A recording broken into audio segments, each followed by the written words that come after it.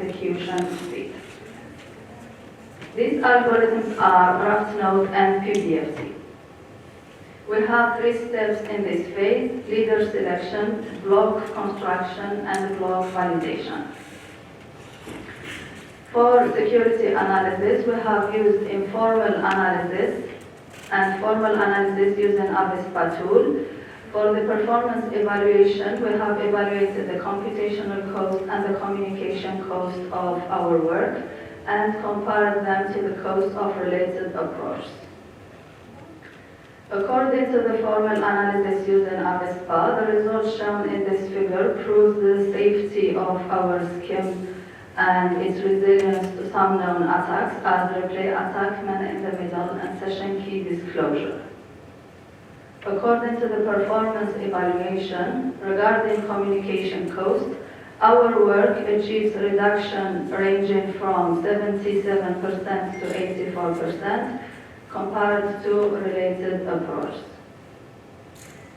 Regarding the computational cost, our work achieves a reduction ranging from 17% to 60% compared to related approach. As conclusion, the performance and formal security analysis validated the resilience of the proposed protocol against known attacks, while reducing both the computational cost and the communication cost in comparison to existing schemes. Thank you for your attention.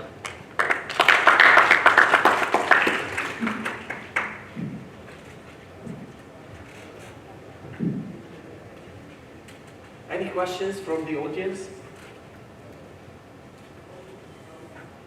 I might have some questions. Yeah, okay. Please. No, go ahead. Can you elaborate more on the formal verification process you did using the ICSPIS? With ICSPIS, we have implemented our scheme of authentication and key exchange between vehicle and RSU, and we have implemented the second scheme of AKE between RSU and cloud server. I noticed that the number of states is around 11,000. Yes. So is this reasonable for this type of complex protocols, because it's expected to be much larger than that usually? So did you do any modeling or any abstraction when you... Actually, with ICSPIS, we implement the protocol and he does the rest. So the number of states is up to ICSPIS, the tool that we use. Thank you. You're welcome. So thank you so much for the presentation. I think the topic is very hot, but my questions are just for improvement. So first of all, the purpose of, or the main contribution of your work is to have internet for the car. So what is it? Authentication for what? No, the purpose is to ensure authentication and to compute the session key between communicating entities, between each 2 communicating entities. Two cars? 2 cars, or between car and RSU when we need to send the information from the vehicle to the RSU. And between RSU and cloud server when we send the information from RSU to cloud server. And what are these information?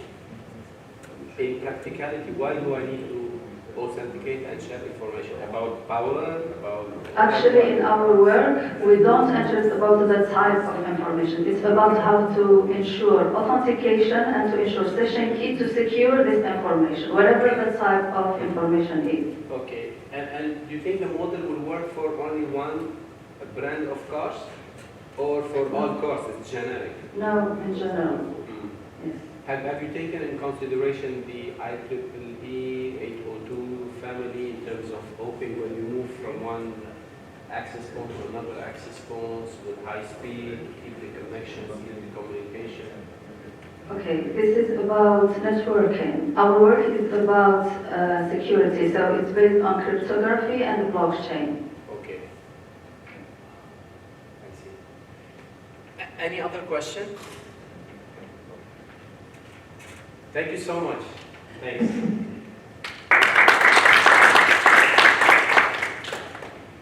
Okay, we're gonna move to the second topic, which is enhancing image encryption using the Hanon map. with the LCGP and the Lorentz system. This talk is presented by the German University in Cairo, in Egypt, and it will be conducted by Lieutenant Disotu. Please, the floor is yours.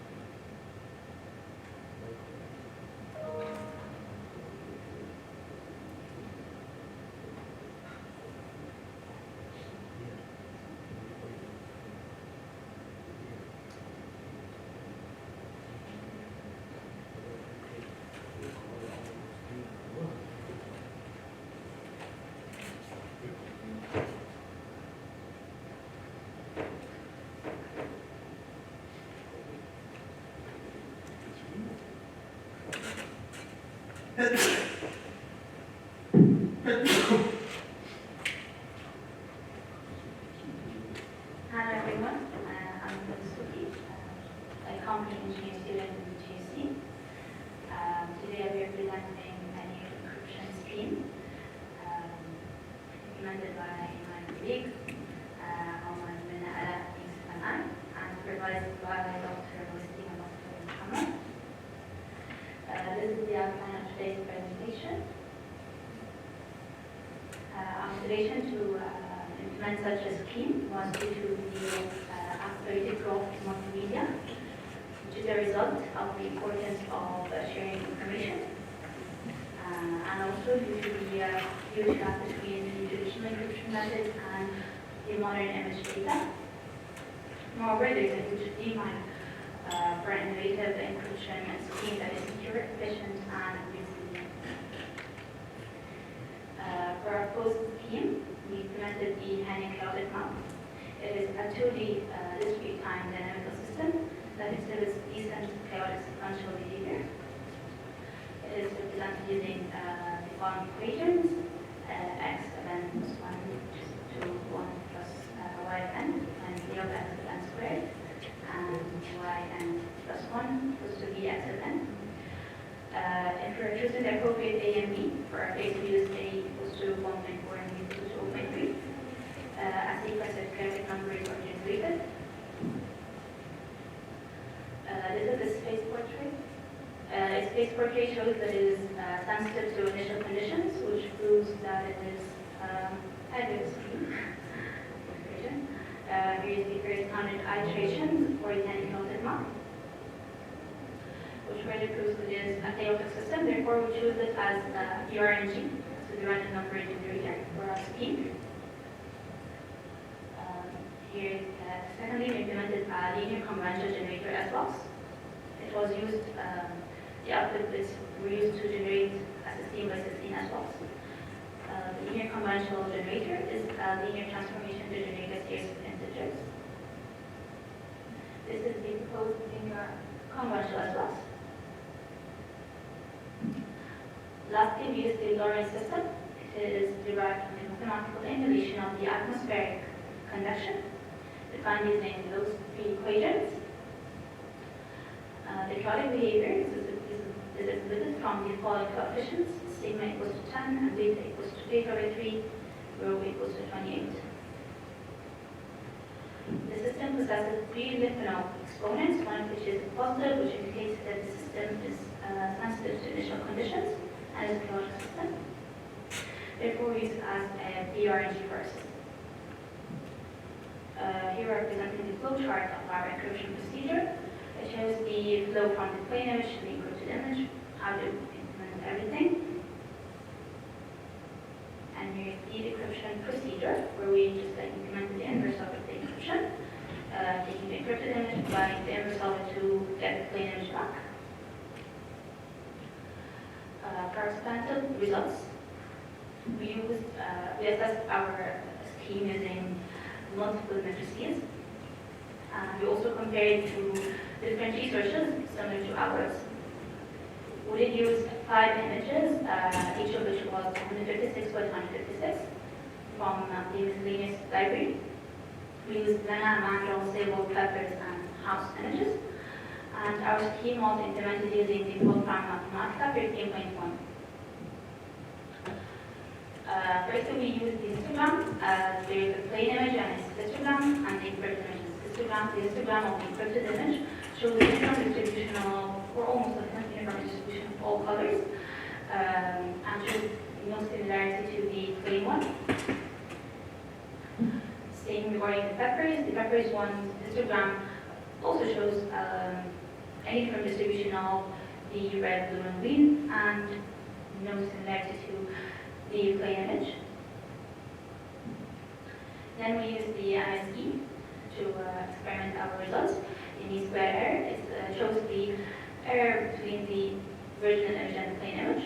So we expect it to have a high number, and in our case it will have high numbers, and similar to other schemes in the literature. For the PSNR, the peak signal to noise ratio, which is the inverse of the MC,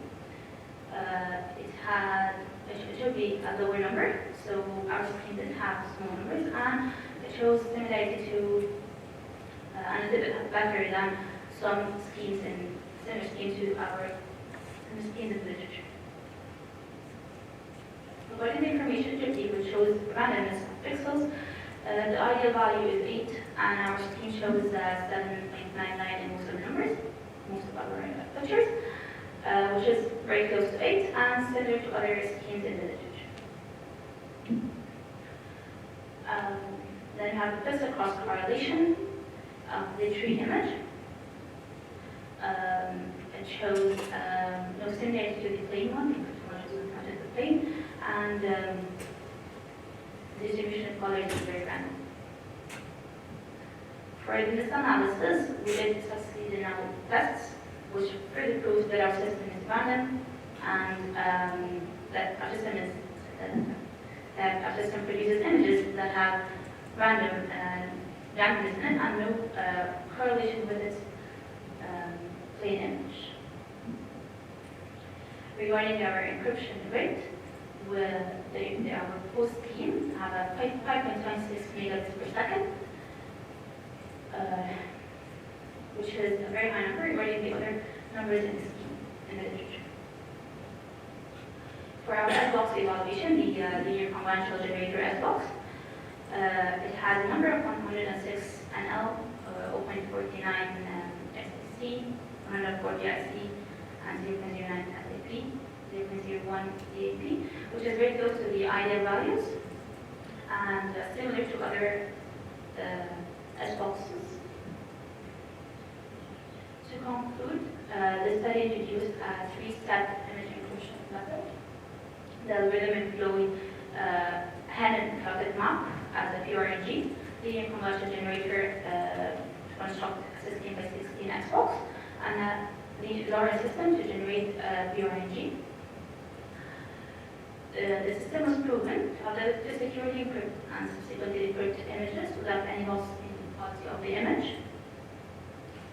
So the experimental results have indicated outstanding performance for both qualitatively and quantitatively for the system.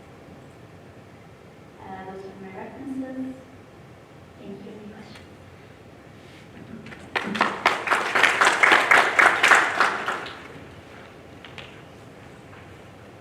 Thank you for your presentation. I have 2 questions. The first one is talking about after you've done image encryption. Have you evaluated the performance, like the robustness of your encryption methods? Have you used any techniques, any tampering techniques to see whether you are able to do the reverse decoding after any attack? How is good it seems avoiding? No, it is that attack. Okay. The second one is you mentioned about the performance evaluations in terms of entropy and PSNR. So you're comparing the original with the encrypted or the recovered one, where you do the comparison between the original and encrypted images? Yes, original. Not the recovered one. No, no.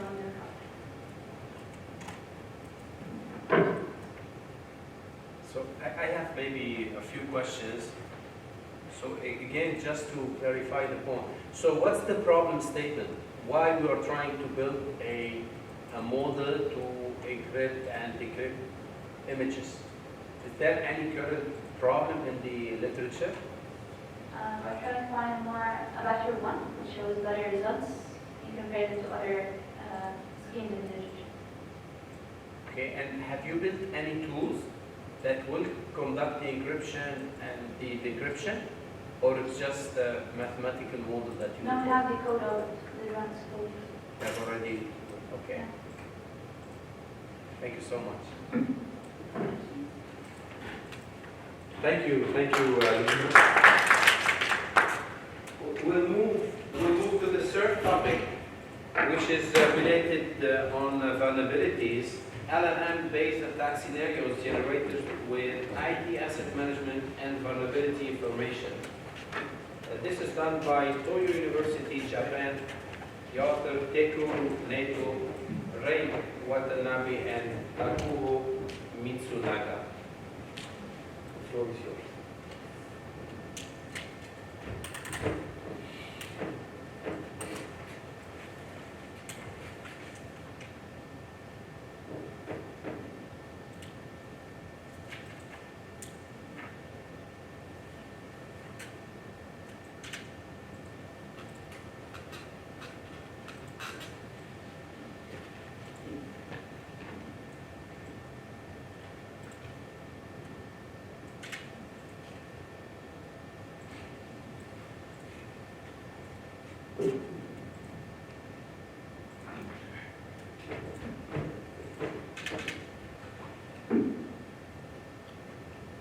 Good morning, everyone. I'm Takeru Naito from Toyo University in Japan. It's a great honor to be able to speak to you today. So I'd like to talk about LLM-based attack scenarios generated with IT asset management and vulnerability information. My presentation consists of 5 parts. Let me begin by talking about introduction. Here is the background of our study. In recent 3 years, cybersecurity threats have rapidly increased in number and complexity. Under these circumstances, methods such as attack paths, mapping, and penetration testing have become indispensable to protect an organization's network and information assets. Some organizations have asset management data on PCs and servers like OS and OS type and version, and it's used for management. However, asset management data can also be used for security purposes. So our research aims to demonstrate the effectiveness of a system that inputs asset management data and vulnerability information into ChatGPT and search for attack paths with a high threat level. The next slide is preliminary section. First, let me introduce IT asset management in security. Asset management is the process of properly identifying, classifying, and managing critical information, system, data, network, hardware, software, and other assets held within an organization. It plays an important role in cybersecurity risk management and risk assessment. Through asset management, an organization can understand the assets, its own, and their vulnerabilities, which is the basis for identifying possible threats and risks. Therefore, asset management forms the foundation of organization's cybersecurity strategy and is an integral part of risk assessment and risk management and risk assessment. Next, about risk assessment. Risk assessment is process of identifying, analyzing, and evaluating the risk an organization may face is essential to understanding cybersecurity threats and vulnerabilities. The risk assessment process specifically consists of 4 main steps. The first step is the identification of risk. In this step, we identify vulnerabilities in the system that could be exploited by the threat. The second step is the analyze, identify risk. Evaluate the probability of each risk occurring, the impact of the organization if and when it occurs. The third step is assess risks. We rank each risk in order to priority based on the result of our risk analysis. The final step, we determine how to mitigate the risk based on the risk assessment. The organization determines the optimal countermeasure for each risk. Next, about large language models. ChatGPT is one of LLM developed by OpenAI. It is an AI model that can run from large text data set to perform human rights sentence generation and dialogue. ChatGPT is using users to generate appropriate response to user input, answer questions, provide information, and communicate through interactions. And it is all done in real time. Next slide is the proposal method. We propose the ChatGPT runs the asset management data and vulnerability related information held by the organization and present an effective penetration test attack path. The purpose has 4 positive points. Firstly, reduce the number of scans such as Nmap and Nessus. Secondly, more efficiency and in a shorter period of time to find vulnerabilities.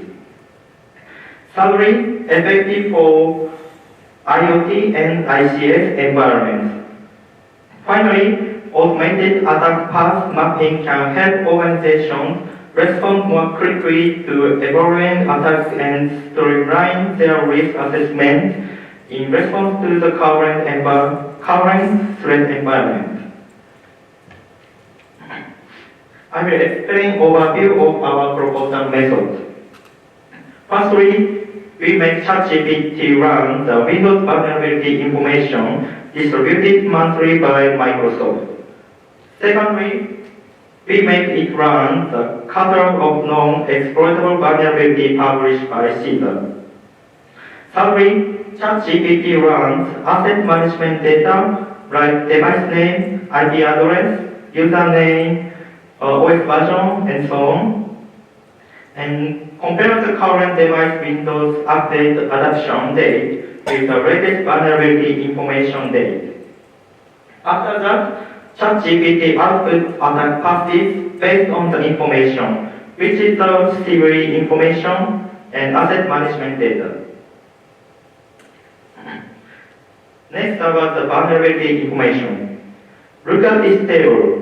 In this study, ChatGPT runs the Windows vulnerability information distributed by Microsoft in May and June 2023. Here is the asset management data used in this study. The asset management data include device name, IP address, username, OS version, Windows update date, backend code, roles, and whether the user has administrative privileges. The situation is there are 5 business devices and 1 active directory.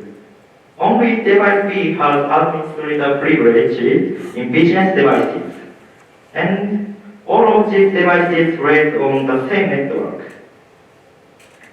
Next slide is about the evaluation. Firstly, we verify whether ChatGPT can show a list of vulnerabilities that exist in the managed devices when it runs the Windows update status. Look at the picture in this slide. When ChatGPT was trained with asset management data and how the current data, which is July 10, 2023, ChatGPT was able to display the number of CVEs each device had.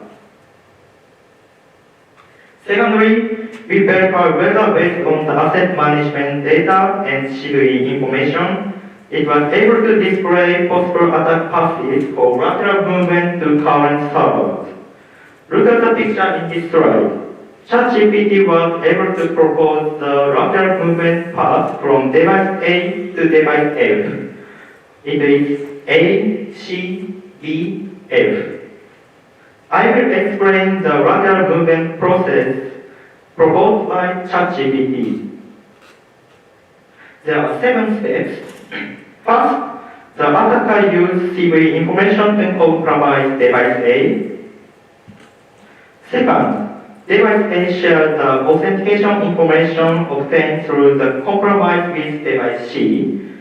These credentials are used to authenticate against device C. Third, it exploits CVE information on device C to access device B. Fourth, compromise of device C allows access to device B. The CVE information on device B is exploited by platform privilege escalation. The compromise on device C allows access to device B. Fifth, use the administrator access to device B to move to device F.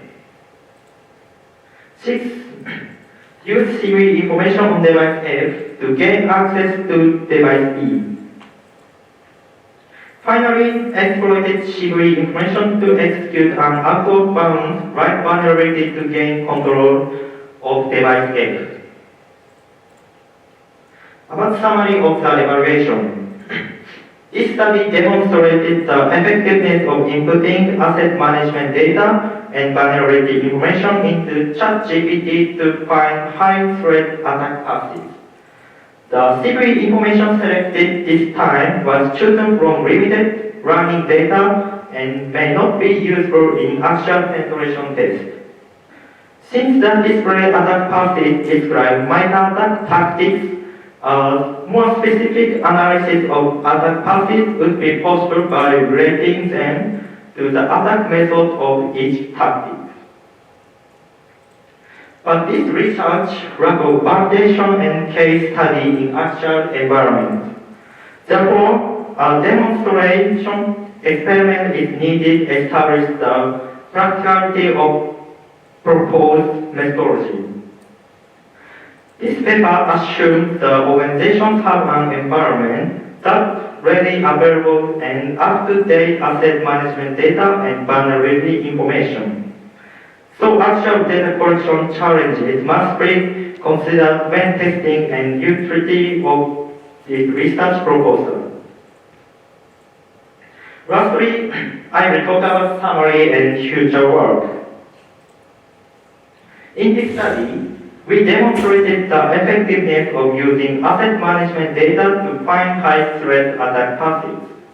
And asset management data provides critical information for effective risk assessment. So organizations would respond to the latest threats and update their defense in a timely manner. Based on our study, we identified 3 challenges for the future. This future work will help organizations manage cybersecurity risk more effectively and ensure business sustainability. This concludes my presentation. Thank you for listening.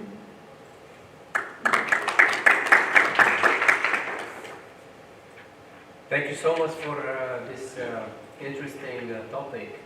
Any questions from the audience? I may have some questions. I really like the way, the idea how you are linking ChatGPT to finding vulnerability somehow. And it's good that you mentioned the limitation of the work, because if you want to test at the moment today on real systems that are updated, and so the number of CVEs might be maybe 0. You may not have a known CVE. Have you thought about ways to find 0 days attack that are not in the CVE using ChatGPT? So I didn't think 0 day attacks. So in this situation, we use Windows Update until July 10, and so I mean the Microsoft don't release July vulnerability information. So and device D and device E. Device D and device E Windows update is July 1, 2023. So ChatGPT thinks there is no vulnerability. So it's displayed 0. No, let me spoke. Unfortunately, we cannot find the zero data because ChatGPT is based on the public information, and the zero information is not public. So ChatGPT cannot answer that kind of secret information. Only it can know. Okay. Thank you. And I have another question. The pass is also proposed by ChatGPT, or it's your proposal? The pass, the attack chain, moving from A to B and C to reach to F, let's say. Was it also by ChatGPT, or it's your proposal? Sorry. So the attack chain, for example, here that you can hack F by going from A, C, B, and then move to F. That was your interpretation, or it's also proposed by ChatGPT? It's ChatGPT. It's ChatGPT that tells you you can go and hack F if you go start by A and then C and B and then F. Yeah. Okay. Surprisingly, this image is also written by ChatGPT. Wow. Yes. Wow. Okay. Yeah, excellent. And also you need to take also in consideration in general, if it's a LAN and you have, let's say, all Windows system, and usually the number of CDs would be almost similar. For example, here we have a lot of differences. We have 66, 65. But if you have a network management team, they will update all the operating system remotely, and then all the machines will have almost the same CDs. But the idea is excellent. I really like it. Thank you so much.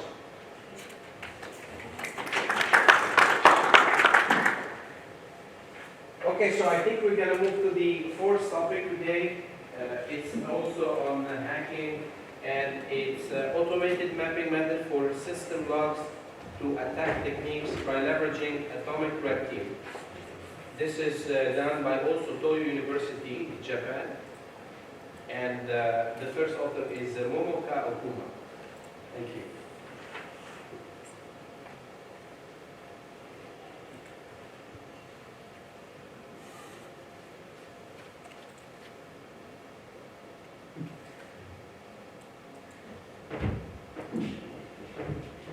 Thank you so much.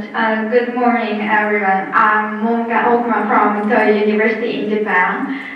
It's a great honor to be able to speak to you all today. I'd like to talk about automatic mapping methods for system logs to micro-path techniques. Okay, this is today's agenda. First, in the introduction, I will provide background and some kind of resources that have important role in my paper. And next, I will talk about proposed method and the results of the evaluation. And finally, I will discuss the future perspective. Okay, so first introduction. In recently, cyber attacks are increasing in frequency and complexity. And in this situation, the world most used Windows is often targeted by attackers. And Sysmon is a tool for Windows. It corrects vital system activity logs. However, ICSPIS is required for effective analysis of such as large amounts of log data. And due to the shortage of cybersecurity personnel, minor analysis of such as large amounts of log data becomes a major challenge. So we propose an automated mapping method of Sysmon logs to multi-task techniques. Okay, next I will talk about 4 resources that have important role in my paper. First, System Monitor. This is also called Sysmon. Sysmon is a system activity monitoring tool for Windows. This is free software from Microsoft. Okay, so this is an example of activity logs recorded by Sysmon. Details such as date, time, process ID, process guide, image is recorded. And command line, executed command line is also recorded, and this is important field in this paper. Okay, so next talk. This is a knowledge base focusing on cyber attacks created by the non-profit organization MITRE. There are some kind of attack methods used by past attackers, and they are collectively called technique, and each technique has an ID start with T.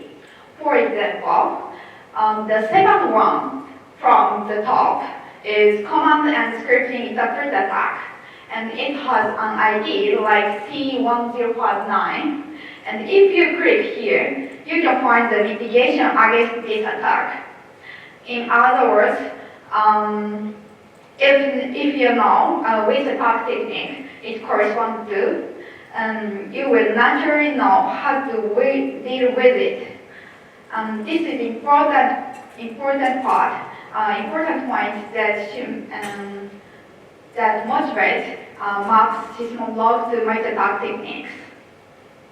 Okay, so next one is atomic regime. This is a library of tests mapped to the attack framework. It provides command line to simulate each attack techniques. Okay, so for example, if you click in the white box, this white box is T1059.001 attack. You can find how to simulate this attack. This is called atomic test, and the command line to simulate this attack is written in atomic test. Okay, so finally, bug of words. This is a method of representing textual data that is frequently used in natural language processing. Especially, it is often used to calculate the similarity between sentences based on what vocabulary is included in these sentences. Okay, this is an example to measure similarity between 2 sentences. Sentence 1 is see life apples. Sentence 2 is apples are my favorite fruit. How similar are sentence 1 and sentence 2? If you use bug words, you can express the similarity between 2 sentences numerically. Okay, so to convert the bug word representation, first, extract all vocabularies from 2 sentences. In this case, she likes apples are my favorite fruit. These 7 sentences is included. And next, for each sentence, if the sentence includes the vocabulary, put 1. And otherwise, put 0. For example, sentence 1 has vocabulary C, so put 1 in this box. And however, sentence 2 doesn't include C, so put 0. As a result, 2 vectors are generated, and calculate the cosine similarity of the 2 vectors. Cosine similarity takes range of 1 to -1. If closer 1, the higher similarity, and closer -1, lower similarity. In this case, the cosine similarity between 2 sentences is 0.229. So they are not so similar. Okay, so let's move on to the proposed method and the results of the evaluation. This is overview. In this paper, we focus on executed command line and map system logs to micro-talk techniques. Okay, so first, extract executed command lines from a log from a system log recorded on attacker's activity. And next, calculate the similarity between this command line and all atomic tests, and find the atomic test with the highest similarity. And finally, this log is mapped to an attack technique, which simulated by atomic test with the highest similarity. Okay, so we use two datasets. This set 1 is normal atomic command. This is a set of command lines searched from the atomic regime and preprocessed. Okay, so please look at the left side. This is the generated flow. First, select atomic test for Windows from atomic regime. And next, preprocess all command lines. And preprocessing step is written in the left side. There are two example command line, atomic test A and test B.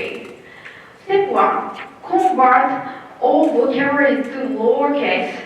In this case, atomic test B has a bigger case in the left part, so convert them to lowercase.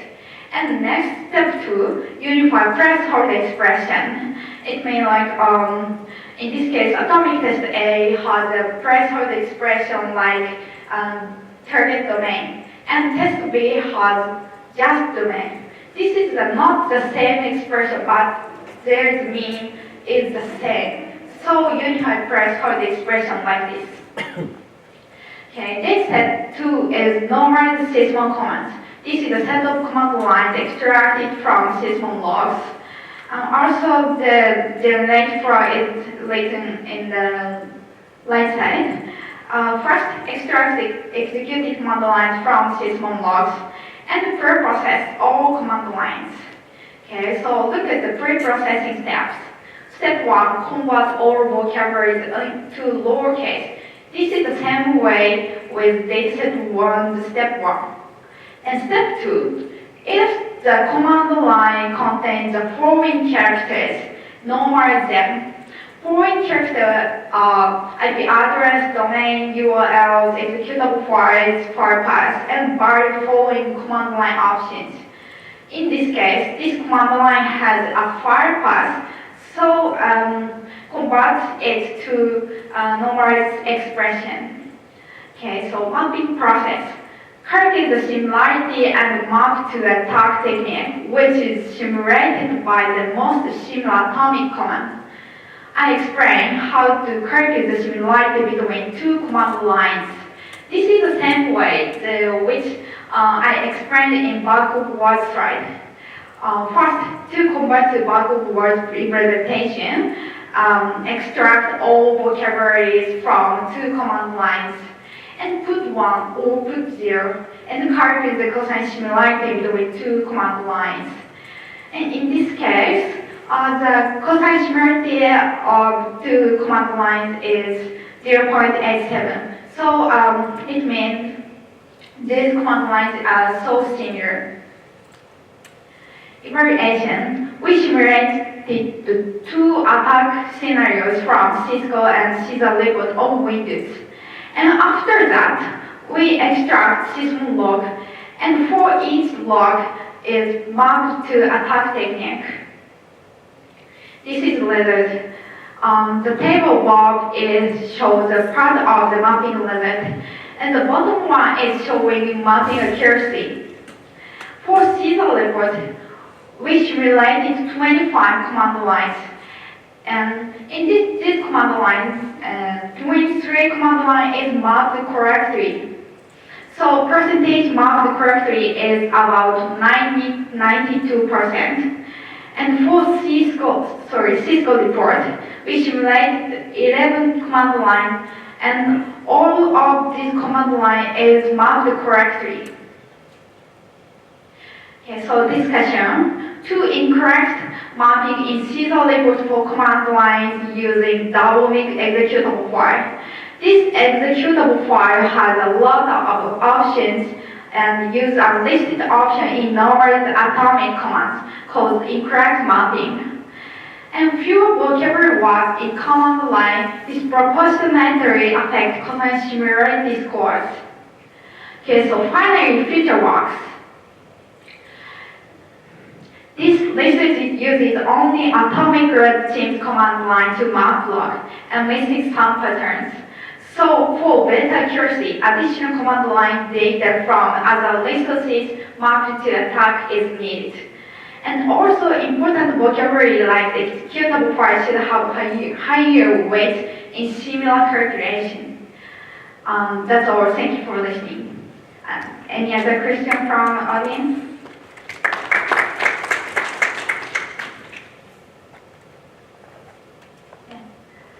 Questions?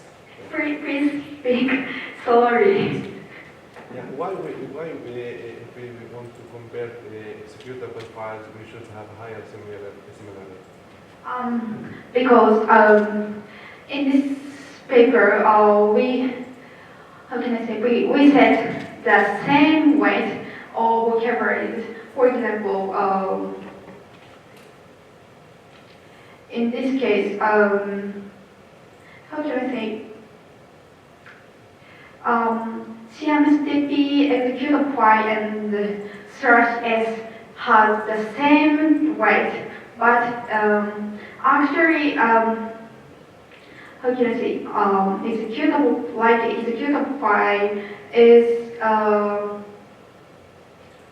important than any other vocabulary. So we should. It should have like higher rate than any other vocabulary. Make sense? Yes. So I have a few questions. First of all, thanks for this presentation. I mean, why you haven't investigated event viewer system logs? Why you're counting on sysmon? Isn't it the same? Sorry, can you speak out later? Windows have event viewer system management. It's I think doing maybe same thing or more than sysmon. So why you use sysmon? Yes. Actually, I think in this case we use sysmon. However, it's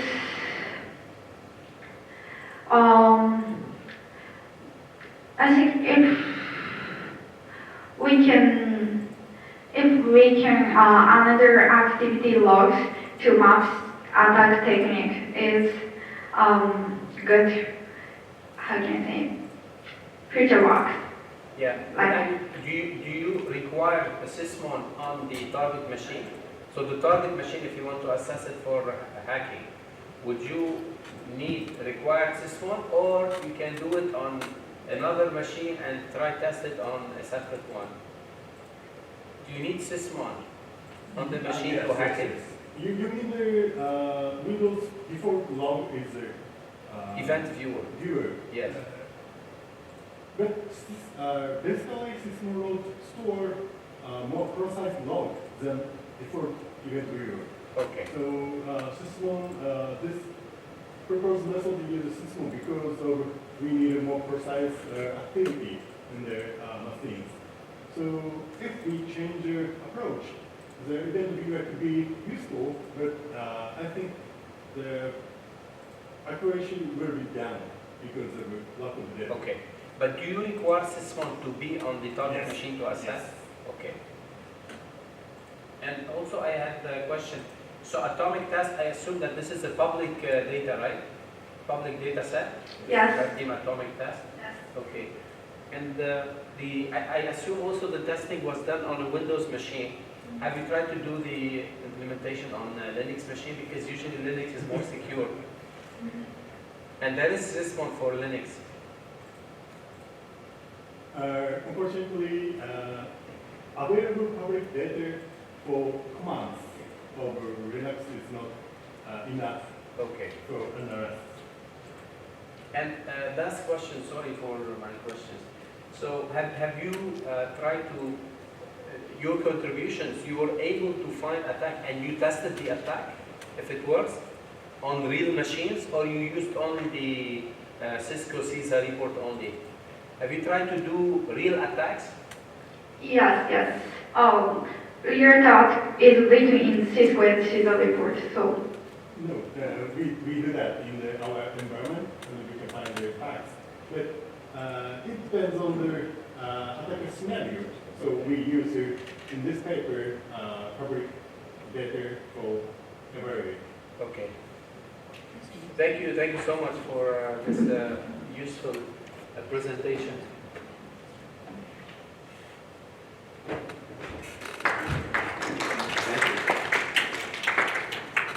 So we'll move on now with Kitaki Kadlaska from the National Forensic Science University, India.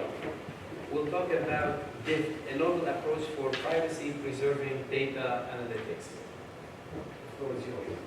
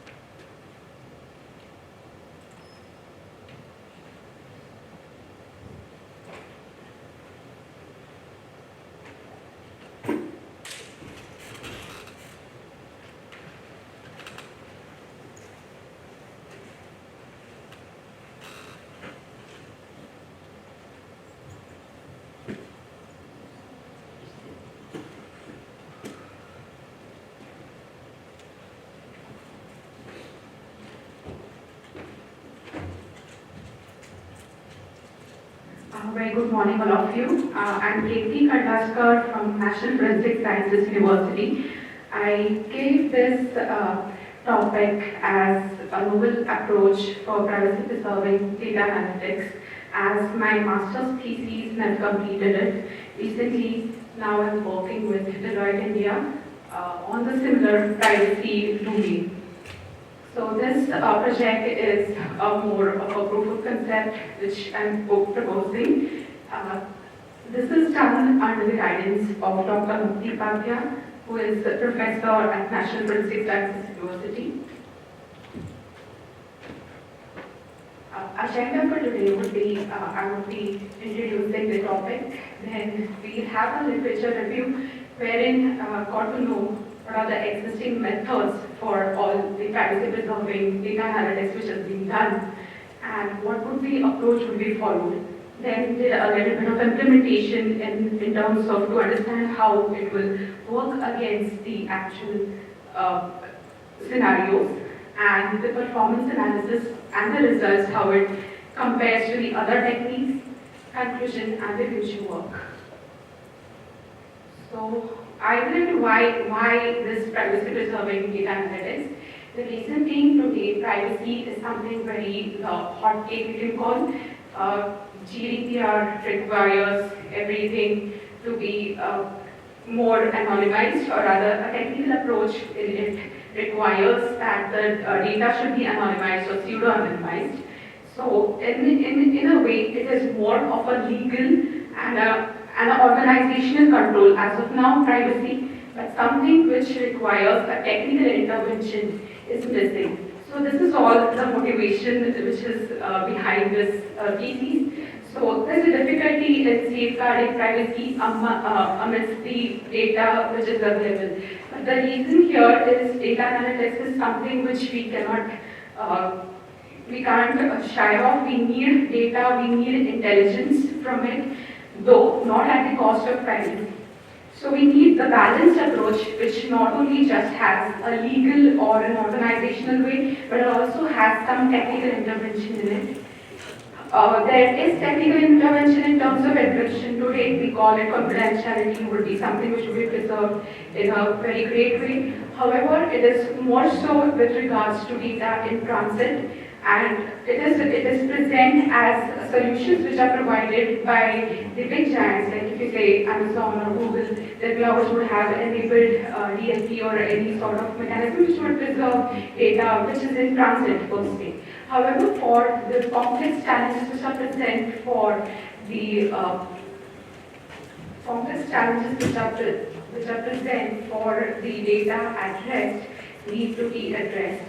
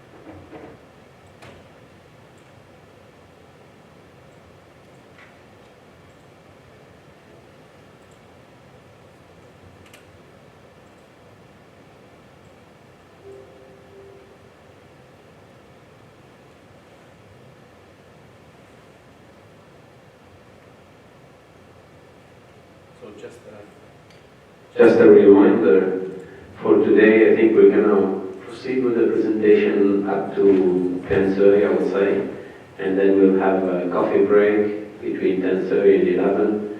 At 11 we'll have a panel discussion on AI and information security, and right after we'll have a lunch break between 12:30 and 2.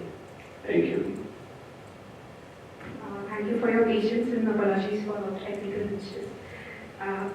So we were here with the current approaches which are present. They talk more so about data in transit.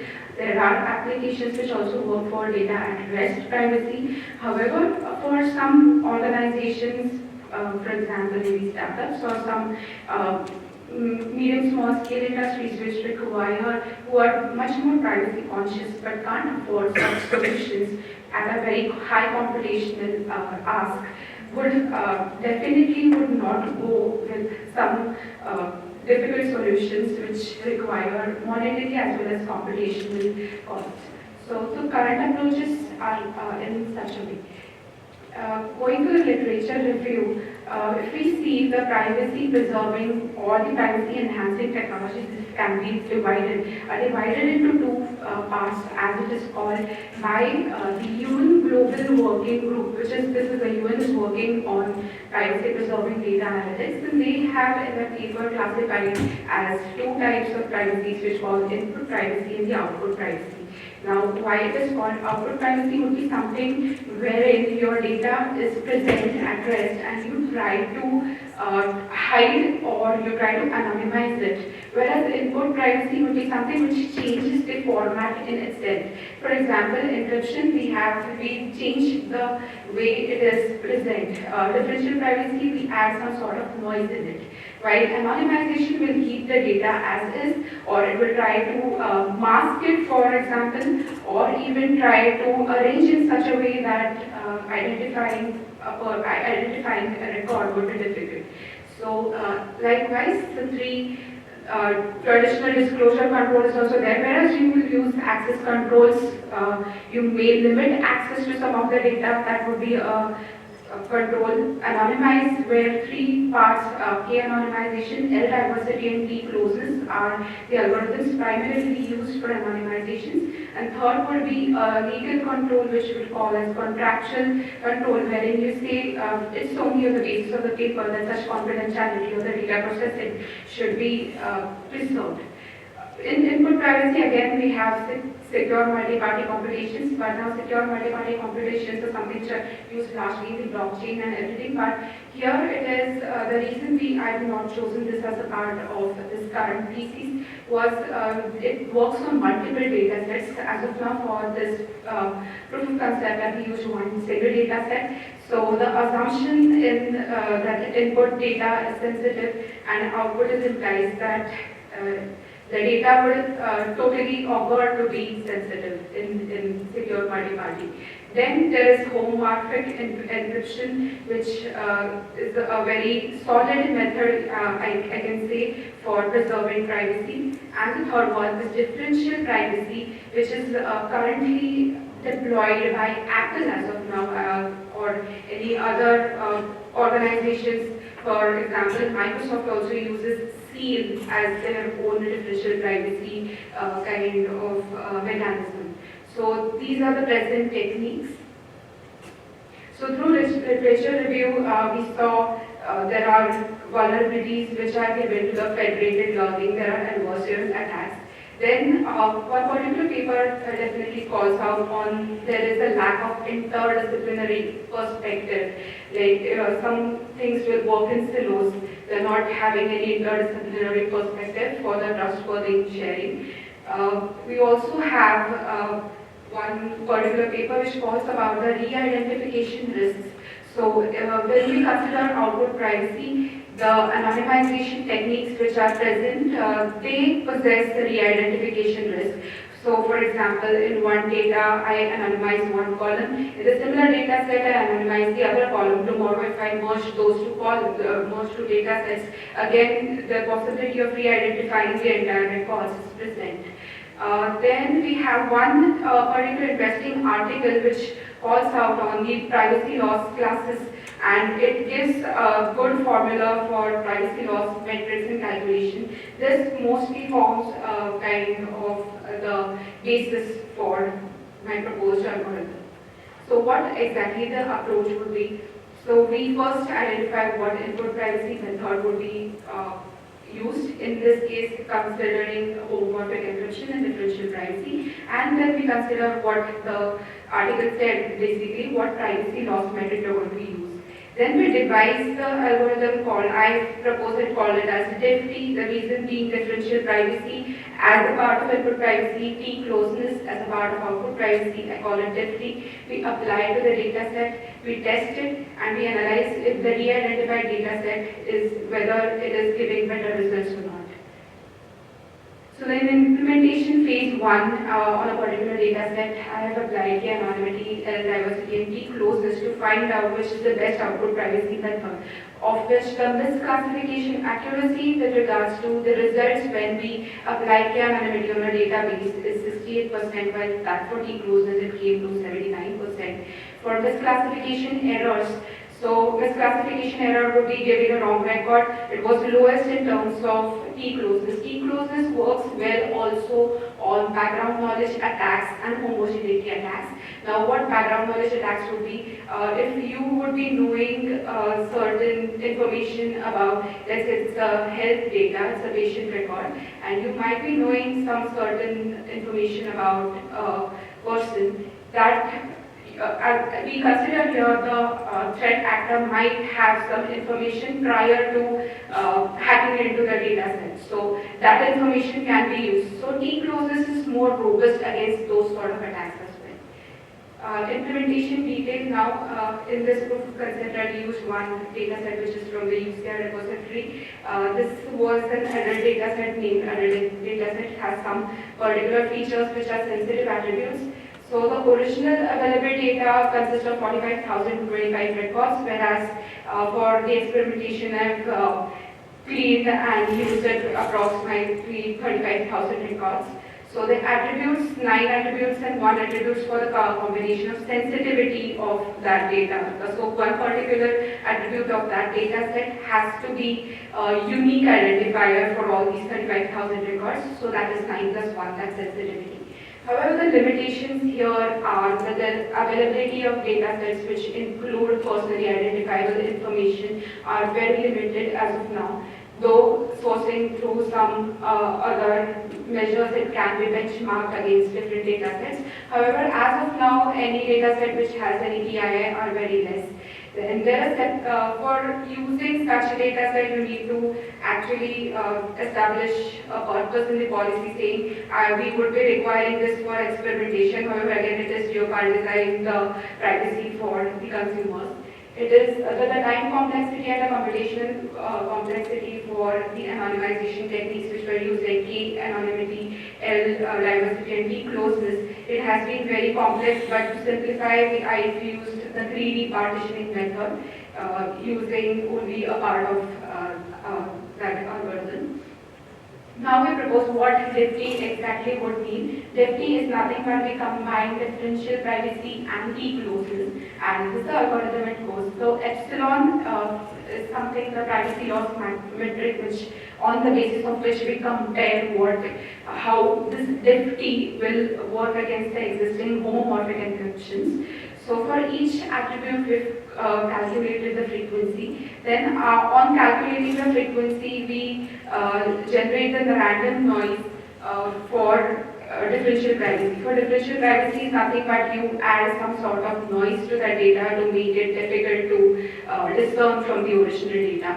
And the T closeness would be something which will separate the data records in such a way that no two data sets belonging to any similar attribute would be together. So this kind of partitioning and this level of separation is conducted in this algorithm. Then on the data set, you see a data set, if applied this DIFT.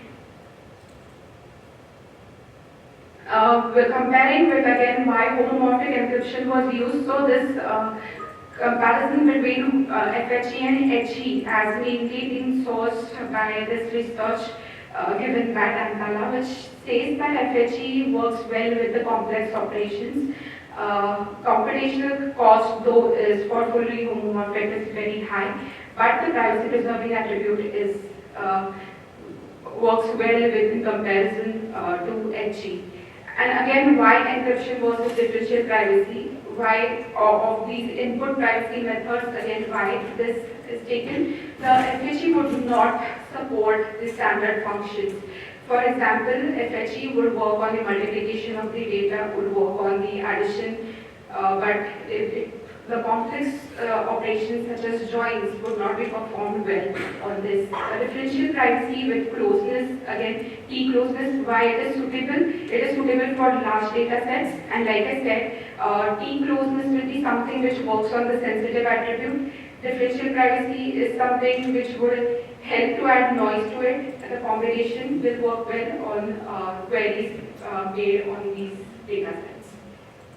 So implementation status, when the choice how T was decided. So T was decided on the number of sensitive attributes, here considered only one. And from the phase 1, it was identified data overall tolerance for distribution of this FNLWGT is something which is a sensitive attribute. It is not more than 2. So every sensitive, data set which was partitioned had not more than 2 sensitive attributes added to it. Sensitive records which could identify. So probability of identification became very less.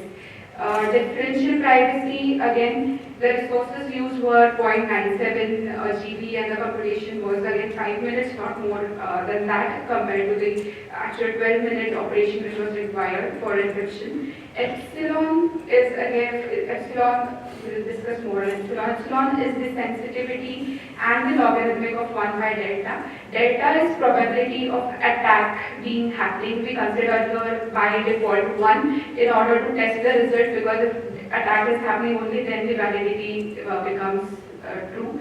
And epsilon will be the privacy loss metric.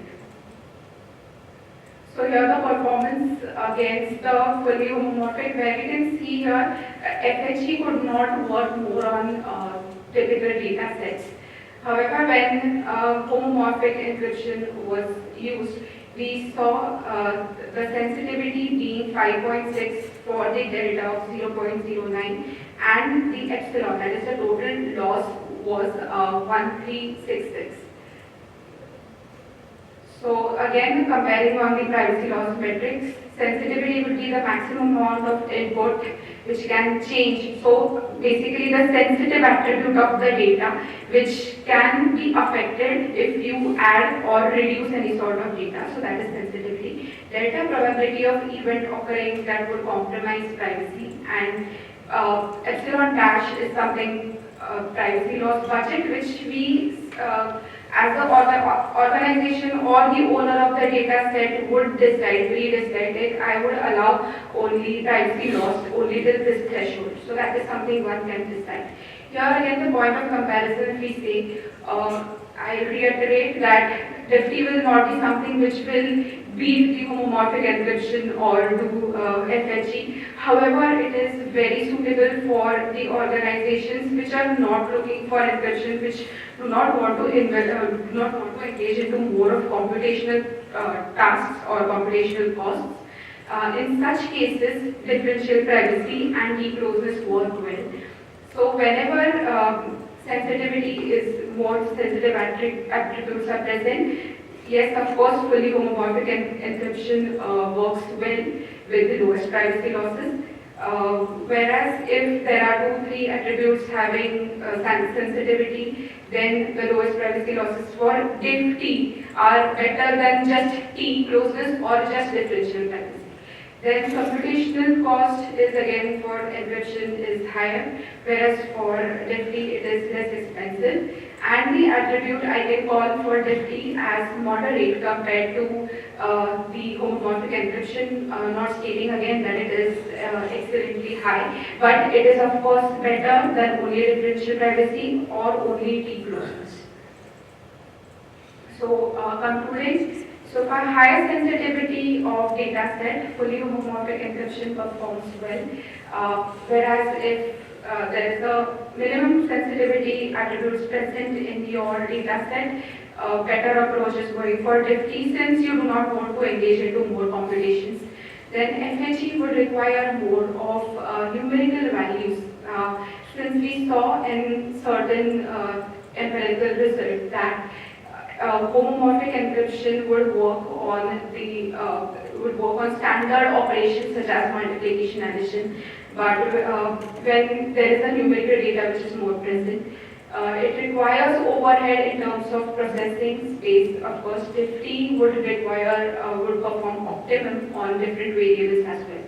Future for this can be applied to federated analytics for multiple sources. There are numerous amounts of research which is going on to apply privacy preserving to federated machine learning. It can be integrated also with training, and there is also possibility of adaptive privacy, which in the upcoming learning models which have a training data, adaptive privacy would be something it by itself learns privacy. It would enhance the privacy by design of that model itself and then give results without disclosing. Thank you. Any questions on it?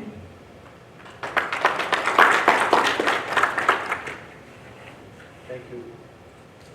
Thank you, Ketaki, so for this useful presentation. Any questions from the audience?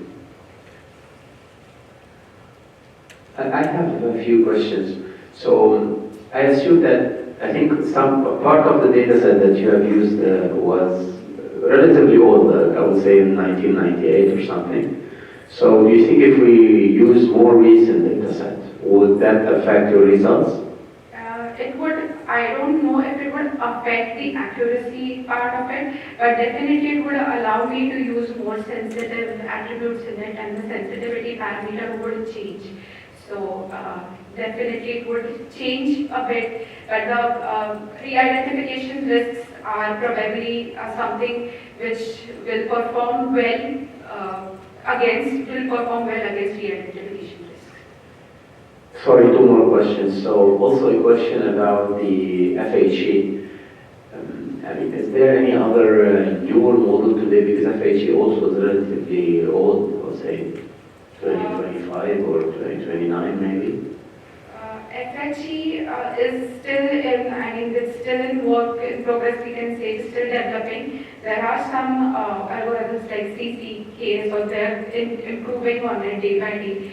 So if more stronger encryption method comes into picture, probably, but again, encryption will always come with computational costs compared to the normal output privacy controls. So. Okay, sorry, the last question might not directly related, but how about the privacy preserving laws in India? Is it implemented? Is there, I don't know, there's, the GDPR and all that, how?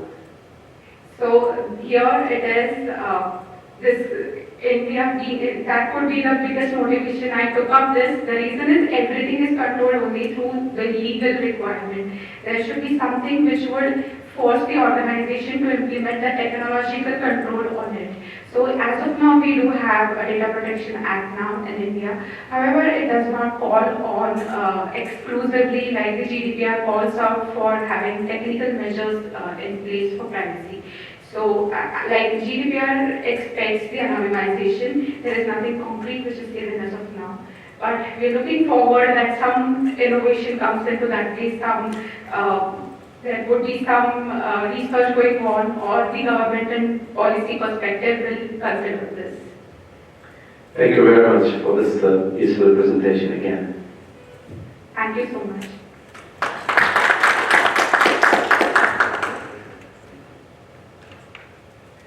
Okay, so the last presentation will be actually a video recording by Sergei Senyushin from Innopolis University from Russia.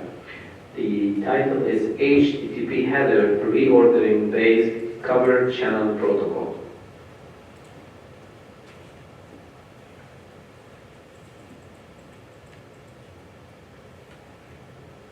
Hello, colleagues.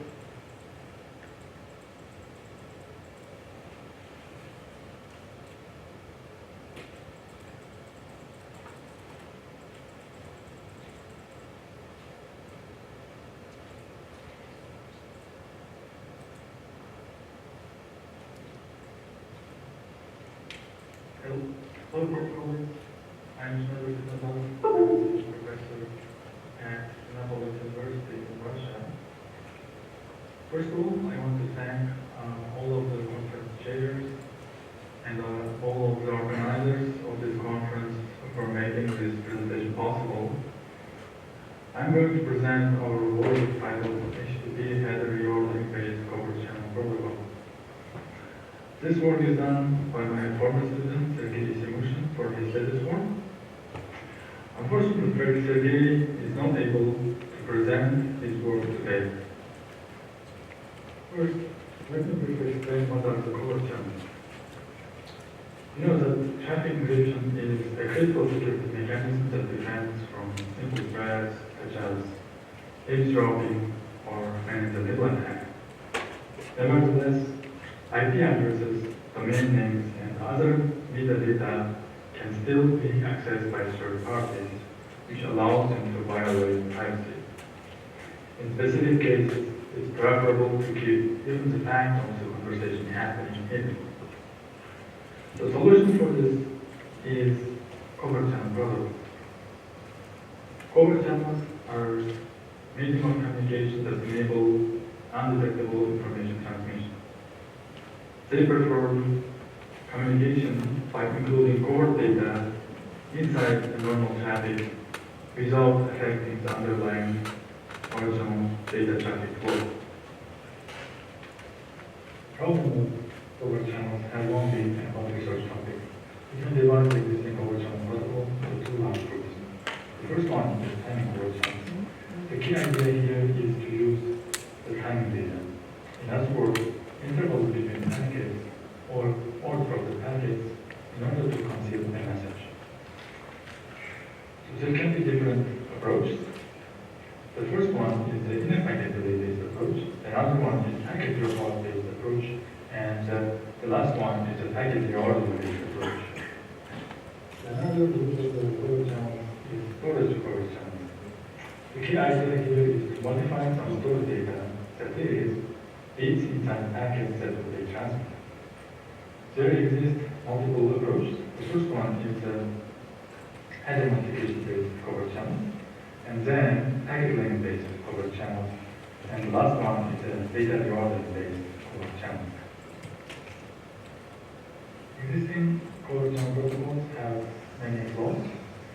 Some of them are proven to be detectable, many of them have very low throughput, and some of them do not have error or loss recovery. So in this work, we propose a new cover channel, and we attempt to design a new cover channel protocol that is simple and has good throughput and undetectable and deniable. The key idea is to use usual HTTP traffic that is generated by the actual browser and the actual server as a cover traffic. Client requests the web page, the server replies with HTTP responses that include the web page content. And the server, before sending these responses, server encodes the covert message into the order of the HTTP headers. In order to check whether our idea will work or not, we did the following survey with a well-known web service. We sent requests to well-known web services multiple times. And each time we recorded amount of the headers in the HTTP response from the services, and also if the header order is changing or not. So we can see from here that the amount of the headers can be very different. And in some cases, the same service are replying with the responses that have different number of headers for the same request. For example, Adobe.com has on average 20 headers in each response, but sometimes it's 21, sometimes it's 19. And there are many such kind of services here. And also, the header order also changes for some reason. So it implies that usually a header order change does not affect the normal operation of the service. It means that our idea will also work. Third part of the cover channel protocol works as follows. First, the server converts the given covert message into a single interface. Then it becomes an array of the bytes which are represented in base 256 number.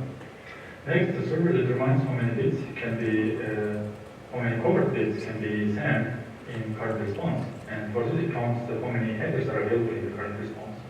And then, theoretically, we can send log base 2 of h factorial number of the bits when we have h number of headers in the current response. However, this usually results in the fractional number of the bits. To avoid this problem, we just take the float function by taking the next lower number of bits to transmit. And then finally, the server encodes the end bits of the remaining message by permitting the header of the HTTP in necessary order.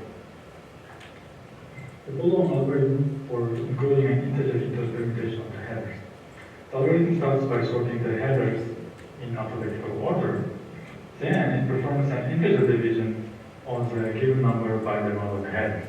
The remainder of this division is the index of the header in the sort array, and which will be inserted, which will be appended into an output array. So in this case, it is a new response headers array. This header will also be removed from the sort array to avoid using the same header more than once. Then all the steps starting from the division are performed again, but this time with the quotient of the above mentioned division and the amount of headers left in the sort array. These steps will be performed until all headers are moved from the sort array into the output array, which is a new response header. The resulting new response header is new order of headers where our integer is encoded. Client part of the protocol works as follows. The client sends HTTP request to receive a hidden message. And when the HTTP responses are received, the client decodes the covert message from the order of headers and adds it to the output. Following to the code is for decoding algorithm by client. It is similar to the encoding algorithm in a sense that it reverses encoding operations in order to get an integer number back. Due to the time limitation, I will not describe this algorithm now, but if you are interested, please refer to our conference paper. The server is implemented as a middleware using Django framework. Upon a request received from a client, the server sends back a web page contents which includes multiple small-sized pictures. The server permits the order of the headers in each response to encode them with a given covert bit. Python code of the server implementation is published in GitHub. Client, on the other hand, is implemented as an extension for web browsers. So we used, in our experiments, most up-to-date version of the Google Chrome. So the client decodes the header order into an integer, then into a text, and then shows it to the user. JavaScript code for the extension is published in GitHub. Let's talk about low-risk scenarios. The first one is the best case scenario, where the server and the client are installed on separate computers but in the same network. So there is only one hop between them. The client continuously sends requests until 1 kilobyte of data, 1 kilobyte of covert data is received from the server. Then the throughput is calculated. The second one is the real-life scenario, where the server is deployed on the virtual private server somewhere in the cloud. And the client is installed on 3 separate computers and running on the phone network. And all clients request 1 kilobyte of data simultaneously, and then per client and average throughputs are measured. Next one is the scenario with firewalls. The purpose of this experiment was to test the unpredictability and deniability of the covert channel. In this case, both client and server were launched on the different networks, and each network has its own firewall protecting from the other network. The HTTP traffic was transmitted without encryption to facilitate the operation of the firewalls. It means that firewalls can detect that order of the HTTP headers are changing. And we use different kinds of networks, such as reverse networks and public Wi-Fi networks, and also the regular phone networks. Next, we evaluated the performance of the proposed over channel using HTTP version 2 and HTTP version 1.1. We configured the server and client to use different number of headers for each experiment, ranging from 10 headers to 50 headers, and then measured the throughput. As we can see, HTTP2 has a significantly better throughput. The reason is as follows. So HTTP 1.1 client sends the request synchronously one after another, which means that no other request can be sent before the response for the previous request is not received. And in HTTP2, client can send multiple requests asynchronously in parallel and receive multiple responses in parallel. Now, let's compare the performance of the best case and real-life scenarios. So best case scenario is represented by the blue line, and real-life scenario throughput is represented by 3 clients, client 1, client 2, and client 3. And then we also have average, which is actually the average of these 3 clients in the real-life scenario. So as you can see here, 3 clients do not have a significant difference between each other. And but however, best case scenario have a significant improvement in terms of the throughput when we have especially big number more headers in our response. The reason for this can be as follows. The first, time taken to complete one request response cycle can vary depending on the internet speed, maximum amount of concurrent requests defined by the browser, and amount of requests per page, and also round trip time between the client and the server. The second reason is the initial delay of establishing a connection with the remote server, which is also related to the round trip time. And another possible reason is that the lack of the computational power of the server to handle multiple clients simultaneously. We're going to compare the performance of our protocol with other well-known common channel protocols. You know that performance of our protocol depends on the number of the headers used in HTTP response.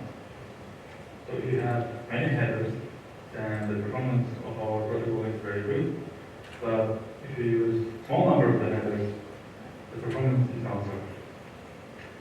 So to make a fair comparison with other protocols, so we need to use a reasonable number of the headers. So we again come back to the table that we discussed before, the results of the survey we conducted with the different services. So here we can see that the average number of the headers across these services is 18.6, and maximum number of the header is 23. So we decided to use these 2 values to compare with other protocols. Unfortunately, it is really difficult to find suitable protocols in the literature to compare this, because most of the works do not publish their source codes in any way, and some of them do not even have performance evaluation with throughput. However, we found following 4 algorithms to compare with. And as we can see, our proposed protocol have better throughput than most of the well-known protocols, except Castle. The Castle is based on the very specific application of the, such as a real-time strategy game that people play on the internet. And this is based on the UDP, and that's why there is no retry when there is the transmissions when there are losses taking into account security and lossless transmission and relatively good throughput, our protocol has a very good performance. Now let's discuss the results of the test scenario with firewalls. As I told before, we did experiment with different networks, between different networks such as university networks and home networks and public Wi-Fi. And since we did not use the encryption, part of the public Wi-Fi network blocked our traffic. And this is not actually the fault of our protocol, but the public Wi-Fi network was configured to block such traffic. So in all other cases, our protocol could deliver and send covered messages successfully. Now let me summarize this presentation. So, as we discussed before, existing covered channel protocols in the literature have several problems. They are easily detectable, or they have very low throughput, or they have no error or loss correction mechanisms. So in this paper, we proposed a new covered channel protocol, which is based on the HTTP header reordering, where secret data is encoded into the permutation of the HTTP header. So our experiments show that changing the order of the HTTP headers does not affect its normal operation or does not result in the blockage by the firewall. The server and the client parts of our protocol were implemented using modern tools and published online. The performance evaluations under various scenarios show significant throughput improvement over existing protocols while maintaining security in terms of undetectability and maintainability. Currently, the protocol supports only one-way covered message delivery from server to client. However, in our future work, we are considering to extend it to support two-way covered message exchange. That can be easily achieved by allowing the client to send a covered message by permitting the header orders in HTTP requests. This is the end of my presentation. Thank you for your attention. Okay, thanks for all the authors. I just would like to mention, if you have any questions, you can contact Sergey. The paper is HTTP header reordering based covered channel protocol. So with that, we end session 5 for day 2, the ICPIS conference. We're going to take a coffee break and then we'll have the panel discussion. Thank you.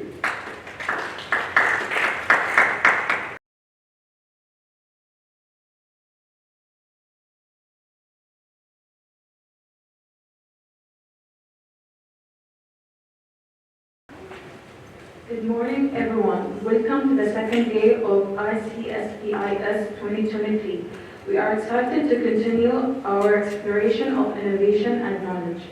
To kick off our day, let's welcome our Day 2 keynote speaker, Professor Amin Baheshti from Macquarie University. Unfortunately, due to some personal stuff, he couldn't make it today, but he shared his speech online, and it is titled Understanding the Transformative Power of Generative AI in Modern Communication and Information Security.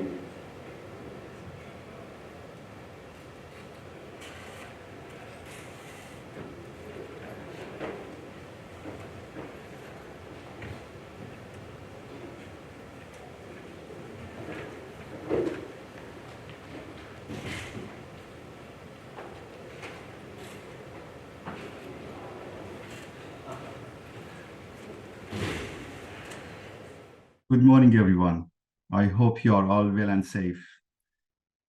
Welcome to the keynote for the International Conference on Signal Processing and Information Security. It's a great pleasure to be here.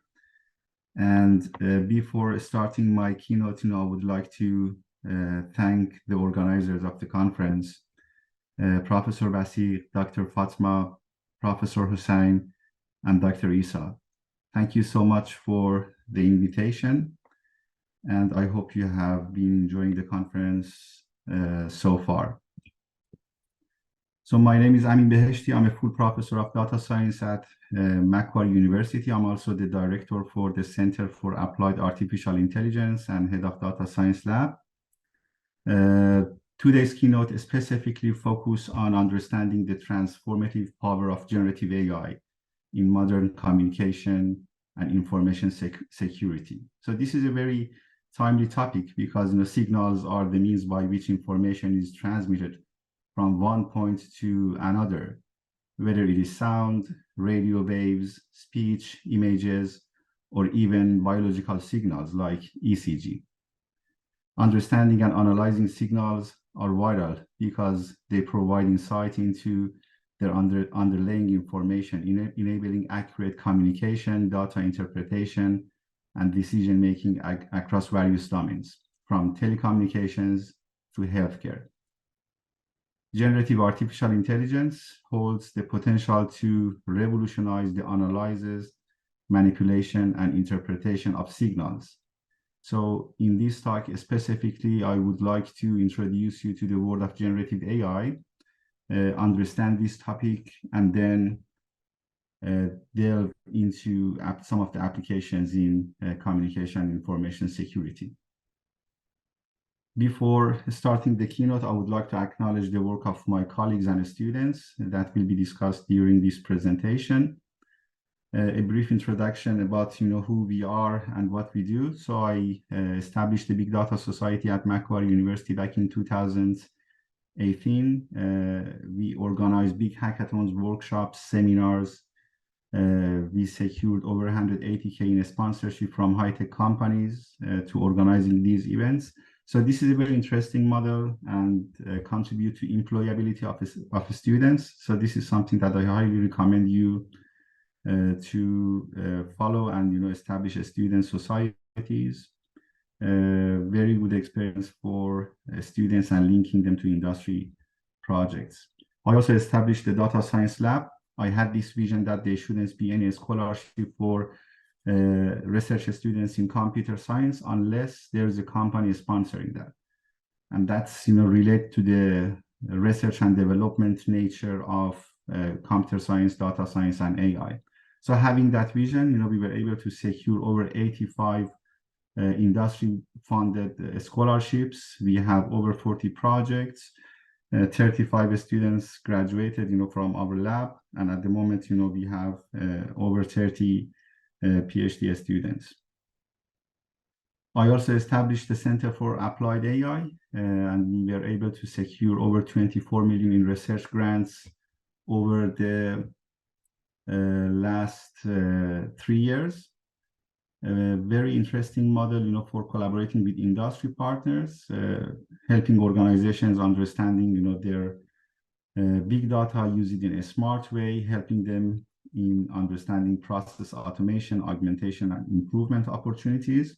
So enable us, to establish a strong connection with governments, high-tech organizations, and SMEs. Okay, so let's go back to the keynote. And before I get into the artificial intelligence and generative AI side of the story, I would like to start with the definition of intelligence. So intelligence is defined as the capability to acquire and apply knowledge and skills in order to accomplish a process. There are three main components of intelligence, highlighted in this definition. The first one is knowledge. So we have heard about language, memory, attention, feedback, data, learning. So these type of buzzwords, and all of them relate to a very specific and important type of intelligence called analytical intelligence. Just consider humans as intelligent entities.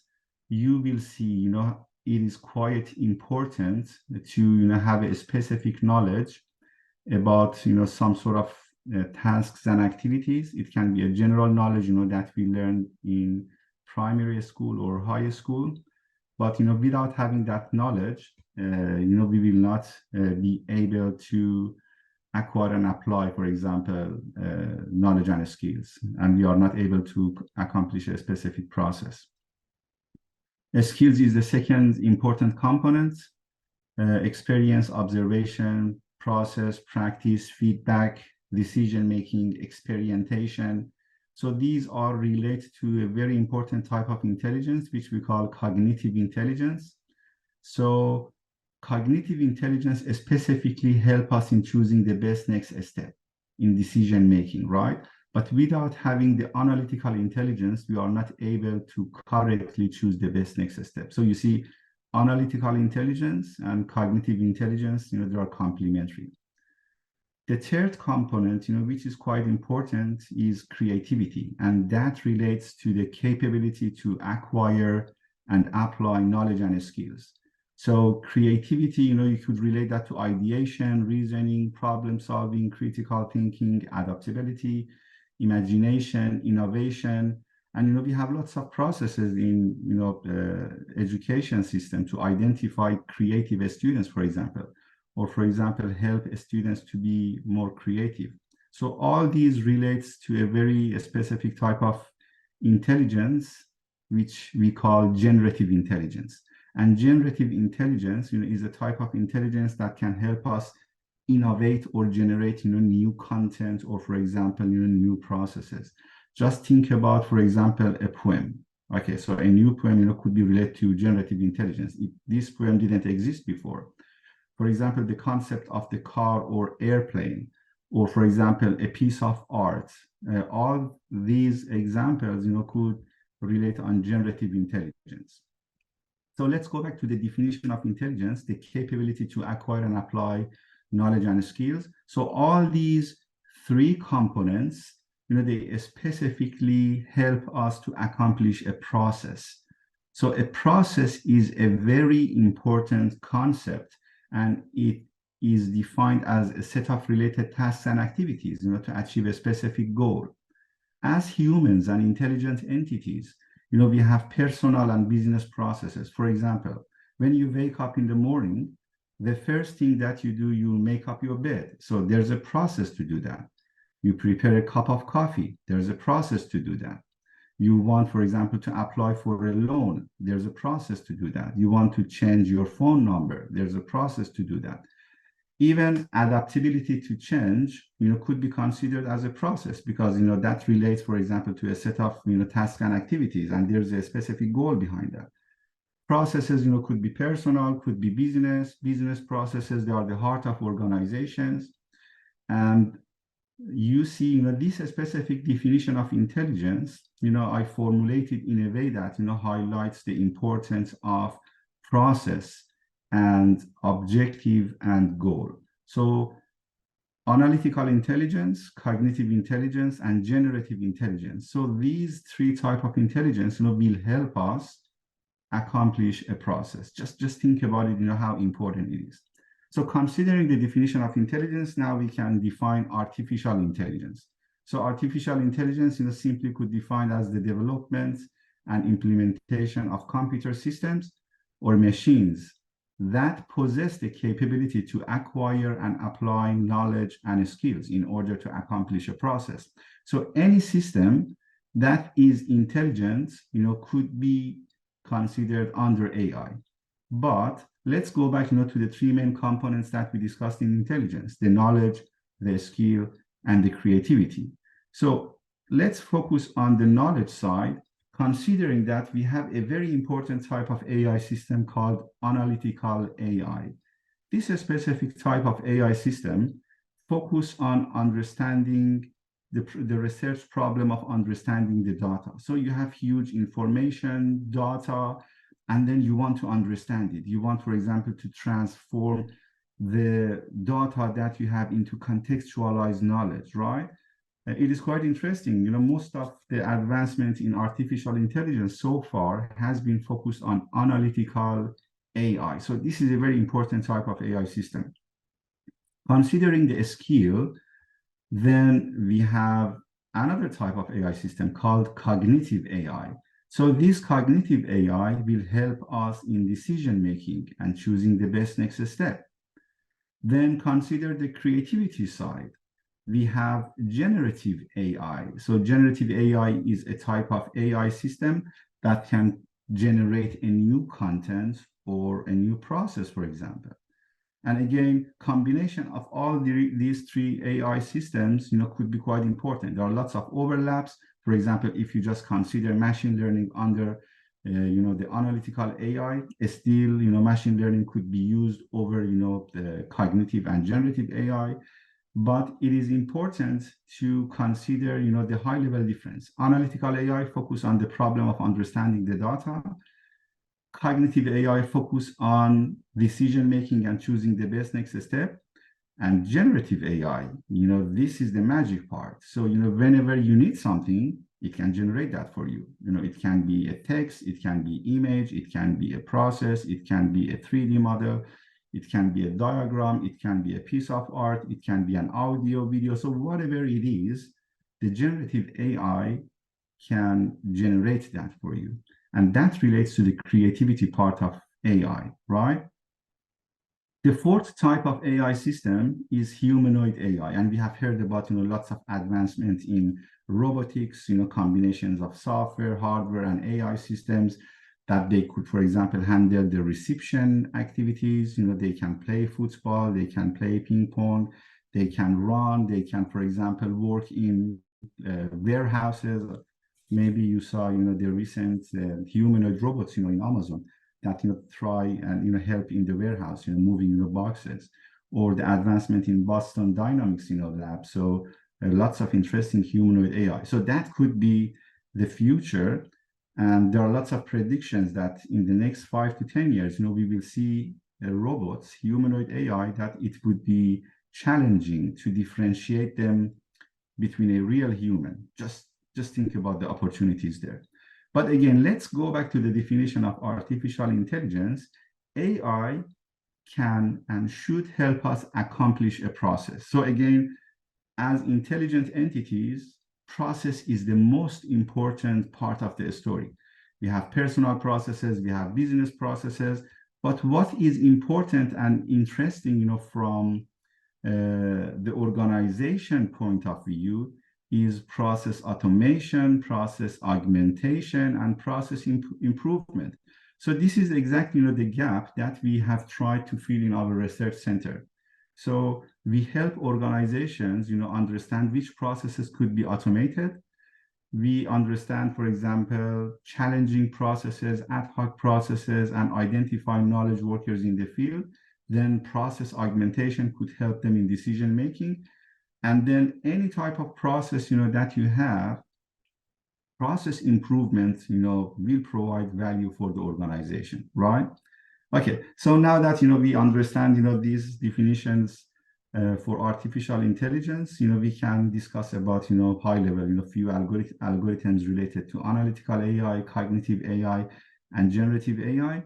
So machine learning, data mining, rating, ranking, predicting. So all these interesting type of algorithms, could be considered under analytical AI. Cognitive AI, we have human-computer interaction. We have cognitive robots, computing and modeling, or even, for example, cognitive neuroscience. And then generative AI, there are lots of interesting algorithms like GANs, for example, that can use to generate new something. So a text, image, video, audio, so whatever it is. Artificial intelligence has three main components: data, learning, and process. So data, let's go back, to 1981, where we had, these personal computers. So this was where, we could properly define the notion of data. So any information or activities, happening, we could capture that and store that in a digital world, right? And then we also, had these challenges about, large data sets. So, we had supercomputers, we had mainframes. But, another important topic that also helped artificial intelligence to shine is the notion of big data. And big data is the data generated, over different systems, from social, open, private, IoT, and then understanding, linking these information scattered over different systems is quite important. And that is the opportunity. So big data is different from large data sets. Learning is a very important component for AI. If you have text, we have natural language processing. So if you have image, we have image processing. If you have data, we have machine learning, right? And there are lots of other advancements, focusing on the learning process. It's a big topic. And then the process, as we discussed, business processes, they are the heart of organizations. And it is quite important, to understand, model, mine, or for example, automate these type of processes. This is a simple example of big data problem. Just consider a very ad hoc process, which is police investigation. So the police investigator need to collect information from different sources, social data, open data, IoT data, private, for example, policing data. If they understand and analyze the information, link them together, link them, for example, to historical police data, there are lots of stories, that they can tell. And there are lots of insights, could be understood that, they are trapped in the relationship, between the information in different islands of data. So big data is a very interesting topic by itself.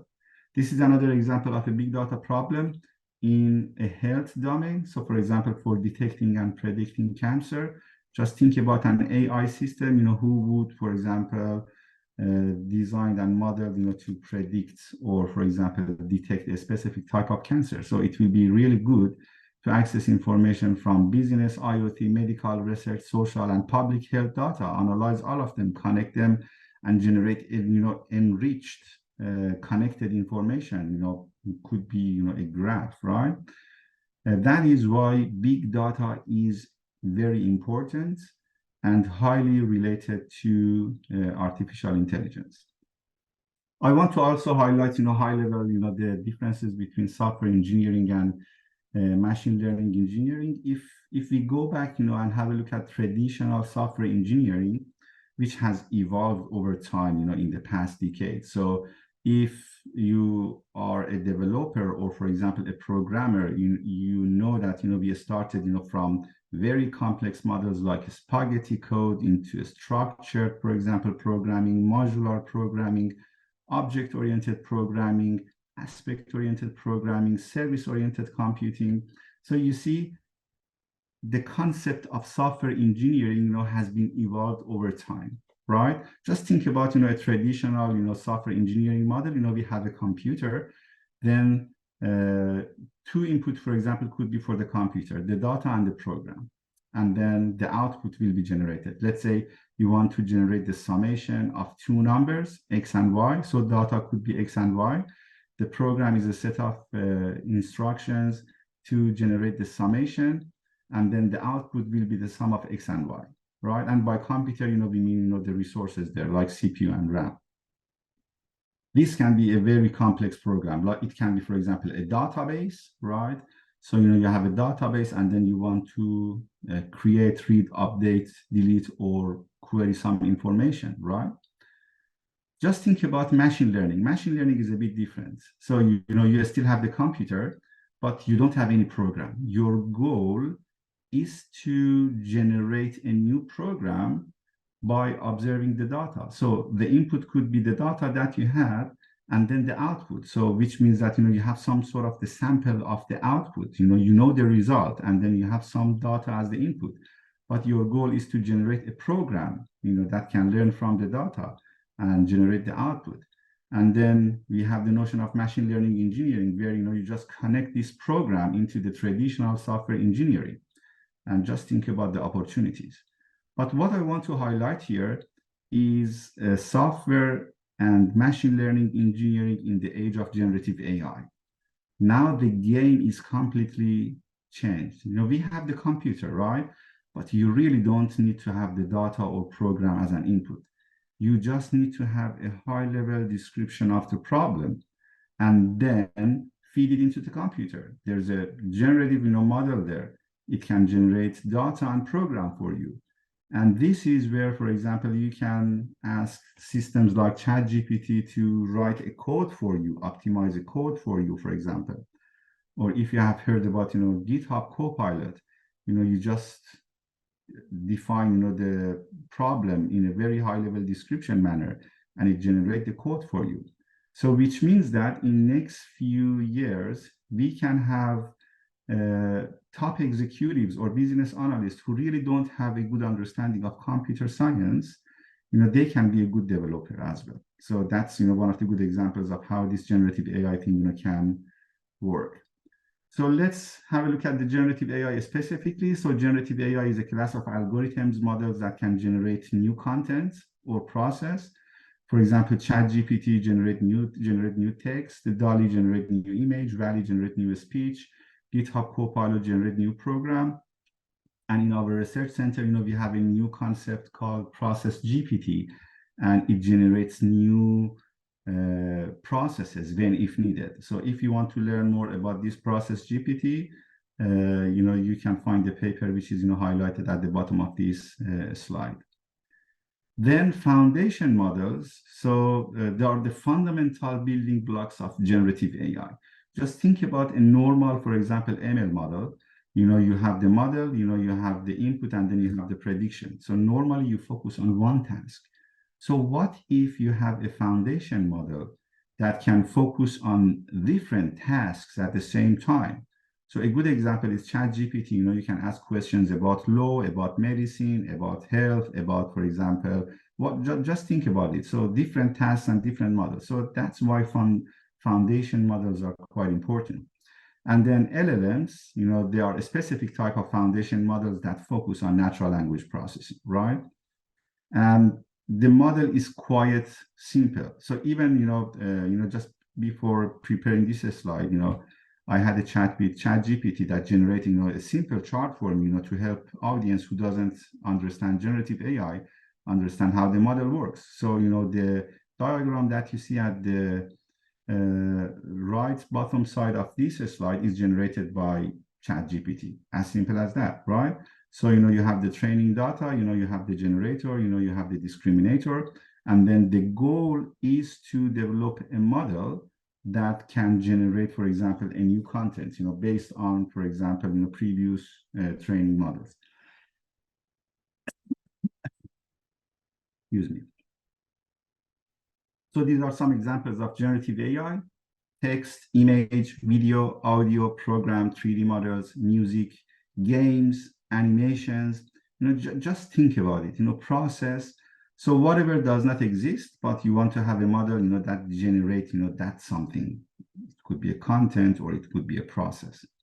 And then at the right side, you see some examples of, these generative AI tools. Two things that I want to highlight here is the intelligence entity and wise entity. So we are all intelligent entities, right? So we have the capability to acquire and apply knowledge and skills.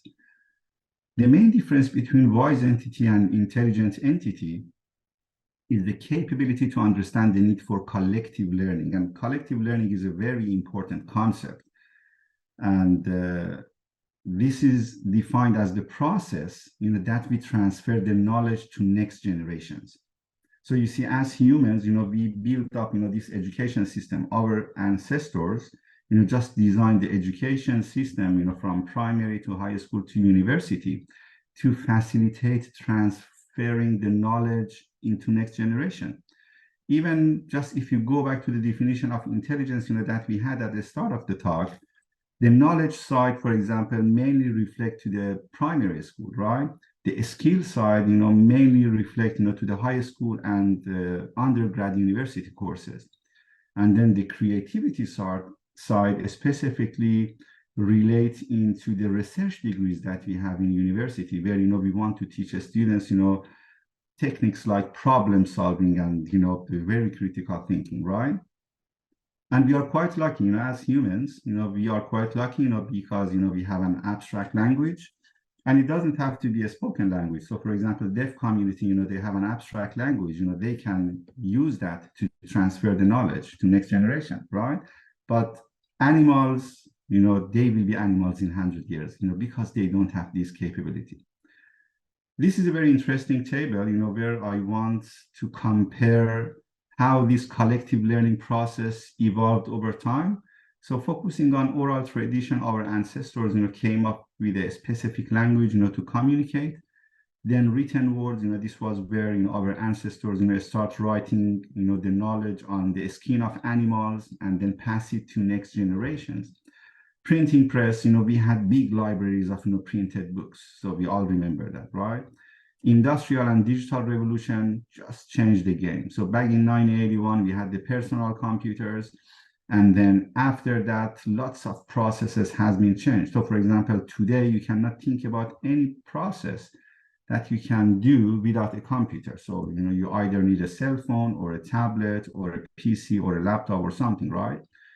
And that also, heavily contributed to the collective learning process.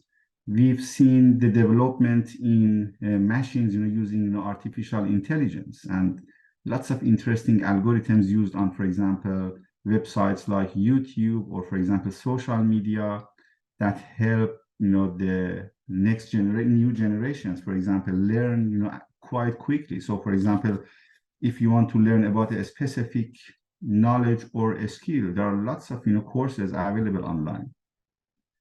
And now it's time for generative AI. So generative AI will revolutionize the collective learning process. And we have lots of interesting projects in our center, around that. For example, we have projects like automating exam marking, we have smart classrooms, and this is where, this is our opportunity to provide a better future for the next generation. So a future that they can easily learn. We can offer personalized, for example, learning, personalized teaching, for example, and huge opportunities there. Summarizing the three main components of intelligence that we discussed, but specifically focusing on the creativity side. Creativity is a gift, right? And it is quite important. We are all intelligent, wise entities, and, we have this gift. When we use it, in a responsible way, always there's a proper use. So we respect about each other, we help each other grow, etc., etc. But also, as a big challenge, for these intelligent entities, always, there's a irresponsible use as well. So whenever, we have a new technology, we see, there are lots of misuse cases. That's why, we are dealing with security cases, cyber security cases, and all those stories.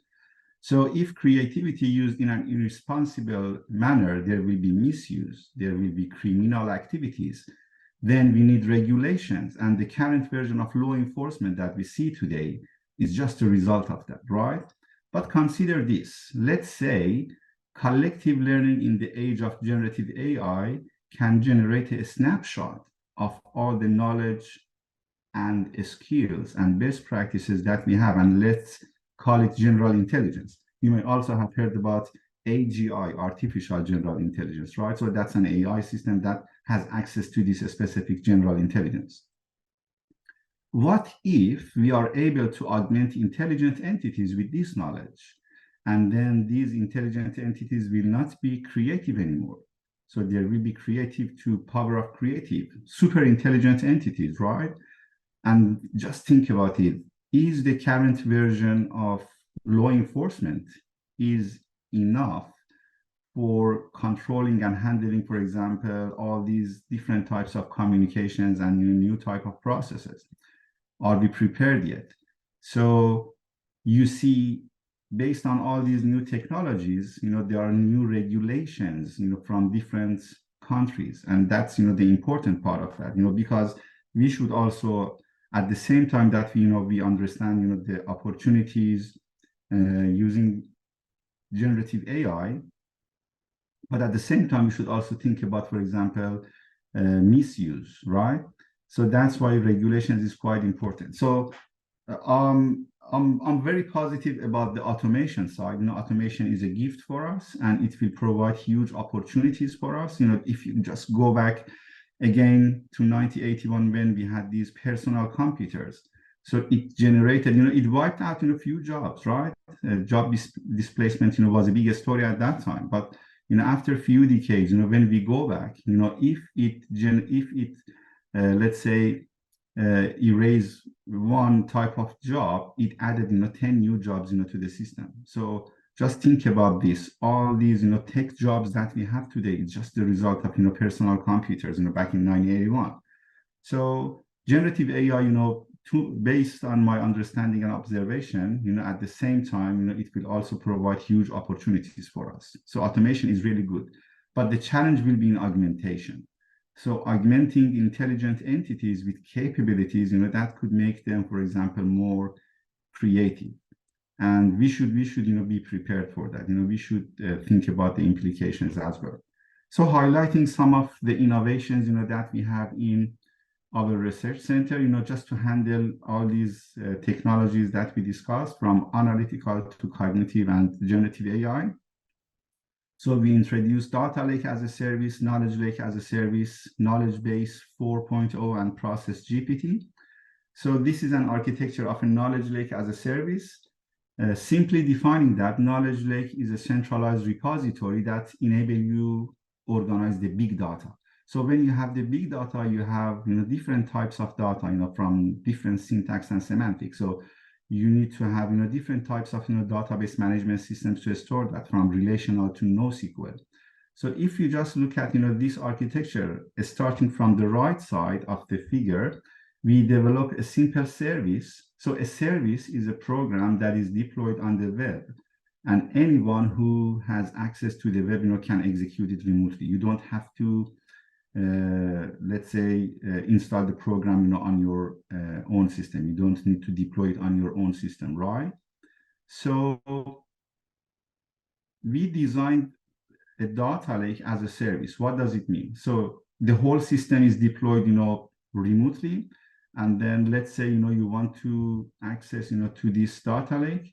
You see there are two main components, starting from the right side: CRUD, which is create, read, update, and delete entities, which are the base, activities and tasks, in database management systems.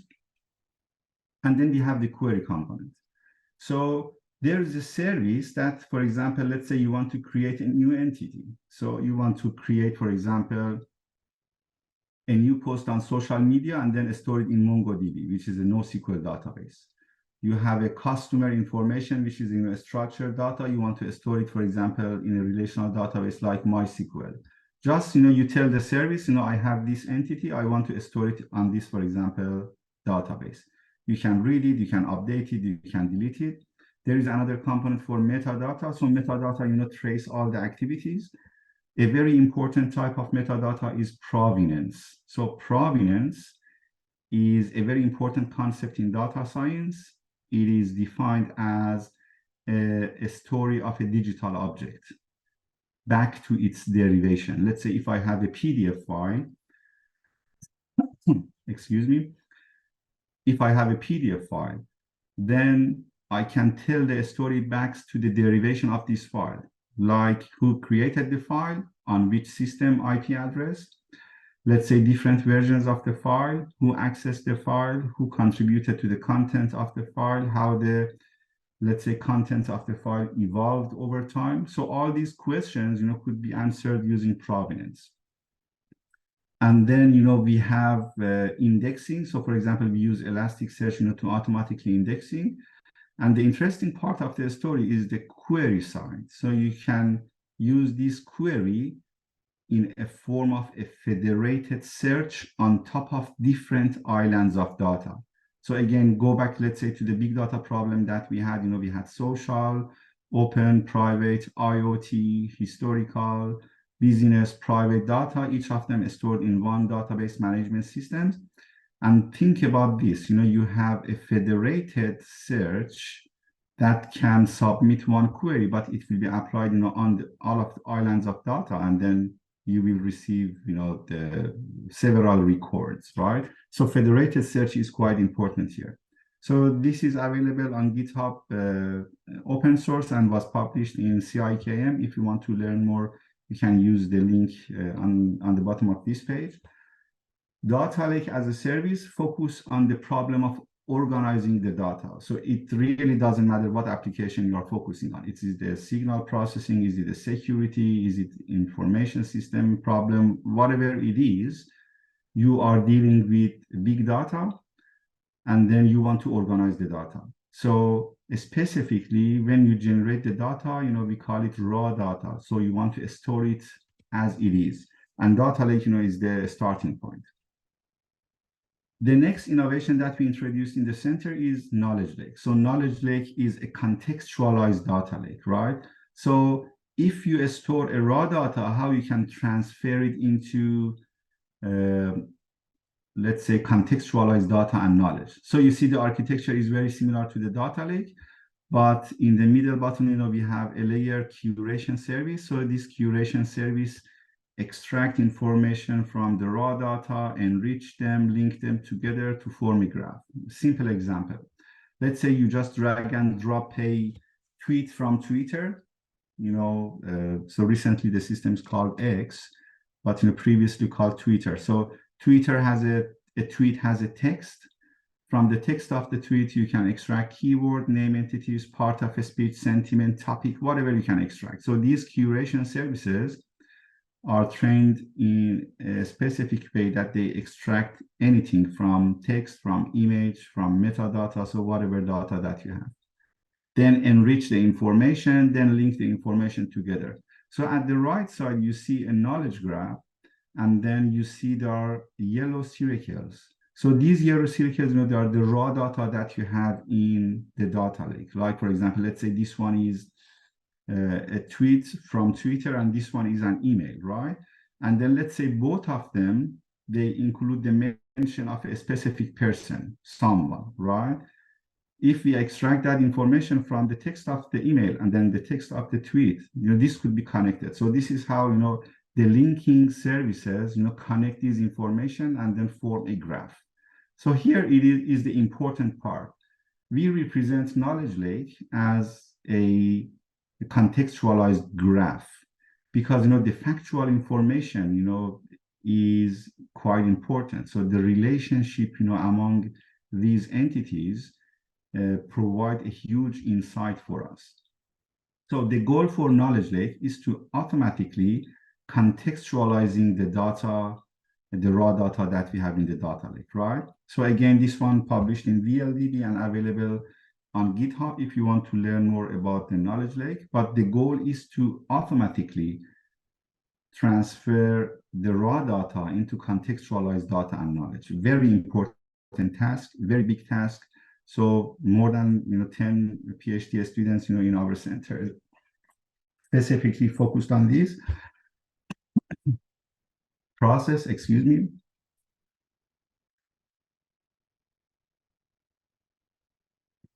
So moving on, data lake focus on organizing the data, knowledge lake focusing on automatically curating and contextualizing the data. We have another interesting work called Knowledge Base 4.0, which complements the knowledge lake. So how? Knowledge lake automatically contextualizing the data, but what is missing is the knowledge of subject matter experts. So you see at the left bottom side of this architecture, you see a component that is designed to mimic the knowledge of subject matter experts. Let's say a police investigator who has been working 30 years in policing. So, they develop a specific type of knowledge and skills in their biological neural network. Understanding that is quite important, right? Or it can be an experienced GP or doctor or teacher, so whatever it is. Using crowdsourcing services, we mimic this knowledge and then use that knowledge, to annotate the graph. So if you look at the right middle side, you have the knowledge graph. At the bottom side, you have the data lake, you have the knowledge lake. You use the information that you extracted from subject matter experts to annotate the knowledge graph. Now this knowledge graph has one more component, which is the knowledge of subject matter experts, right? So again, over time, the goal is to have this knowledge graph as much as enriched and then feed that into AI engine. So that's the next step, right? But it's also important to highlight, concepts like storytelling with data. So, we have different interesting projects in the center that specifically focus on understanding this large graph this graph, needs, to be maintained, because there will be new nodes and relationship over time, and the size is quite big. So storytelling with data specifically focus on summarizing or developing intelligent widgets. So whatever technology that can help us understand this large knowledge graph, could be connected or related to a storytelling with data. And then on top of that, we have a cognitive assistant that has access to a storytelling with data services, and then can easily query, the graph, providing the best next step to a knowledge worker who has challenges in completing the different processes. This can be a new police investigator or a new GP or a new teacher, for example, joining the system. And then you see, we have data lake for organizing the data. We have knowledge lake for automatically contextualizing the data. We have the experience of subject matter experts and use that to annotate the knowledge graph.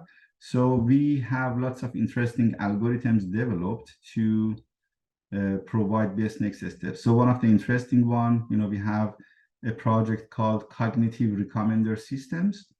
And then that is specifically used for intelligence recommendations for choosing the best next steps. Moving forward, this is another work and specifically very similar to Knowledge Base 4.0, but specifically using generative AI service. So if you look at the right side of the figure, there's a component generative AI that specifically focus on maintaining the graph. So that's the main contribution and main difference, with Knowledge Base 4.0. So this generative AI service can add new nodes, can add new relationships to the graphs. Quite important, right? So again, for all these systems, I added the reference for the papers, on the bottom of the pages, so you can read them if you are interested to learn more. And then putting different part of the puzzle together. So we recently introduced a new model called Process GPT. Process GPT aims, to have this enriched knowledge graph and then feed that into the AI engines. And the main goal is to help knowledge workers in choosing the best next step. So generating new processes when if needed. So let's have a quick look at the architecture. From the left side, we have the data lake. So data lake used for organizing the data. Then we have the knowledge lake, automatically contextualizing the data. Then you have a graph. At the bottom side of the graph, you have this feedback loop from subject matter experts that focus on enriching, for example, the model. Then we feed, this graph into the AI engine. So for example, it could be a simple transformer model. Excuse me. And then this model, this is the interesting part. So this is a large language model. So it doesn't understand graph structure. So we have a patent, that turn this graph into natural language statements and narratives, and then use that into feeding that into the model. So that's one of the new innovations, that we had, and quite interesting. And then if you see, we have a co-pilot. So co-pilot specifically focus on understanding the worker persona. So this is the knowledge worker who needs help, understanding the context. So monitoring the activities of the knowledge workers. And then when there's a challenge, then the co-pilot, will provide, for example, few information, to the input embeddings. And this is where we focus on unifying knowledge graphs and large language models. So the main contribution here is rather having let's say fine tuning, which is quite expensive. We use RAG, Retrieval Augmented Generation. So based on the queries, for example, from the co-pilot, we limit, the domain of this huge amount of information in the graph, and then identify the most relevant information. We call, which we call them narratives, feed them into the GPT model, and then now, boom. So what would be the best next step? If the best next step, for example, requires generating a new process model, so the model, will suggest a new process model, to the, let's say, experts and engineers in the system. Another important component here is the reinforcement learning, from human feedback. So whenever, we have the co-pilot, so there are feedbacks sent back to the subject matter experts just to make sure the quality of the generated outcome is acceptable. And then we have this generative AI service that maintain the graph over time. So if you are interested in learning more about the model, you can read the paper mentioned, on the bottom of this page. So moving forward, these are some of the examples that we have in the center: analytical AI, cognitive AI, and generative AI.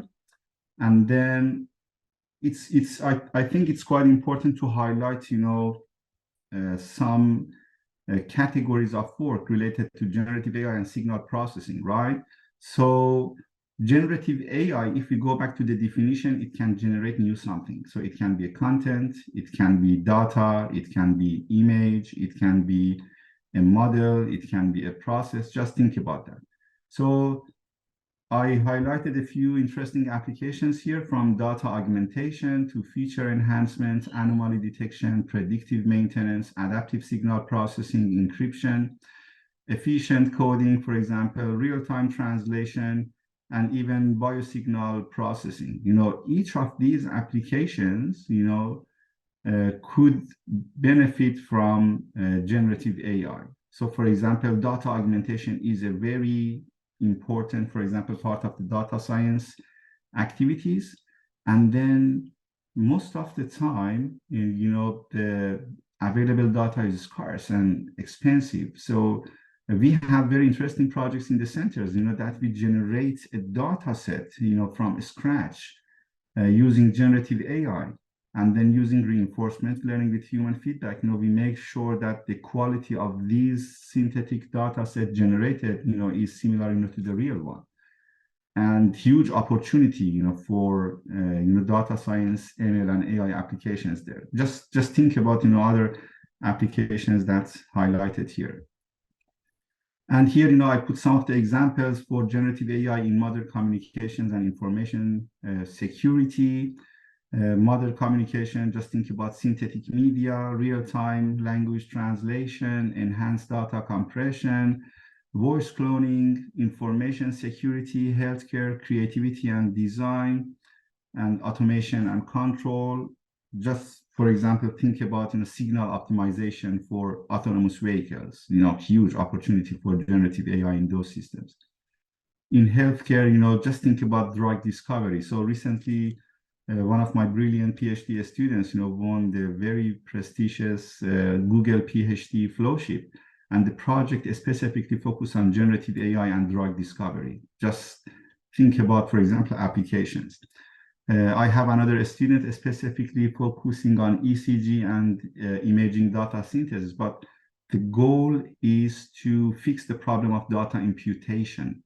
So my students developed a very interesting model that transformed the time series into images, and then using generative AI to analyze the images and then predict the missing part of the data. So huge opportunities. We need to be smart and think about applications in generative AI. For example, anomaly detection is a big topic by itself. So, we have a few papers accepted and published and submitted into top conferences like ICDM that focusing on Gen AI and anomaly detection. Here, there are some examples of generative AI and future for signal processing and information security. So generative AI, because it relates to the creativity side of the story, it will enable us to think sci-fi, scientific fictional. Just think about, some possibilities and opportunities, and then it will happen. So just think about, some future aspects like, improving algorithms. Let's say, for example, personalizing any specific type of service. If you are able to link, for example, all these innovations with quantum computing, excuse me, in future, then we have lots of, these processing issues also solved, right? Cognitive signal processing, could be another interesting part, where we are able to use technologies like knowledge base 4.0 that I mentioned for mimicking the knowledge of subject matter experts, and then improving, for example, the signal processing services there. So lots of applications around, for example, cyber and security. Blockchain and AI is another interesting topic that I saw some interesting new applications on Gen AI and blockchain, and specifically focusing on faster blockchain transactions. So that could be a very interesting topic. And then human AI collaboration will be one of the very most important part, because at the end of the day, we really don't want AI to do everything for us. We want to supervise and make sure that this AI thing, is, generating the right thing, right? Because, we have some specific goal, and we need, reinforcement learning with human feedback for tuning, all these algorithms. So one of the interesting jobs that we will see in the future, will be AI supervision. And highlighting some of the interesting applications of generative AI in future. So quantum AI will be, one of the interesting topics there. Experiential AI, just thinking about, for example, virtual realities, that you have the real experience. So, for example, you decide to visit, Eiffel Tower in France, and then you just, can do that, and it's a real experience. So just think about opportunities there. Biological integration, so neural AI interfaces, genetic algorithms, huge opportunities in health and Gen AI. Space exploration and colonization. So, in future, we will be able to use these new technologies to send humanoid AI robots, to discover the space and, generate some sort of insight for us. Temporal AI, so just real-time prediction of the future. So that's another interesting topic, right? And conscious AI, post-human evolution. So here, the opportunities, as I mentioned, is huge. You should think sci-fi. You should think about the opportunities. And we saw, over the past decades that, technology, can make it for us. But one last thing that I want to highlight here. So opportunities are huge, right? But at the same time, we should think about responsible AI and ethical AI. So the regulations, shouldn't be distributed on different countries. So, we need to have an international version of regulation that everyone, just stick to that. Because, you don't want, for example, super intelligent entities, take over, the life of wise entities, like humans, right? So misinformation and fake content, cybersecurity threats, job displacement, bias and discrimination, privacy concerns, and even environmental impacts, there are some of the examples, that, we started experiencing, with these new technologies, and it can, go worse and worse if we don't have, a proper regulation and understanding. So just to summarizing, as humans, we should come up, with the type of future that we are thinking about. This is our decision. This is what, we need to think about and see the future, for our next generations. So do we want, for example, AI to automate, all the jobs, and there would be nothing, for example, to do for humans? That could be a possibility, right? But again, as humans, we should be smart and think out of the box, design a type of future, that we want our next generation to experience. I want to thank again, for all the support, the conference provided, and a special thanks again, to the organizers of the conference. I hope you enjoyed, this talk. Let us keep in touch. Add me on LinkedIn, and I very much hope to see you using, these technologies in the topic of signal processing and information security. Thank you, everyone, and have a good day.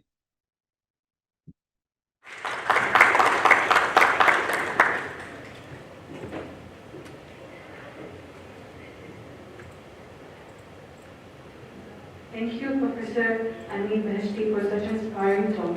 Now it's time for a 30-minute coffee break. Enjoy refreshments and take this opportunity to network.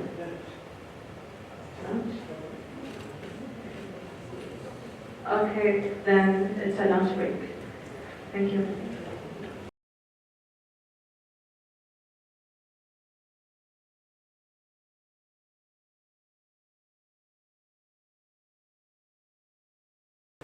Welcome back, everyone. I hope you enjoyed your break.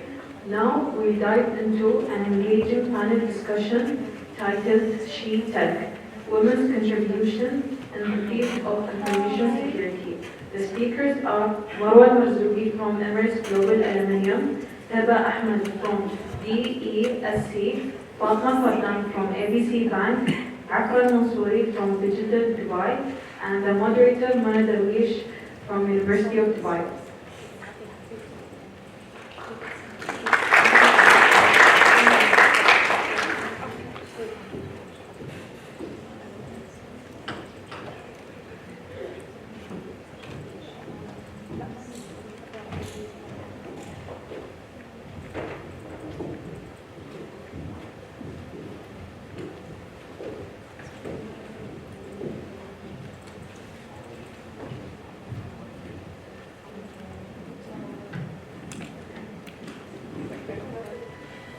So thank you everyone for joining us today. So we'll be taking our session with Ms. Marwa from EGA, Emirates Global Aluminium Company. She is actually a lead IT access control team, and she is senior specialist IT enterprise in Emirates Aluminium Company. She's currently implementing several projects which enhance Active Directory security and cyber posture. She's leading EGA access risk management and enterprise security policies and procedures. She's a member of the UK Women in Cybersecurity Coalition. My next panelist is Dr. Hiba from DESC, Dubai Electronic Security Center. She is the senior specialist and she is a member in several cybersecurity research and development initiatives, including collaboration with research institutions. And she's a lead development member of cybersecurity standards such as IoT standard and connected vehicle security standard. Welcome, Dr. Hiba. And we have my next guest from Bahrain is Ms. Fatma Fadlan. She is a digital security lead and she is information security fraud manager in ABC Bank. She has over 15 years of professional experience with a proven track of record of implementing robust security measures and cyber security risk. She's skilled in management, implementation, enterprise, and level project of cyber information security, including strategies, environments, and security process frameworks and policy documents, and thrive in a fast-paced environment where she can leverage her exceptional skills, problem-solving skills, and adaptability to address emerging security challenges. My last panelist is Ms. Afra Mansouri. She is ERP administrator from Digital Dubai, and she has different skills. She managed to acquire a lot of skills from her role in digital systems with precision. She is passionately championed diversity and exclusively as a dedicated member of Women in Cybersecurity Middle East. And she got a lot of certificates. One of them is SAP certification in business process and integration with SAP, and cloud public edition implementation with SAP Architect. Welcome to all of you.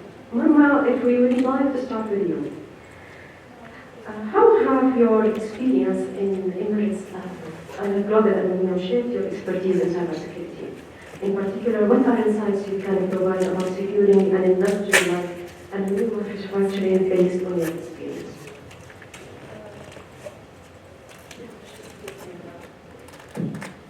Hello everyone, and thank you for bringing us here together with such an amazing, group of women in different, in cybersecurity and other information security. And thank you for the University of Dubai for having us here. So my my experience in Emirates Global Aluminium 10 years back, I joined the IT operations. So I used to deal with end users, and when you deal with end users, like how they think, how aware of cyber aspects, and you kind of study the users. And then luckily I moved to the SAP world. SAP is a different word actually, other than Windows. So there I learned the processes of the company. So our company is an aluminum company. We produce aluminum. So I knew the material management, the supply chain, finance, how it works when you deep dive into SAP. Because you collaborate with business units and consultants and development. So that is, I had a great experience in that field. So and I learned a lot. Then I managed the SAP and non-SAP application as a user access management part. So we have lots of applications as an aluminum company. Aluminum should be monitored, heat, temperature, these things. So we were on the user access part. And then luckily I was very lucky to move around IT, and I was taking care of, I joined the cyber team, and then I was looking after the policies, procedures, risks in terms of SAP MGRC, how to contain the risk, how to reduce the risk. And then we work also with business, so we know that risks are coming from finance or HR, what could happen in terms of fraud and other things. So, and also when you join cyber, for me it was learning about the standards and audits and how it works.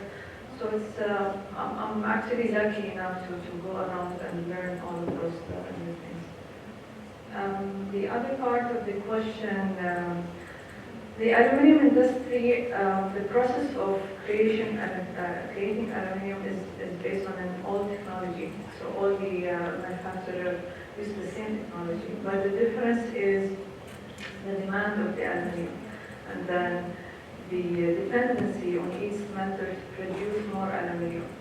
So that is in our hand, but the aluminum prices, we call it the London Exchange, the metal prices are based on that, so that is not in our hand. We need to focus on the unit price, how can you produce aluminum and in a good price. So that is very hard. As cybersecurity, we need to be risk focused. We need to understand and make our reputation, in a good way, that we can sell aluminum. At the end, it's a business, right? So in terms of security, when we bring the project, for example, we need to understand and show what is the value of that project. It's not about stacking up your list with projects. You need to understand and bring value to this company in terms of risk. So this is what's happening, and we are a global company right now. We have branches in America and the sales offices in Europe, and then in Africa. So as you expand, the risk also expands with you, and you need to know how to contain that risk. For example, we use some methodologies to contain the risk, and then also globalization forces you to emerge in those new technologies. AI, Industry 4.0, cloud journey, it's a big thing that's happening. So we are initiating our first green data center, which is totally on solar. So you need to adapt actually, and people, in order to buy aluminum, they need to see that you're growing with those technologies also. So this is our journey, and I hope I gave some insight on that. Thank you very much. Now going to Dr. Hiba. As a senior researcher in Dubai Electronic Security Center, could you provide more insights into the role of cybersecurity researchers playing in shaping regulation and the standards within the UAE in the security landscape? So hello everyone, and thank you for hosting us. So the main role that cybersecurity researchers play in forming cybersecurity standards is related to bridging the gap between the lawmakers or the people who write the standards and the technology itself. So because of their technical background, cybersecurity researchers have better grasp of technology, of its limitations and applications, and they can basically tell what is technically feasible and what is not, what risks, vulnerabilities, and threats to prioritize in the standards and the regulations. They can also inform the standard writing process by writing it in a way that is oral language that is easily understandable by the intended audience, which is technical. In most cases, the people who will be reading the standards and the regulations are the cybersecurity personnel and the cybersecurity teams in different organizations and entities.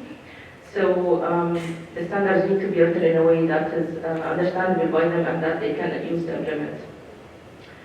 Another way in which cybersecurity researchers can help with the standard formulation process is by drawing from the findings of the research. So, for example, let's say that we are developing a cybersecurity standard for biomedical devices, which we already did in this back in 2017-2018. And as a researcher, I might be working at the same time on, let's say, analyzing the vulnerabilities of, for example, pacemakers. So I can use my findings from my research in informing the standard formulation process, and saying, for example, that vulnerabilities X, Y, and Z need to be addressed in the standard, because I found out from my research that this is, a critical vulnerability that needs to be considered. What about autonomous vehicles? Yeah, the same applies there actually. Yeah. That's the trend nowadays. Yeah, we already issued a standard on the security of autonomous vehicles back in 2019. And it was built on the same concept of having cybersecurity researchers involved in the process from the very beginning. And it was also, of course, in discussion with RTA and other relevant organizations in Dubai. Now, I want to shift the discussion to the banking system. So, Ms. Fatma, tell us more about your role in cybersecurity when it comes to the banking sector. Could you share your insights into the responsibility as a cybersecurity expert in the banking sector and how your unique background and experience have contributed to the effectiveness of this role? Okay, so thank you very much for having me from Bahrain to here. It's interesting to have different kind of industrial practices to know what's cybersecurity. I'm a kind of a lazy person, as everyone in cybersecurity. I just want, with a raise of hand, how many of you think that cybersecurity is basically hacking and programming, what we see in movies and all of this fun stuff? Anyone? Yeah.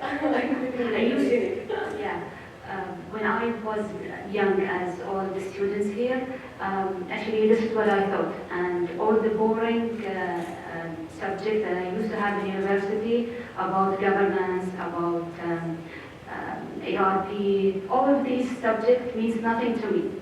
Until I've worked and I've realized that all the things that we learned in university actually contributed in my work on a daily basis. So actually, I've just taken a photograph with my university doctor one year back, and I told her that whatever you are talking is free. And I was not basically paying attention to her. So as advice, listen to your instructor for students. Yeah. So back to security and cyber security. So in banking industry, we have the same concept of a critical infra. So each and every bank has a process of maximizing the profit. It used to be easy and smooth, but with technology and moving to digitalization, producing money, not aluminium, is more dangerous now when it comes to cybersecurity because it created couples of threats. hence they've added cybersecurity element in banking industry. And I always explain it in a terminology that we use it in a daily life, if I may say.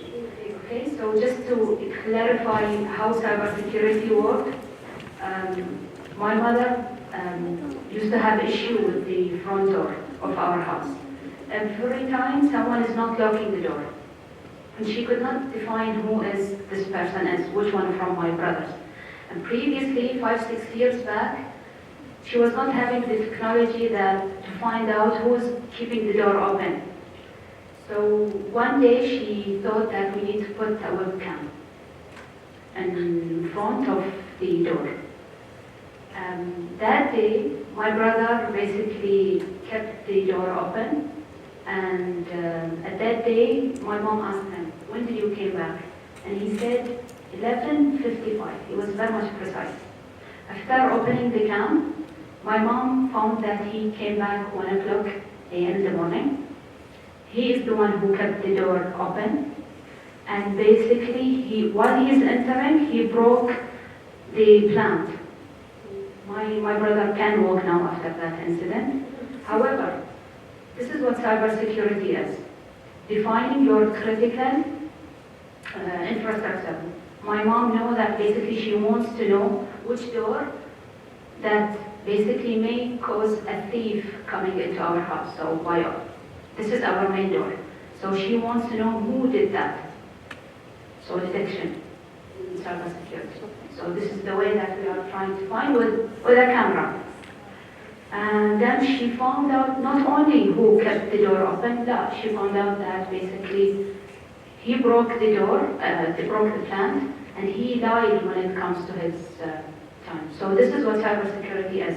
It gives you the story of what happened when someone is trying to attack or get inside your bank.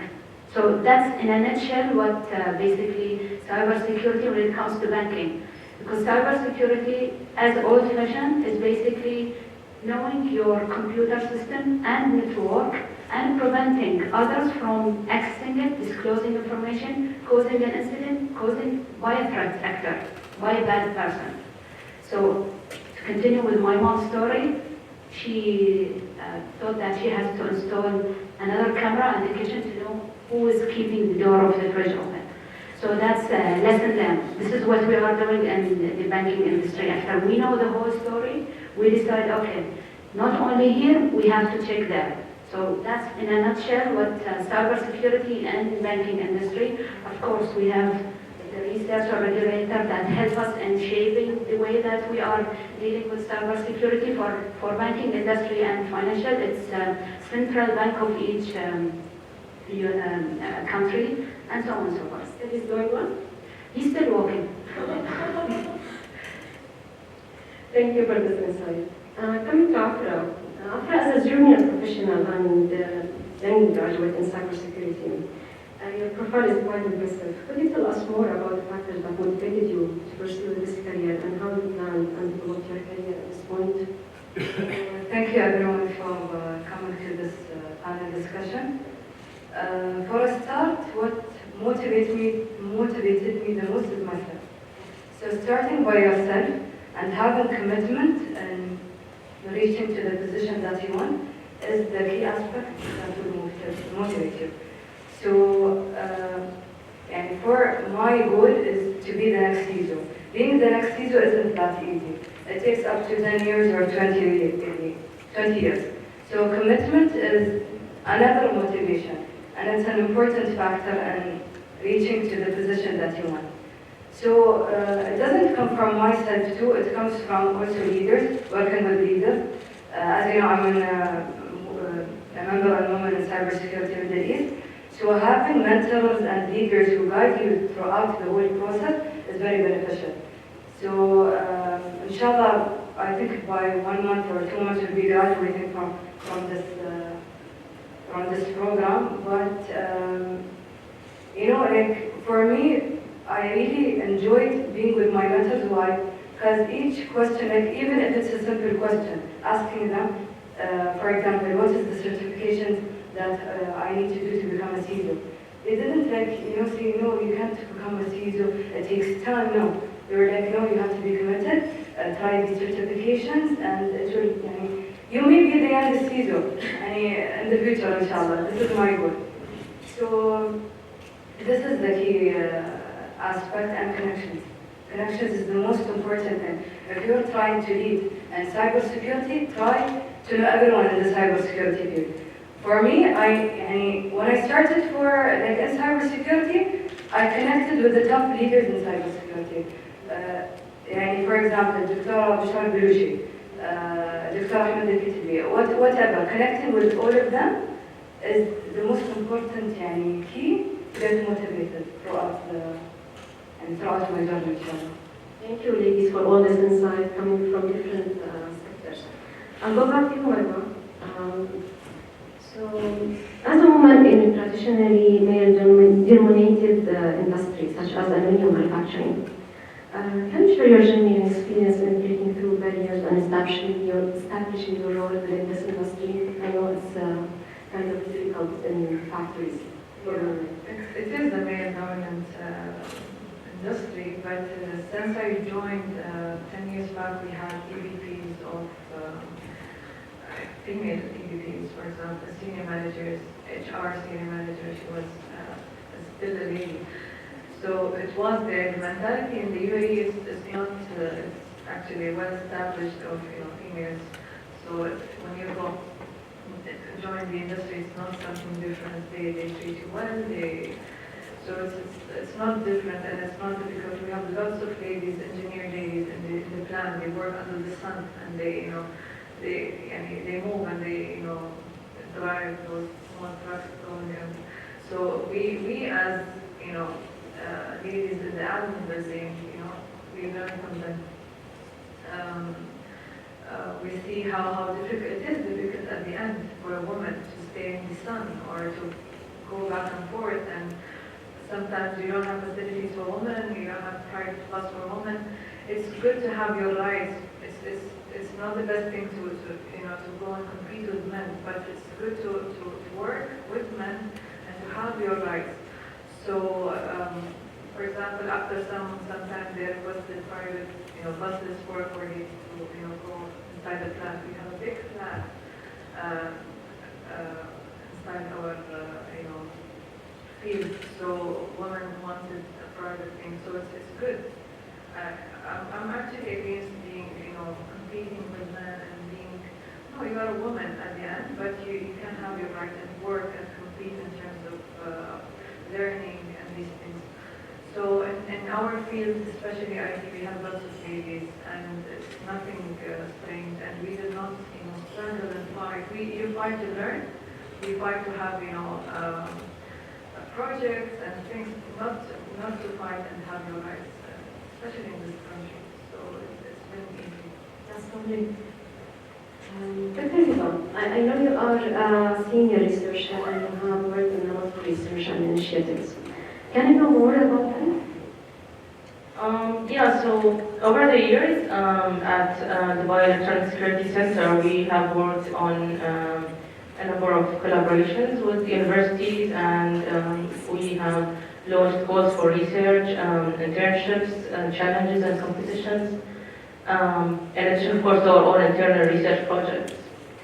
And when it comes to standards, the findings of these research projects and the valuable hands-on experience that we get from them will significantly help with forming the standards and regulations.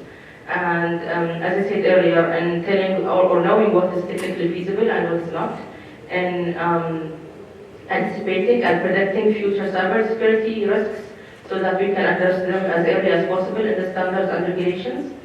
And also on building standards that are in line and that are not isolated from the current state of, the real-life current state of cybersecurity. This also works the other way around, where the standards and regulations could derive and motivate cybersecurity research that would result in tangible results and that would end up enhancing the state of cybersecurity in the country. That's great. Speak to you, Fatma, regarding the banking system. I know you are an e-fraud manager. Can you address some of the effective strategies and technologies you have used through all your experience to implement combat e-fraud? And how these measures contribute to maintaining cybersecurity and protecting customers' financial assets? So to answer the question, we need to know that fraud as its subject is happening in all businesses. What we have added in the banking industry, the one that I'm working in currently, electronic fraud. So it's the same framework of fraud system, yet it added the electronic part of it. Because with more and more digitalization in the banking industry, we have to have the right measurement, right control, right framework when it comes to the banking industry. So we should have different so we have SOC, Security Operations Center for cyber security, which is something that deals with vulnerability, threat intelligence, all of these things. When it comes to e-fraud, we have something called also SOC. The only difference between the normal SOC and the cybersecurity, it has some business element to it. So we have to understand the application. For example, if it's a front-end application, it's an online system, it's a mobile app, what is the entry or the way that a threat can come from a mobile application by identity theft. So the main thing in e-fraud is a combination between cybersecurity and business when it comes to fraud. So there are several domains of fraud. There are 3 triangle fraud. We are covering it in electronic fraud. However, the 5 want the customers, if you know what fraud is. So it's changing the statement, corruption, all of these things. So the framework or the strategy, actually, it was established 5 years back within the bank. It was one of the first banks that initiated electronic fraud system. And basically it has an element of cybersecurity, like IP spoofing. There are couples of alerts and scenarios that we deal in a daily basis just to make sure that Ahmed is Ahmed. Is not Ahmed, but his name is Mark, for example. So that's one way of tackling cybersecurity in banking industry. And do you have involved in standards and policy, in creating this standard and policies in Bahrain? Can you share with us some of this experience? Okay. So it depends actually on the bank that you're working with, I have to say it. And basically it's a two-way relationship. So in the beginning of my career, I was working in one of the international banks that for our Central Bank of Bahrain, we used to be called just to make sure that we are in line. So in the beginning of my career, I was participating with the regulator just to, they take our input and basically it's not necessarily that they will do it, but the practices and the processes of that bank was 20 years advanced because of its geolocation, the head office. But when you move into the local banks, we are somehow, I have to say, behind when it comes to cybersecurity. So I've been in cybersecurity for the last 15 years, yet we are not mature enough. We still have a lot of things to learn. And with the fast pace of cybersecurity and technology, we have to adapt and learn fast. Like for example, I was talking to students outside. You will not stop learning. You will continue learning while you are working because the new technology is coming every day, like ChatGPT, for example, or machine learning, or AI. Now everyone is talking about machine learning, generative AI. All of these technology came up since last year, exactly November. Now with more and more technology, cybersecurity has to adapt because we have to put control, and with control we need to have the right regulation or the right research. I have an incident that happened in Bahrain 2 years back in one of the banks, I'm not going to name it.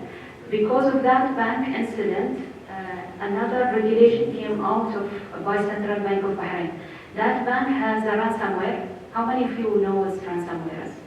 So basically it's kind of a malware or an attack happen on a PC or a server by simple stuff, clicking, installing an exe, whatsoever, how that program is started, that will lock your PC, they will delete your files, they will ask you for, give us some money and we will return your data.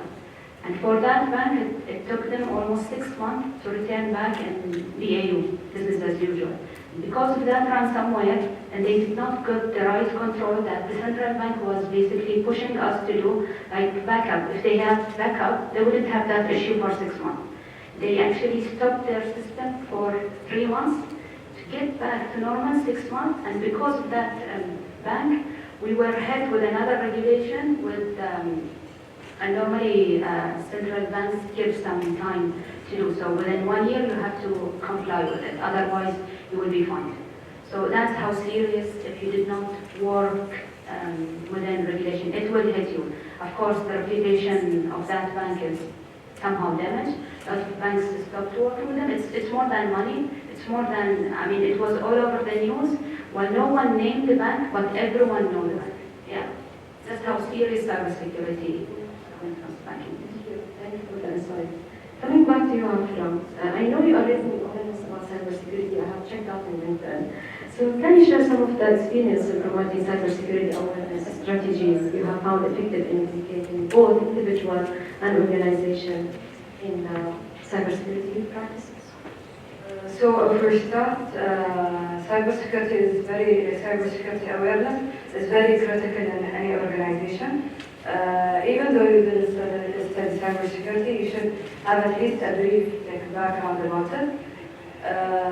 Moving on, you know, as we are emerging in technologies, AI, like ChatGPT, any other specific technology that comes up in your mind, I really concentrated more on artificial intelligence. As you know, AI has been used in a very good way and in a very bad way. I have used AI also in a good way and in a bad way to implement a specific use case that I wanted to do.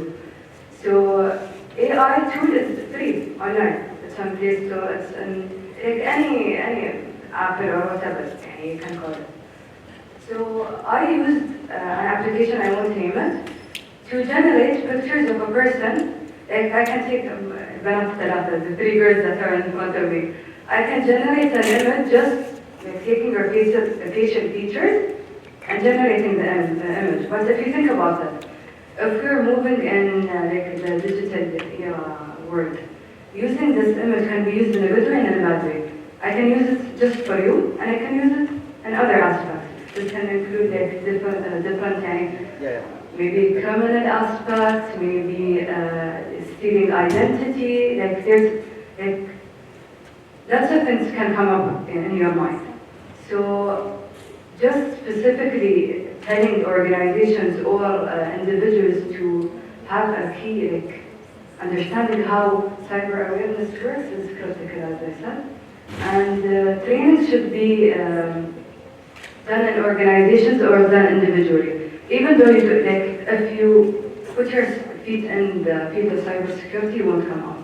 And I entered the field of cybersecurity as a 23-year-old, and I can't come out of it. And you go really deep when you enter cybersecurity. So training, I would say, to be more aware about the technologies that are emerging. Second of all, maybe I could say that by organizations, maybe by organization or individually, try to take courses online just to be aware of what is happening in the world. Many thanks. I appreciate all the answers you gave. I'll go back for the last question to Marwa. So, what are the region and the sector-specific regulation standards for what a manufacturing company should follow regarding cybersecurity, and how we can create a collaborative relationship between manufacturing firms and government agencies to enhance cyber security protection and counter cyber threats? We have lots of standards as a manufacturer. For example, environmentally carbon-free, green factories. It's coming up actually soon. So maybe those it comes from UK and the European companies. And then we just finished last week the AdFix standard, which is Abu Dhabi Information Cybersecurity Health Cybersecurity. So it's mainly for the clinic of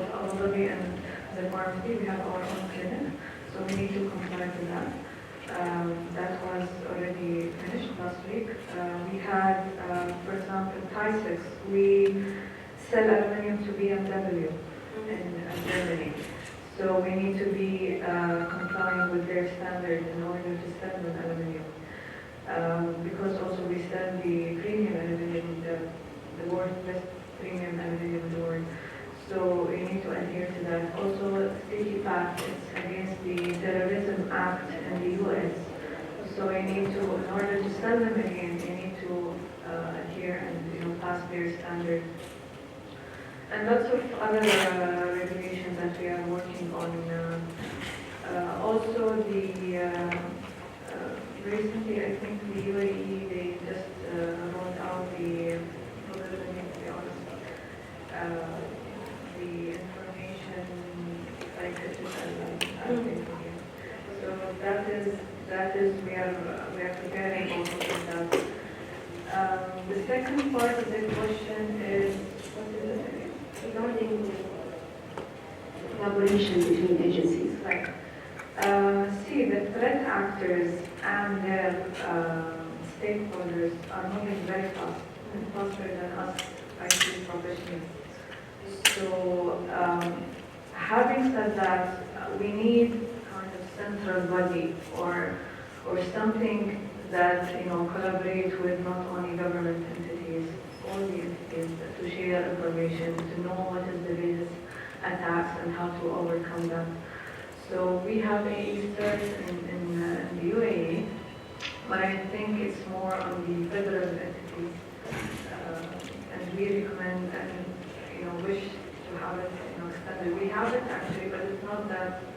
We recommend to have it more active with the private and semi-private companies, at least to be ahead of what's happening. The threat actors in the dark web, they have the information, they share it, it's way ahead than us. And then when the incident happens, then it comes to us, and then we learn it. So, as we were talking about AI, the deepfake audio and videos from February this year has increased 30 times till September. So see how people are using them. And we are, as an aluminum company, as I said, we need to protect our reputation. A very simple text or video or something can go to a senior manager, and he is not aware. So there comes the awareness also. Everyone needs to be aware about cybersecurity. What does it mean? How it can protect? Some managers, they have their secretaries. They put the password on the PC. As simple as that. Just to as simple. This is previously I used to hear. They don't want the headache to go and put the password every time, and she would do the stuff. So those simple acts that you can change would be great. That's why we're trying, to implement new systems of passwords, systems to make the users, managers, anyone, and to understand what are the password behaviors that they have, for example, and to make them aware. Some of them, they will challenge you. No, I will not change my password. Why I need to do this and that? So you need to go one by one, understand their behavior, understand their background, and try to change that into positive behavior. So, yes. Thank you. Coming here, Dr. Hiba, what are the emerging technologies and trends as an industry for zero technologies and IoT will have the most significant impact, and how can women engineers play a crucial role in adapting these and shaping these developments within the industry? Well, one example, I think one obvious example is IoT, which has been under the spotlight for, I would say, so many years, almost a decade probably. And so many countries and organizations came up with standards and regulations to secure IoT. But because of the challenges of the decentralized nature and the local consumption nature of IoT, securing it is still quite challenging. And we still need to work on that. Of course, we also have AI, and as Marwa mentioned, the deepfake issues and other issues related to AI. We also have quantum computing, and the fact that quantum computing is expected to thwart all of our encryption algorithms. So this is another serious concern. Regarding the other part of the second part of your question, which is about the role of women engineers, although I realize that engineering is a male-dominant field, I don't think that women and men should have separate roles when it comes to enhancing the state of technology in the country or cybersecurity or any other aspect of technology. Our goal should be, we all should have the collective goal of reaching like a better state of cybersecurity or technology in general. Having said that, however, I do think that as women engineers, we have the responsibility of inspiring and motivating the next generation, and hopefully we do so in this panel discussion. We need to show the next generation of female engineers that engineering is not male dominant because women are less competent or less capable. It's just male dominant because of stereotypes and societal misconceptions, basically. Yeah. Thank you. Coming to you, Fatma, with increasing frequency of cyber threats and attack the banking system, and we have seen this during the Corona time war, what are some of the key challenges you have encountered, and how your role, or how you see your role as a female engineer evolving to meet these challenges and ensuring security and integrity of the financial system across the GCC? I think we started to have something in common for GCC systems. Yes, especially in banking and banking. It's very much crucial and important. Just to repeat the same that Marwa said, simply we don't have the mindset.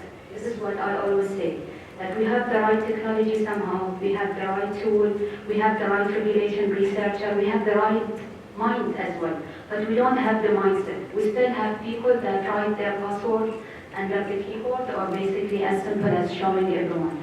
We still have default password for all the routers that you are using in Wi-Fi. So the challenge is that we don't have the right mindset that protect your password. Don't share your PIN. I was having users that basically even their credit card, while we put all the controls, while we are investing in a lot of tools that to find the pattern in the password, where you are keeping it as a clear text. If you are having a 16-digit credit card number and the CVV value, we are encrypting it, we are hiding it, we're putting firewalls, we're putting all these tools. Guess what? The hackers or the threat will come from the weakest link. And who's the weakest link in any industry? Humans, users. Okay, who's the strongest link in any organization as well? No. Who else? So the weakest link is human, and the strongest link is human as well. So to have this mindset, to have this way, is users. So while we are putting all these fancy tools, fancy technology, fancy stuff, it's not because that we just want to adopt the technology. No, we want to protect the information, the data inside these systems. That's why when the data or the information is out from the system, we have another controls to protect them. That's why we put firewalls, so we'll not let anyone to come and basically do what he or she wants. And also just to comment on Marwa, when it comes to attackers or hackers, they are way, way better than us because they have the right motivation. And they need only one door or one window or one crack to go into the system to get what they need. While we are putting all these controls, a simple click, a phishing attack. You know what's a phishing attack? Or basically a social engineering, or these kind of things. So from history till now, we are the strongest and the weakest link. So in order to summarize, the main challenge is the mindset and basically the human behavior. That's why attackers are motivated and having this human psychology. They know basically you are working 24/7, and by simply creating an email, he or she, the user, will click. And actually there's a lot of good practice that we do, and with the regulation, with even best practices we are doing, following framework, guide, they all can go with a simple click. So these are the main challenges that cybersecurity professional, I can say that having challenges of, because we don't have the mindset. We still have people that give their credit card simply and they give the pen. Like 5.2. We still have people that have a pen of 123. We still have, because in the banking industry normally it's Citi or Bank ABC at 123. This is the default password. Don't use it, how we don't want to get trouble. So that's the main thing that basically, and just to reassure, there is no single industry that women cannot work in. We are, the more that they are telling us that male dominant, we will create our own way of making sure that no, we have a presence. We have women in cybersecurity, as mentioned by Afra here, Middle East. They have several versions of it. So I'm a mentor in that program, and she's a mentee. So we have this kind of a relationship between a lot of countries in the Middle East. So as a mentor, we have to guide and empower and inspire. Everything. We try to give all the women support, and we have a mentor from the male women. Don't worry. We got your advice. So basically, they do support us. There is nothing as in segregation, and with all this sustainability initiative, I'm sure that you've heard about. One of the pillars is actually women empowerment and reaching to the senior level. Yeah, so this is part even of sustainability. See how important you are. So you have a great future. Just work from it from now. You have to work more than normal out from your subjects and university. You have to work for your future. And by attending such webinars, doing extra courses, doing extra online webinars, knowledge is everywhere. And bad guys are having their way in the dark web of sharing all the knowledge and getting more powerful, while we are having the free data and information, but we are so lazy not to go. So do the extra effort. While their motivation is money, or even political now, for us it has to become 100 steps ahead of them. I wanna ask Afra, can you share your experience as being a member of Women in Cybersecurity Communities? I know you ladies, Marwa and Fatma and Afra, they are mentor and mentee. So as a mentee, can you share your experience with us today? See, everyone in Women in Cybersecurity in the Middle East has their own mentor. So I haven't passed by, but they know me, but I don't know them. I don't know how. So I think maybe. So being in this program has developed my skills, knowledge, and technical aspects of soft skills. Having really mentors who have, like, if they're coming from the banking industry, oil industry, I mean, you name it, any field, we gain a lot of knowledge and understanding. Like for us juniors, maybe we just think of it, think of the problems or the threats or vulnerabilities that are coming from like the outside world or in the Middle East. We look at it as like a small picture. We don't dig in deep. But having mentors like that to guide us and help us understand how we can make our world more secure and safe is very beneficial.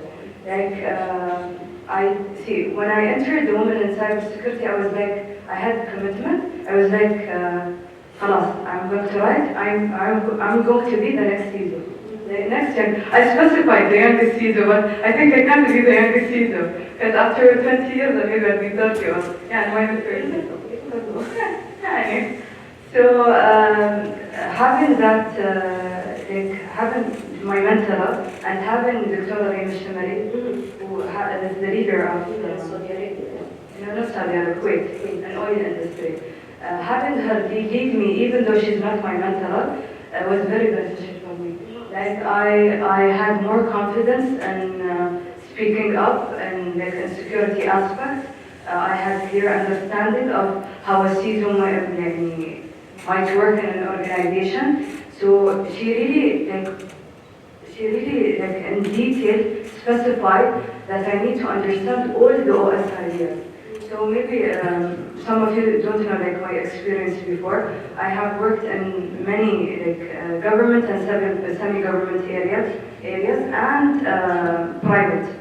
So I gained like knowledge from cloud, from governance and risk compliance, from stock. So I had a basic like knowledge of implementing and using tools, even though I was just a beginner in the field. But I had this alhamdulillah, mashallah, I'm always memory, great knowledge and understanding of it.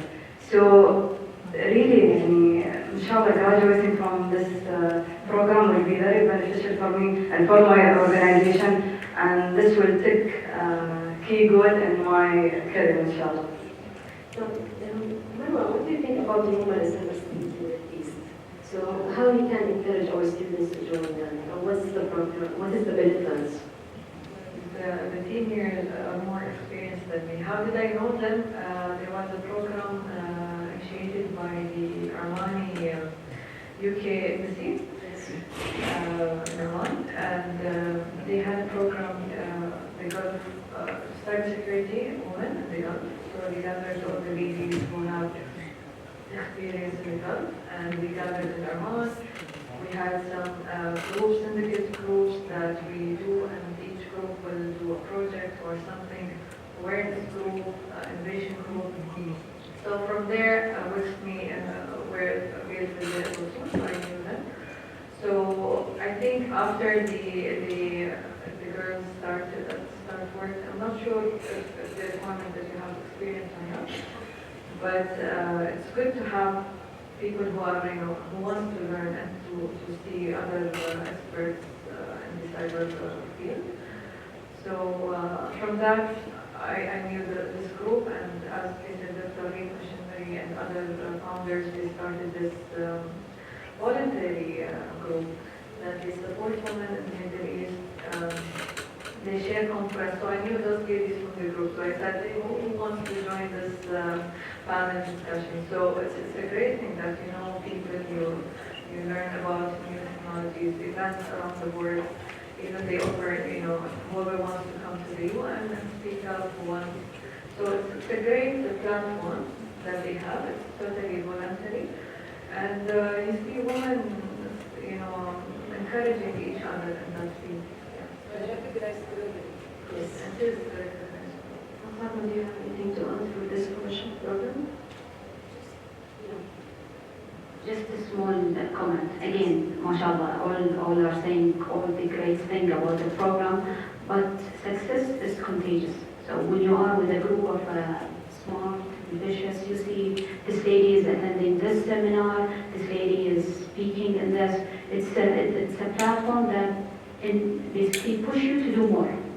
So even if you are not sure of coming, you don't have the right confidence in you to stand, you're still thinking that you are young not to stand or talk. That's what the program or the community of women in cybersecurity. So the mentor and mentee, it's not only the 3 or 4 months program. It's go beyond. You can come and talk or ask a question. This is how I got invited by this group, so I volunteered and I came. And more you involve yourself with such activity, you invest in yourself more than, and you're giving back to the community as well. So back in Bahrain, we have something called Injaz as well, which is part of GA, Junior Achievement, which again promotes young women and men in general in university to start their own company, for example. And I'm part of that. And I see young people with their smart ideas. They have company. I mean, I work in a bank while this guy who's 22 years old has a factory already. He just won the prize, for example. It's really good to be involved in such way in shaping the future, because guess what? The future is for young generation with help, small help with old generation. And you will get there. Now I'm old. Dr. Hiba, any final advices for the young engineers? Well, I think one important point is, I absolutely second what my colleagues here say. And one important point is to broaden your perspective as much as you can.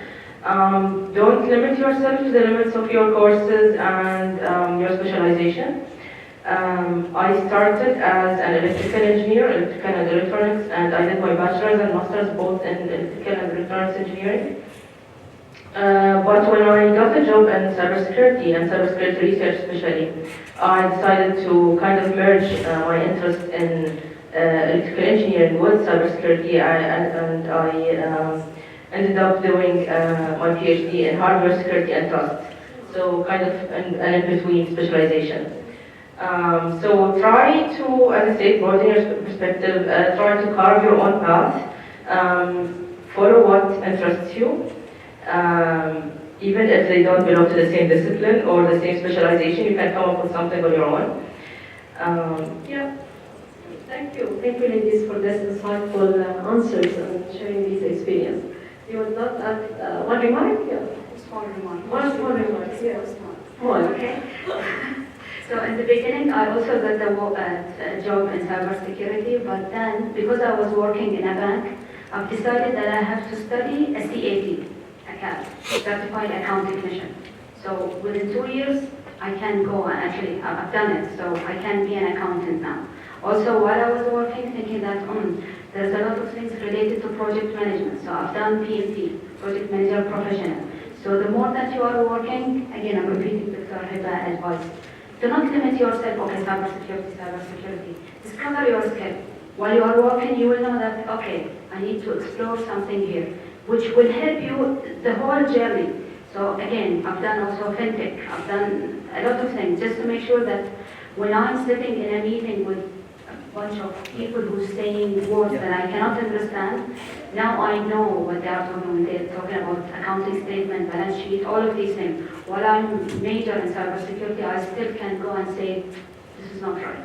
So explore more. Thank you all. I'll open the floor first for audience to ask any questions. Sure, definitely. Thank you very much, ladies, for an interesting discussion. As you know, as we are moving towards knowledge-based economy, and knowledge-based economy requires more than one degree. So having a bachelor degree is not enough. You need a master, you need a PhD. So my question is to Dr. Hiba, and I'm glad that you are in one of the organizations where you see the advantage of having a PhD. Can you share the advantage of having PhD in an industry? Because unfortunately, like there are some people who think if you have a PhD, you can work only at the university.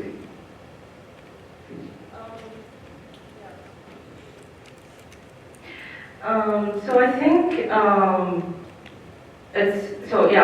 we need to clarify some of the misconceptions regarding doing PhDs and doing research in general. In most of the countries around the world who have, let's say, a more advanced state of research, the outcome of research is actually not just academic. It's not really about papers and journal papers, conference papers, and H indexes and all of these things. But it's also about enhancing the state of technology in the country. It's also about providing better solutions to the industry and to the government as well. I think our job as people who have experience in both, let's say, the government or the industrial side of things and the academic end of things is to build bridges between the two types of organizations and the two types of research. So we need to come up with research projects that could be conducted in universities and research institutes, but with more tangible results in the actual real world. I mentioned earlier today that, for example, we can have research projects with that level of solutions that we can use in, let's say, since we are in the field of cybersecurity, that we can use in securing, for example, IoT devices. So this is not something that is just about publishing conference papers or journal papers. It's also about having a real-life application and benefiting from the feedback that you get from applying the solutions that you've developed in the lab in real-life situations. Yeah. Thank you. Any other question? Yeah. Thank you. Sorry, I missed some discussion. My question to Mohandas Marwa. Yeah. I've noticed that you are from Emirates Global, and it is a big industry, big factories you are. And I think you have big power generation station, is that right? We have actually, but I'm not expert in that. Yeah. Well, maybe my question is very general. Can you tell us the challenges and/or the most serious security attack ever happened in the organization, and how did you deal with it? To be honest, I'm not sure if this is classified or not, but I don't think that we had such a big, breach in our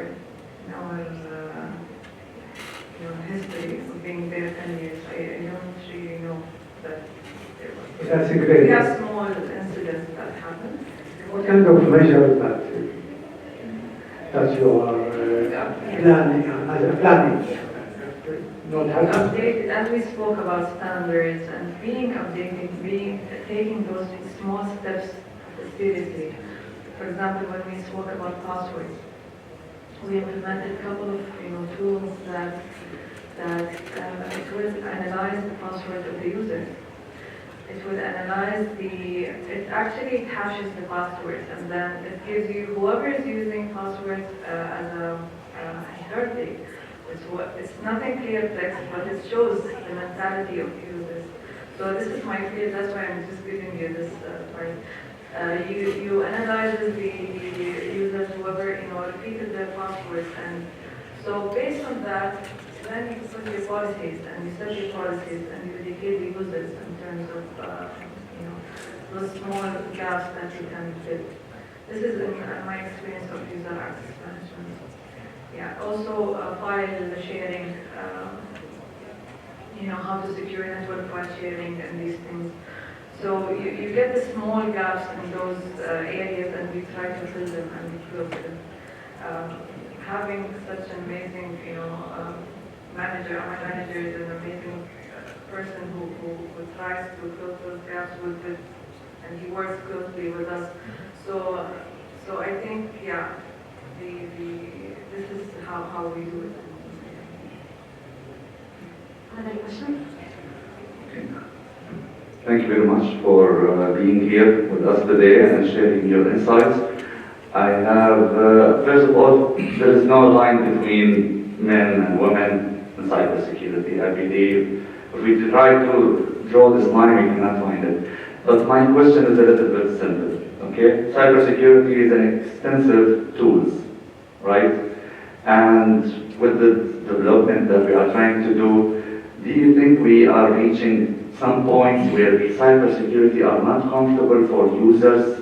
For instance, when you're actually implementing kind of cybersecurity measures, we are forcing the users into these type of checking and verification, and some of them are for all people, maybe, okay? It's very difficult to deal with. When you are trying to create an account, you have to insert a lot of inputs, maybe for the bank, maybe for other tools. Do you think we can a little bit compromise and reduce this risk, or try to come up with a solution where it's actually comfortable for the user to provide their identity without having this headache? It's a good question. I'll answer it and you can guys help me in this. See, IT and digital transformation it's a journey, and everyone should be there, part of it. Every user should be part of this journey. So, involving users, involving managers, it is how you present it to the management, for example, how to educate. In our case, we have lots of, operators. Their grades are low, they don't know those technologies. You need to educate them. And in order to be global as a company, you need to go to those kind of technologies. But you are right. We need to choose the simple. That's why I said at the beginning, when you try to bring a software, you need to see the value of that. Is it worth it to do all this headache and implement and then someone uses such a system? So having users being part of this journey and then seeing the value of that product that comes into your organization. I think I'll add a bit of a research perspective on this.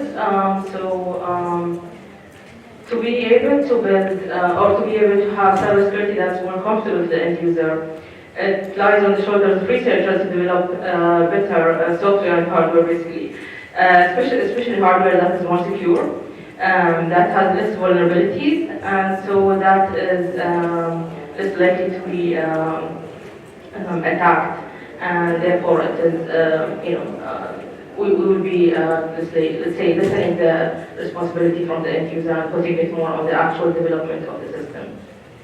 So this is one way to do it. So previously, if you asked me this question like 5-7 years ago, I would say no, this is the rules, this is cybersecurity, this is the standard, this is the policy, and I'm going to name ISO 27001 framework nested. So that I would do 7 years ago. But now, no. Currently, the board is basically business or any other industry is relying on user and the user's mindset, as I said. So without you, actually we cannot move because you are the weakest and the strongest link. So what we have tried to do is to engage the users, whether it's customers, whether it's internal users. So we are telling them why we are doing the thing we are doing. It's just not for the awareness session, for example. We're not just giving you the material and say, yeah, read, sign, and do the checklist. Actually, we are in a phase that we understand the user behavior, so we can give you a better way of training. So, for example, we do a phishing campaign, and it's related to the culture of the company. So we are trying to make sure that what you are receiving, similar to what we are doing with the traffic, we want to raise the awareness, not just to find you, we will get your money later, but you have to know that basically there is a serious issue if you exceed the limit. The same with the banking. When it comes to user, there's a reason behind we are telling you be careful, read, don't click at anything. We put a lot of controls, trust me, to do a phishing campaign that I'm doing internally in the bank, I need to break 10 to 15 controls to make it reach to the user. Imagine you can click without that for one mistake. Now for the customers, we're trying to educate them as well and giving them why, for example, you should keep, I'm sure that you've seen October is cybersecurity awareness day. So by that, we are also trying to enhance or improve the awareness of the customers, the users. We tell them that don't click on SMS or anything. And there's a new thing that recently is emerging in the industry, in the banking. There is something called user experience. Along with cybersecurity, we are working hand to hand just to make sure that, okay, don't put a lot of 3 questions, 6 questions. We're just balancing these between controls and cybersecurity. So previously, cloud was not allowed in Bahrain or the UAE, like 5 years ago. Now, no, government is having cloud, the first cloud. We have AWS zone here in UAE, Bahrain. So previously, we were very much rigid, saying no. No, actually, we are working hand to hand. We have the first mobile banking application. 5-7 years ago, that was not even possible by central banks. Currently, even you can do encryption, with Bitcoin and everything. It's legalized now. So previously, we said, don't do Bitcoin. Now, yes, it's legal by central bank. Thank you. Maybe I'll just add something. In our daily operations, you find something that is critical that you have to do it, like by yourself. There's a specific guideline or policy, but maybe I'm talking in daily tasks that you will do. The use of AI will be implemented in future products. So this will be beneficial for users. So just wait for it, inshallah, and your operations will be more easier. Thank you all. That's bringing me to the end of this discussion.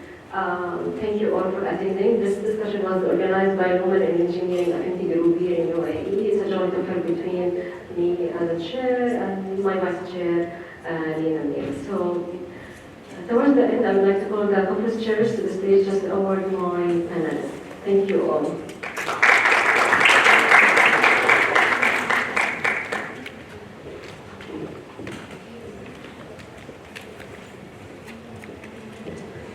Start with Ms. Marwan Barzouki.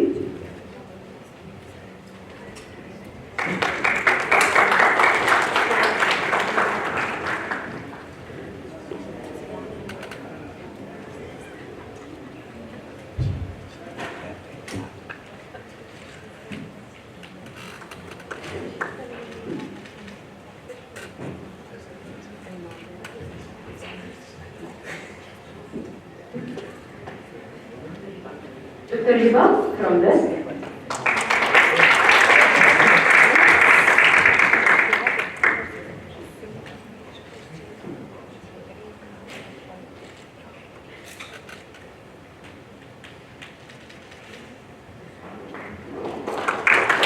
My next panelist is Fatma Kardan from ABC Bank, Bahrain.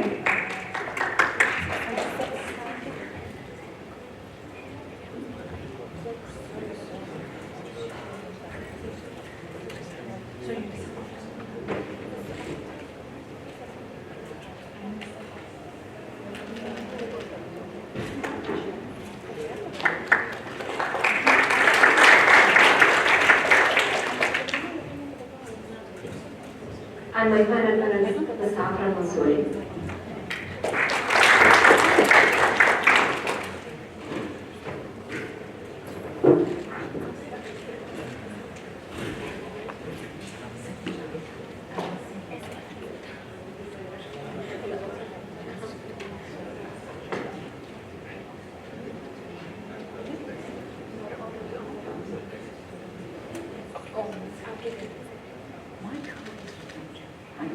Thank you all. Please have the lunch outside.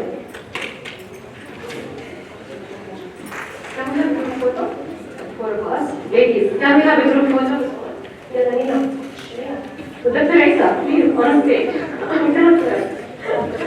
We'll have a group photo.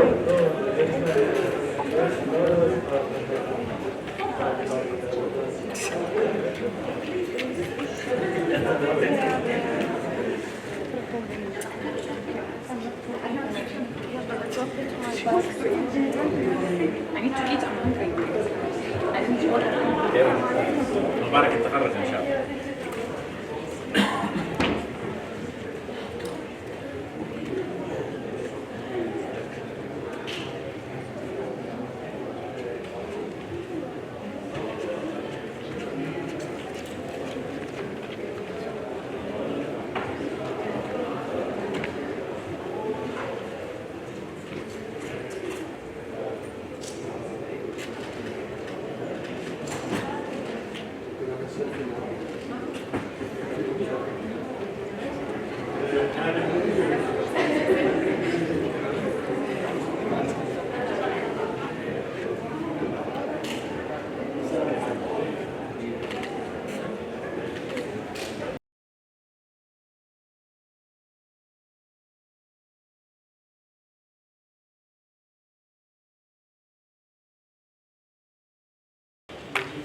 Okay, good afternoon everyone. So welcome to the last session of our conference ICSPIS.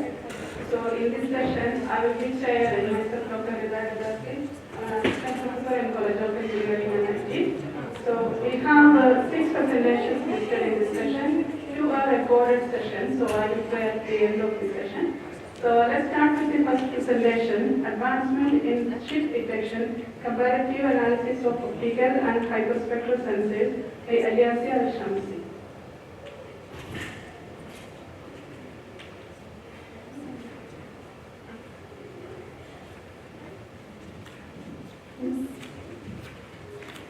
Good afternoon, everyone. Thank you for joining us in today's presentation. I'm honored to be standing before you today to present to you this research paper that is the collaborative work involving the collective expertise of 4 individuals, starting with Dr. Alvi, Dr. Hussein from the University of Dubai, Director Saeed al-Mansouri from Mohammed bin Rashid Space Center, and myself, Riyadi Shamsi from the American University of Sharjah.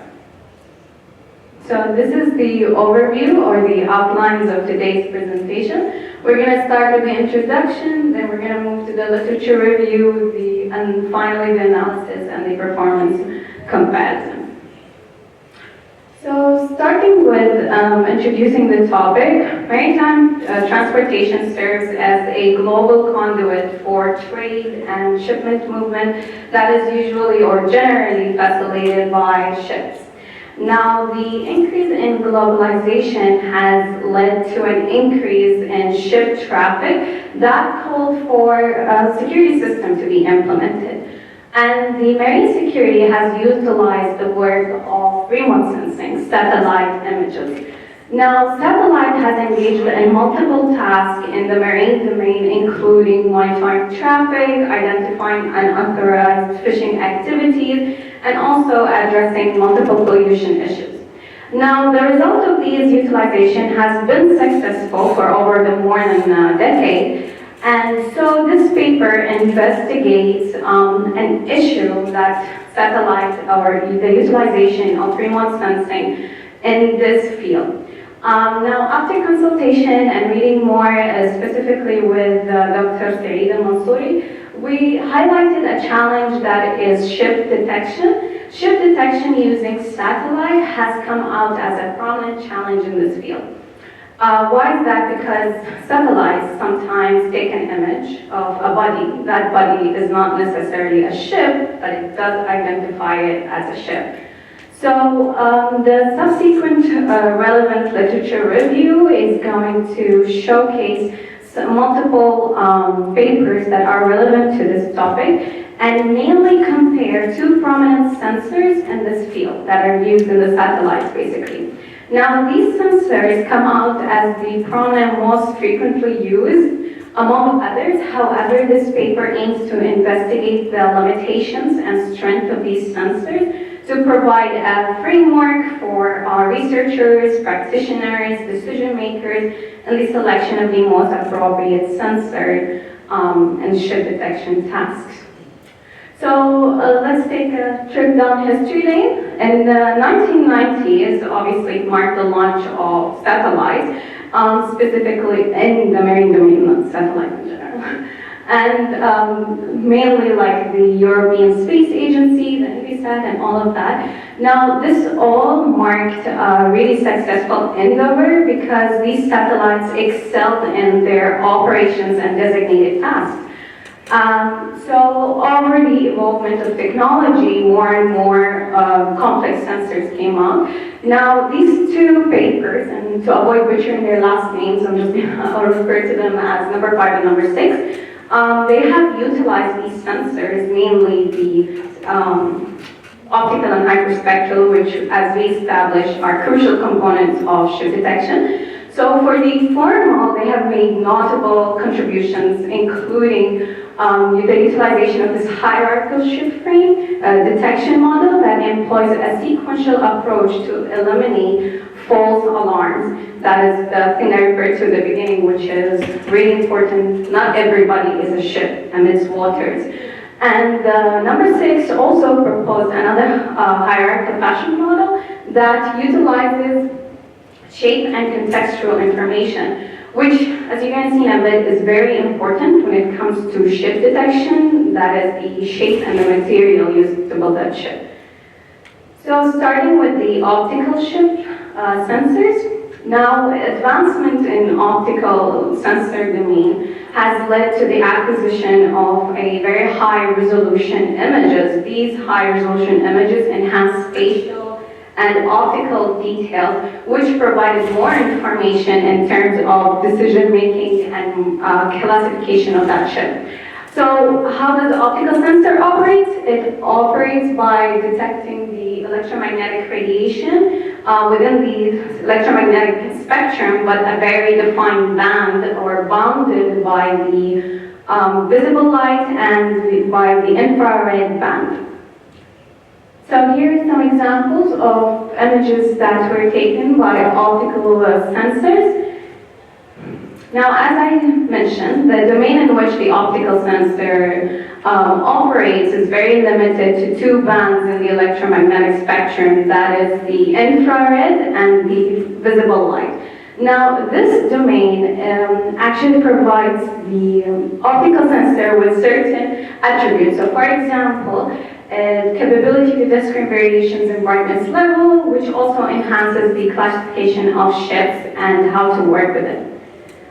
So obviously any sensor comes with its shortages. At first we can see that there's a myriad range of advantages to using optical sensors. This include wider range, high spatial resolution, and also real-time or near real-time data acquisition, which is excellent. However, there are external distortion or external noises that might affect the image acquisition when it comes to satellite capturing them. Some of these external distortions include environmental or atmospheric conditions such as cloud or haze. As you can see, they obscure the images. However, there are algorithms in place that actually work on addressing this and fixing or correcting these images.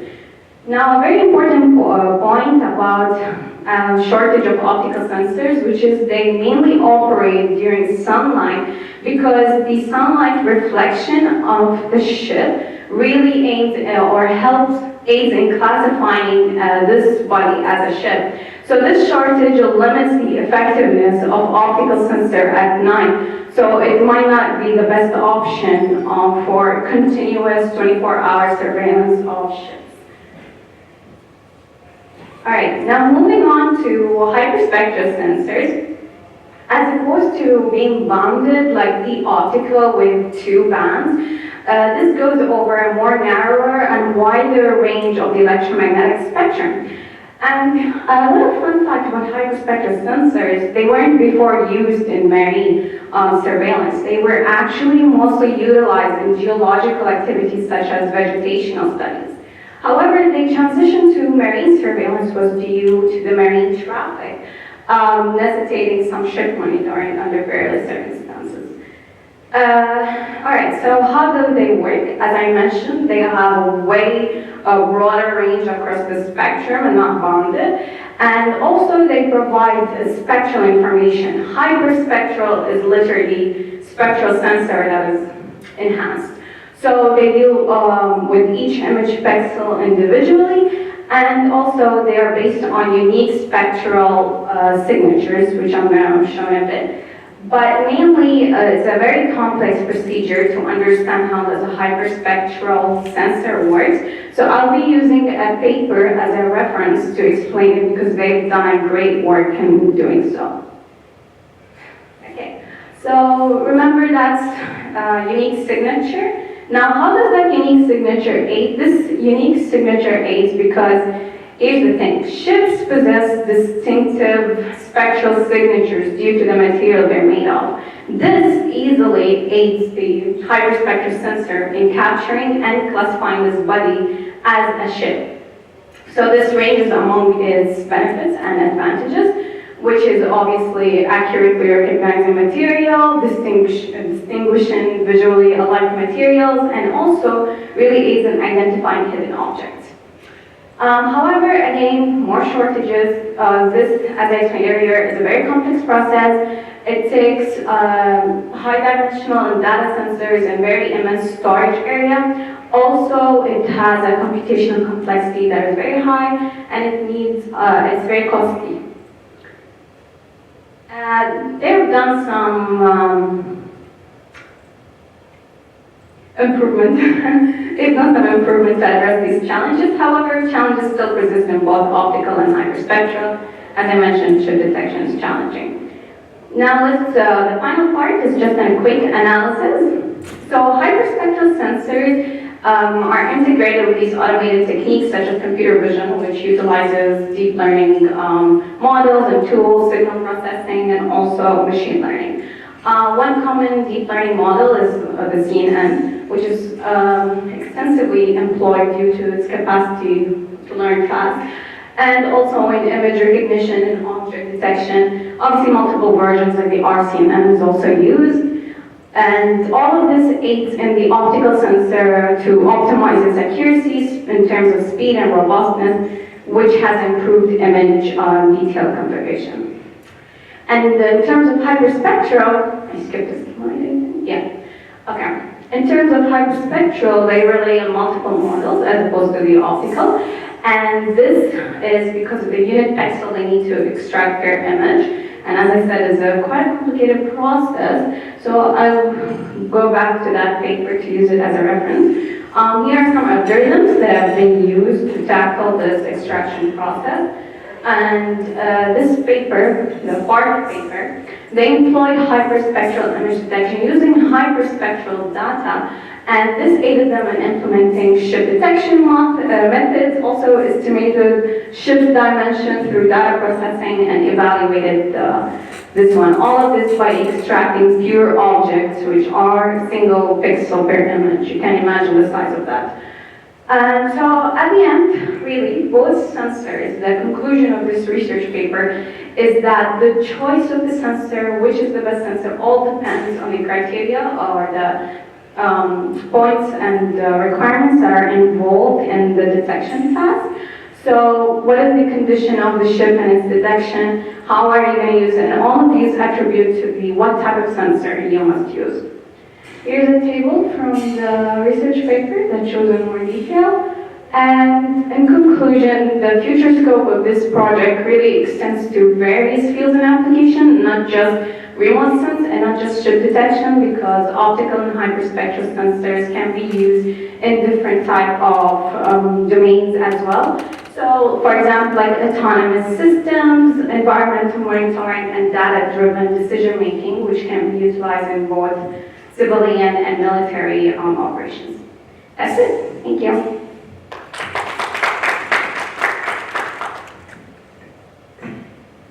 Thank you, Elias, for the wonderful presentation. Now the floor is open for questions.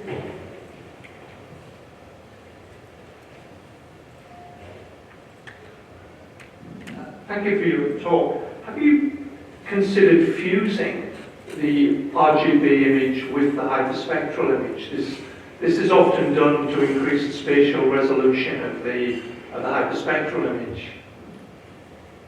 Actually, I've read papers that prove that the merge of both sensors prove to be inefficient, that it's more efficiently useful to incorporate one single sensor per satellite when it comes to the detection of ships, because of the acquisition of real-time data or near real-time becomes harder and harder, and it proves to clash with each other as the limitation of the optical sensor being bounded by a certain segment within the electromagnetic band really hinders it from working and hinders the spatial spectral component to the hyperspectral sensors because it can detect more through narrower bands. There are lots of papers that do that quite successfully, but I think given that you're on a satellite, you've probably got a choice of going one way or another, then that maybe influences the decision a little bit. Thank you. Thank you. Any other question?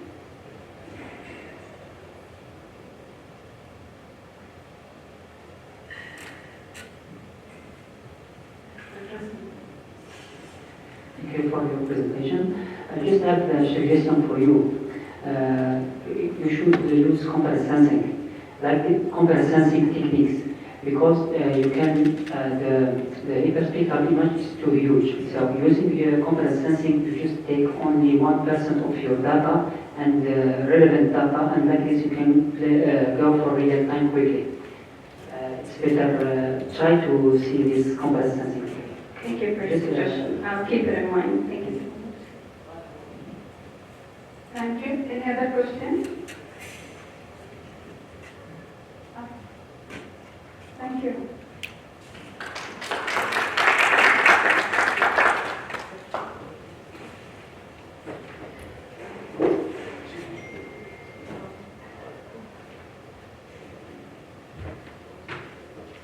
Okay, our next presentation is Enhanced Pedestrian Detection and Tracking using Multi-Person Face Extraction and Deep Convolution Network.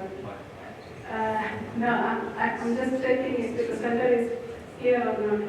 Everyone, my name is Hera Hamid, and today I have to No, actually, the presenter is not here now. It seems the next two also, they are not here, but I will just read the name just to see if they are here.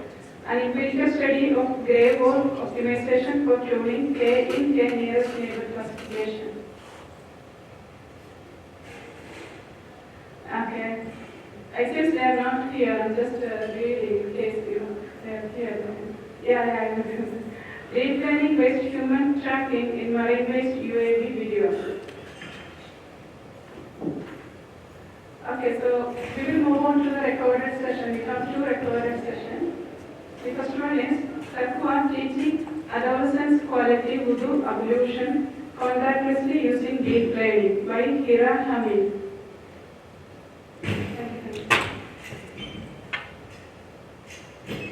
Everyone, my name is Hera Hamid, and today I have to present my work, which is based on Taqwa, the teaching adolescent quality of wudu contactlessly using the deep learning model. The agenda of the presentation includes the motivation, existing technology, introduction, experimental setup, methodology, result and discussion, conclusion, and future work. References.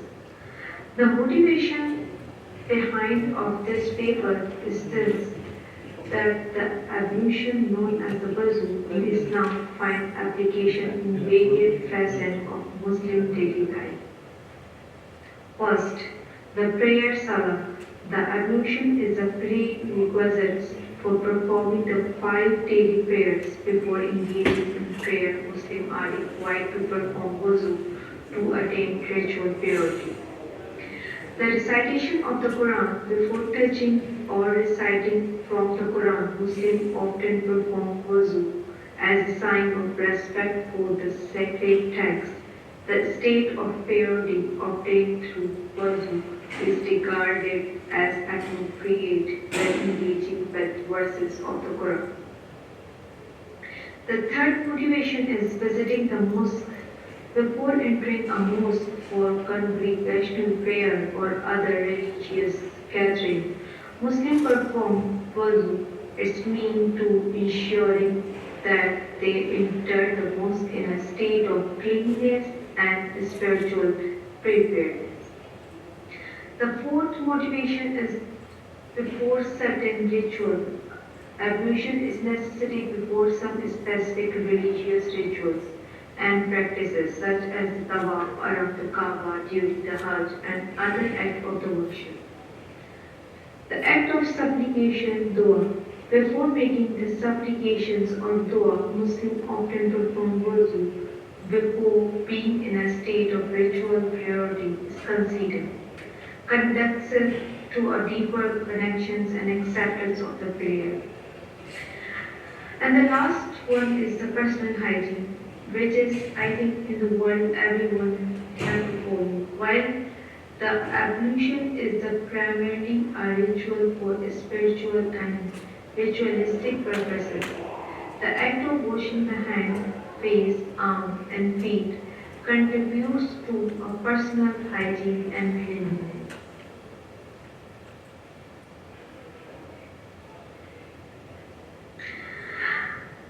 All the approaches are well developed, although these techniques have a high identification rate, each is limited to its own context and has its own set of limitations and concerns. The majority of the researchers' efforts are focused on successfully identifying the ablution steps, which require a variety of methods, including the use of color hands, gloves, microscopic devices, scope, and mainly camera-based. The existing ablution recognition systems are mainly based on camera, which have fundamental limitations such as the poor lighting conditions, impacting the quality of the recorded images. Potential training challenges with longer video sequence data, field discomfort to wearing it, and serious privacy concerns. Some are more expensive to purchase it into a local basis.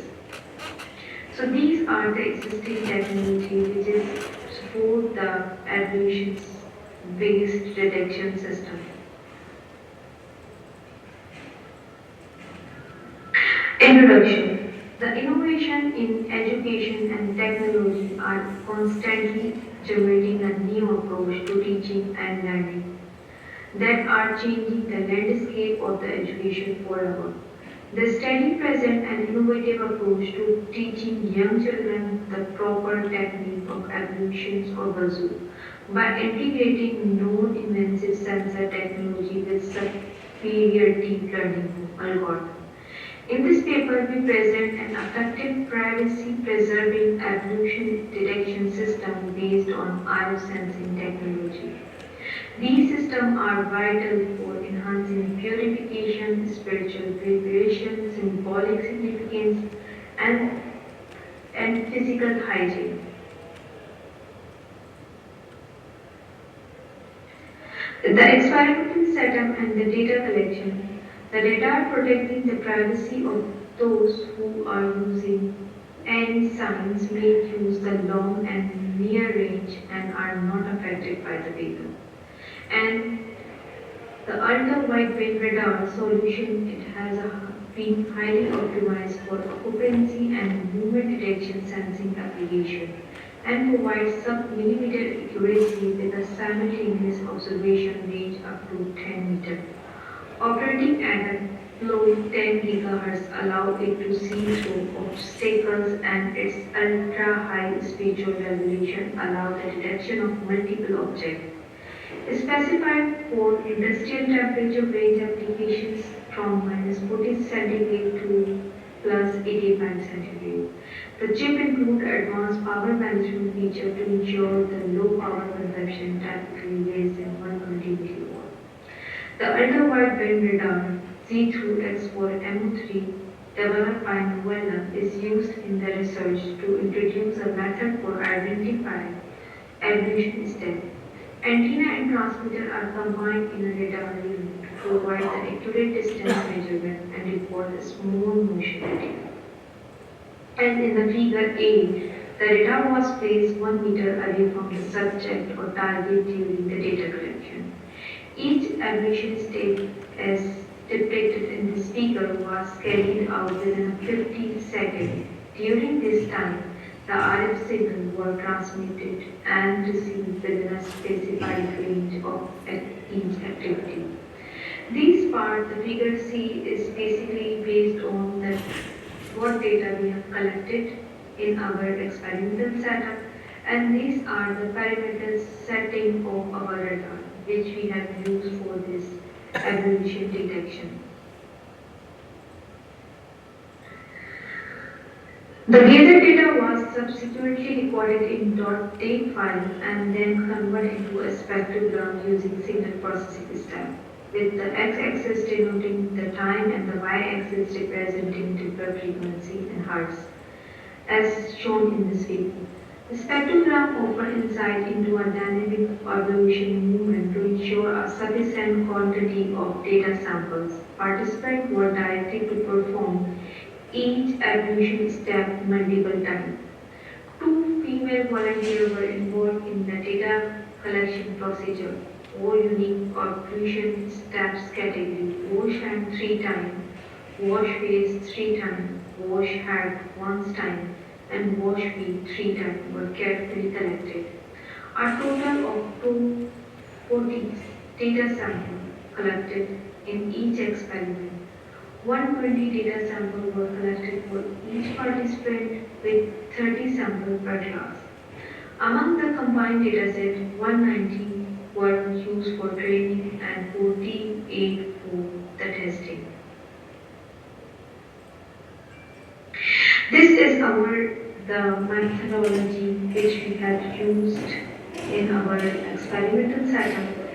The data is recorded by this radar, which is a see-through radar, and the data file is converted into our PC in the form of the date file, and then we have taken the radar signal amplitude from it and convert it into a spectrogram using the FFT. After taking the spectrogram, we apply into a different deep learning model, and then we have categorized into the classifications of evolution steps. This is our experimental results. The data set which include 4 main evolution steps: the wash hand 3 times, wash face 3 times, wash head once time, and wash feet 3 times were collected from 2 people of different age group. The data split for the experiments was 80% for the training and 20% for the testing. Both the BGG16 and BGG19 page-hand model were trained for 50 epochs each, choosing the ADAMAX optimizer with a learning rate of 0.001. The experimental results are illustrated showing the confusion matrix used by the BGG16 and BGG19 model. For the BGG16 model, to the evolution class classification using the combined dataset, the figures show that the most of the classes are correctly identified, while the wash hand 3 times has a classification accuracy of 90% with a 10% resemblance to the wash face 3 times. In the next, likewise, the confusion matrix for the combined data set of BGG19, the majority of classes are accurately classified. Through wash hand 3 times and wash feet 3 times display the discrepancies. Wash feet 3 times is similar to the wash hand 3 times by 25%, and wash hand 3 times bears an 8% similarity to the wash feet 3 times. The complete accuracy, precision, recall, and F1 results for the evaluated deep learning model that David clearly show that in the next slide. The table clearly show that on the combined dataset, the BGG16 outperforms BGG19, achieving an outstanding overall classification accuracy is 97.92. And if you have shown that the precision is also very high in the case of BGG16 is 0.98, recall is also as high as compared to the BGG16 is 0.98, and F1 score also is very high as compared to the BGG19.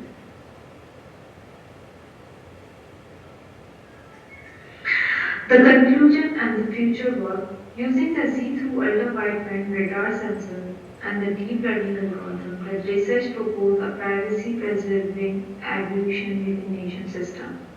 The study focused on 4 common evolution steps, which is basic in the religion of Islam. Wash hand 3 times, wash feet 3 times, wash face, the wash hand 3 times, wash face 3 times, wash head 1 time, and wash feet 3 times. A spectrogram capturing microdoppler pictures were recorded for each evolution step class and used to train BGG16 and BGG19 deep learning model. The classification accuracy of most of the classes approach 100%. Overall, the system achieved an accuracy of 97.92 across all 4 classes using BGG16. The initial phase of this work has produced a dataset encompassing 4 evolution steps.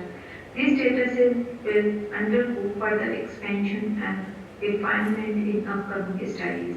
Additionally, we will address the essential challenges in evolution detection system, particularly focus on real-time tracking. These are the references which we are used in our presentation. And thank you for listening.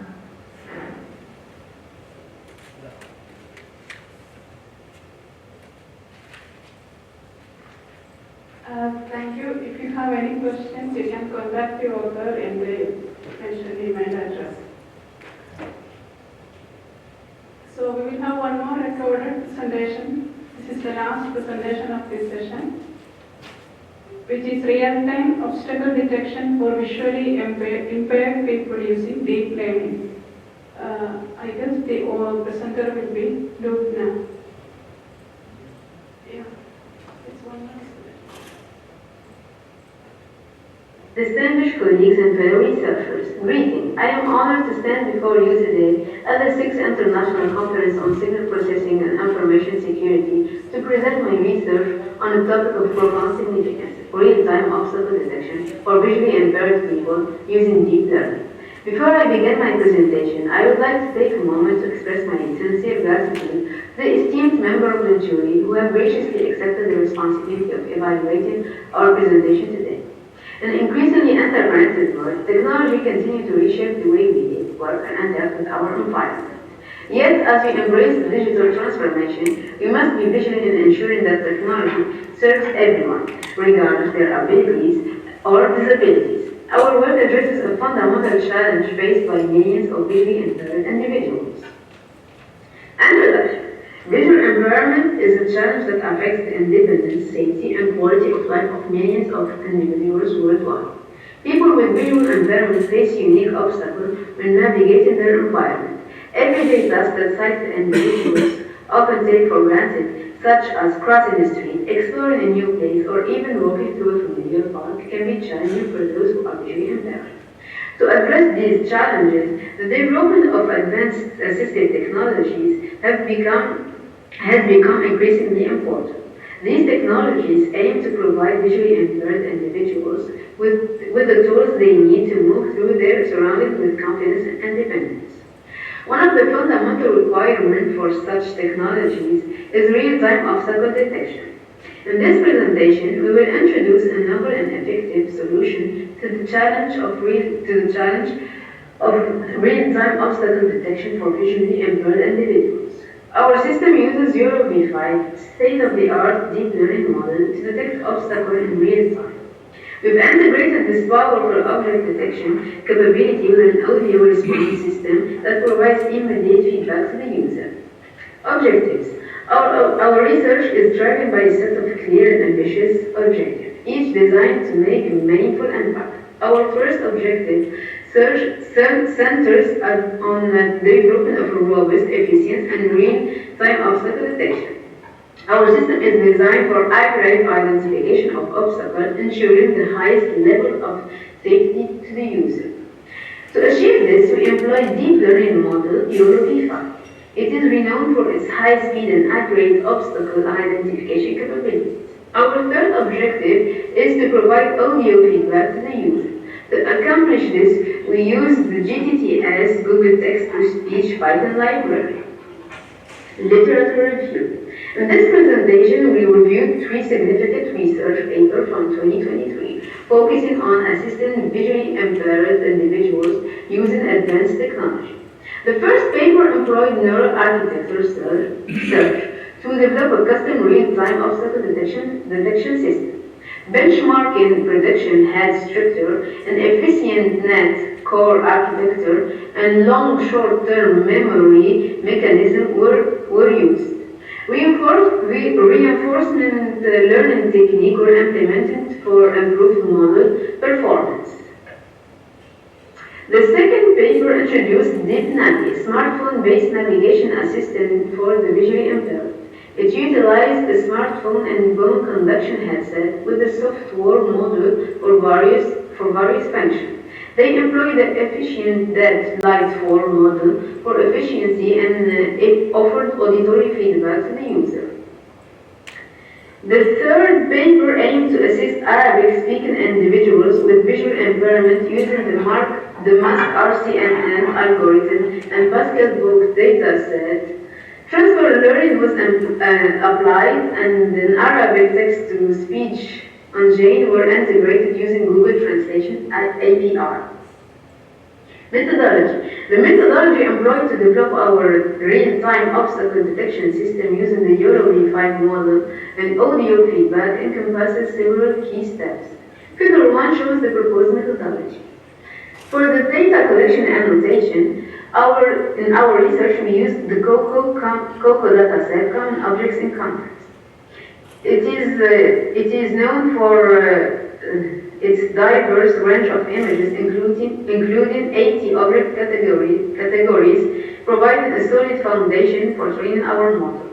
We meticulously annotated the dataset to highlight obstacle and objects of relevance to visually impaired individuals, including pedestrians, vehicles, and various environmental abstractions. Euro V5 architecture. Euro V5 is an advanced object detection algorithm, part of the Euro family of models, known for its real-time object detection capabilities. It efficiently identifies and locates multiple objects in an image or video frame in a single pass. Euro V5 builds on its previous model with architectural enhancement, optimization, and improved accuracy. It employs a deep convolutional neural network CNN with specialized layers to process and analyze input images for predicting object bounding boxes and class labels. Figure 2 presents the architecture of Euro V5. The key architectural features for Euro V5 include backbones network that extracts structural features from the input images, the net that gathers features from multiple levels of the backbone network, facilitating Euro V5's ability to accurately detect objects throughout the image, including objects of varying scales. Detection head generates bounding box prediction and class scores for detected objects. The transfer learning was employed for this approach to train the Euro V5 model for obstacle detection. This process involved initializing the Euro V5 model with the pre-trained weights obtained from the COCO dataset.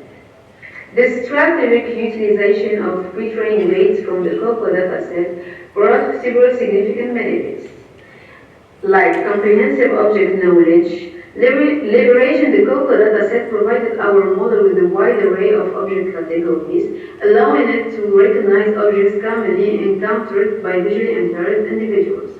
Contextual adaptability. Training on the COCO dataset equips our model to adapt to diverse environmental conditions, exposing it to variation in object appearance that are influenced by context.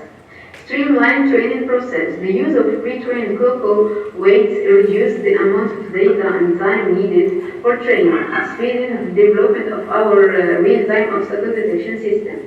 Improved consistency and reliability. The high-quality annotation and curated images in the COCO dataset enhanced the model's prediction, ensuring critical consistency and reliability, which are essential for real-time safety applications. The audio response. The audio response system is a crucial part of our real-time obstacle detection solution. It transforms detection results into natural sound and speech, enabling visually impaired users to interact effectively with their surroundings. We utilize the GTDS API to ensure that the auditory feedback is both accurate and easily understandable. Result in performance. In this section, we highlight the crucial step of training Euro V5 for visual impairment. This involves carefully selecting 18 relevant object classes for visually impaired people. The training benefits from Google Colab GPU for faster and more efficient model training. Euro V5 is used for its real-time object detection performance. After training, an evaluation is conducted, including a comparison with an RCNN model. This effort is aimed at providing visually impaired people with accurate and timely information about their surroundings, enhancing their safety and independence. This RCNN model was trained under the same parameters and encompasses identical classes as our Euro V5 built system. The results of the training are presented in the table 1. The metrics employed to assess these models include recall that measures how well a model identifies a relevant instance in a data set. Precision evaluates the accuracy of a model's positive prediction. The F1 scores is the harmonic mean of precision and recall, balance and accuracy. The MIP mean average precision calculates the average precision for each class, offering an overall assessment of a model's detection accuracy across all classes. We meticulously assessed and compared the detection capabilities of both the YOLO V5 and RCNN techniques in real-world situations. The evaluation encompasses various indoor and outdoor settings, ensuring a comprehensive examination of their performance. Figure 3 demonstrates the indoor detection performance. Likewise, Figure 4 represents the outdoor detection performance for both the methods. Table 2 represents the detection performance result. Discussion. The comparison between YOLO V5 and RCNN in terms of both training and detection performance provides valuable insight into their practical utility for assisting visually impaired individuals. YOLO V5 excelled in training, displaying high mean average precision for various object classes, demonstrating its effective object recognition capabilities. In contrast, RCNN's training resulted in lower MIP, suggesting difficulties in learning distinctive features.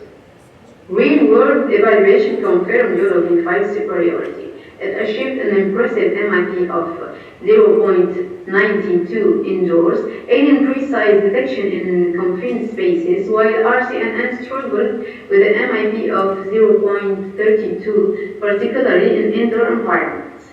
Outdoor, YOLO V5 maintained strong performance with an MIP of 0.88, while RCNN faced challenges with a lower MIP of 0.25, particularly in outdoor scenarios. YOLO V5's exceptional training and detection results underscore its potential to significantly enhance the autonomy and safety of visually impaired individuals in various real-world situations. Conclusion. This paper presents a novel approach to address challenges faced by visually impaired individuals in object detection and navigation. By combining YOLO V5, a deep learning model with an audio response system, the study demonstrates the potential to enhance spatial awareness and mobility for the visually impaired. Through transfer learning from the COCO dataset and training on Google Colab View, a robust and accurate object detection model was achieved. Real-world evaluation indoors and outdoors revealed impressive mean average precision scores of 0.92 and 0.88 respectively, reinforcing YOLO V5's efficacy in rapid and precise object detection. Future work could explore advanced auditory cues and spatial audio integration for further system enhancement. We also implemented YOLO V7 in this work. In further work, the authors are developing the implementation of YOLO V7 for the same application. Results are being reported elsewhere. These are the references that we used. Thank you for your attention.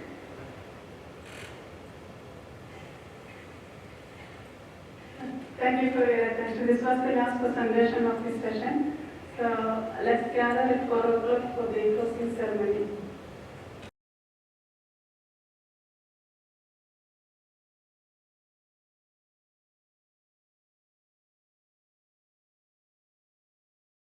Ladies and gentlemen, we would like to announce the best paper award for the 6th IEEE International Conference on Signal Processing and Information Security, which was sponsored by Huawei. I would like to request the conference chair to join me on the stage.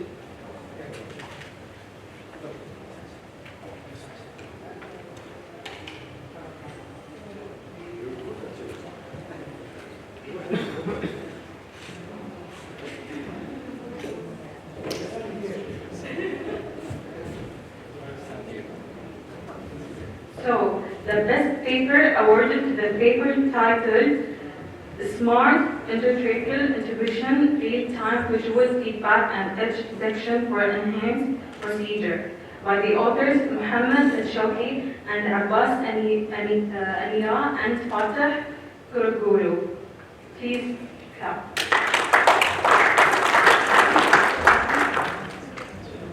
Congratulations to the winner, and this marks the end of the ICSPIS 2023.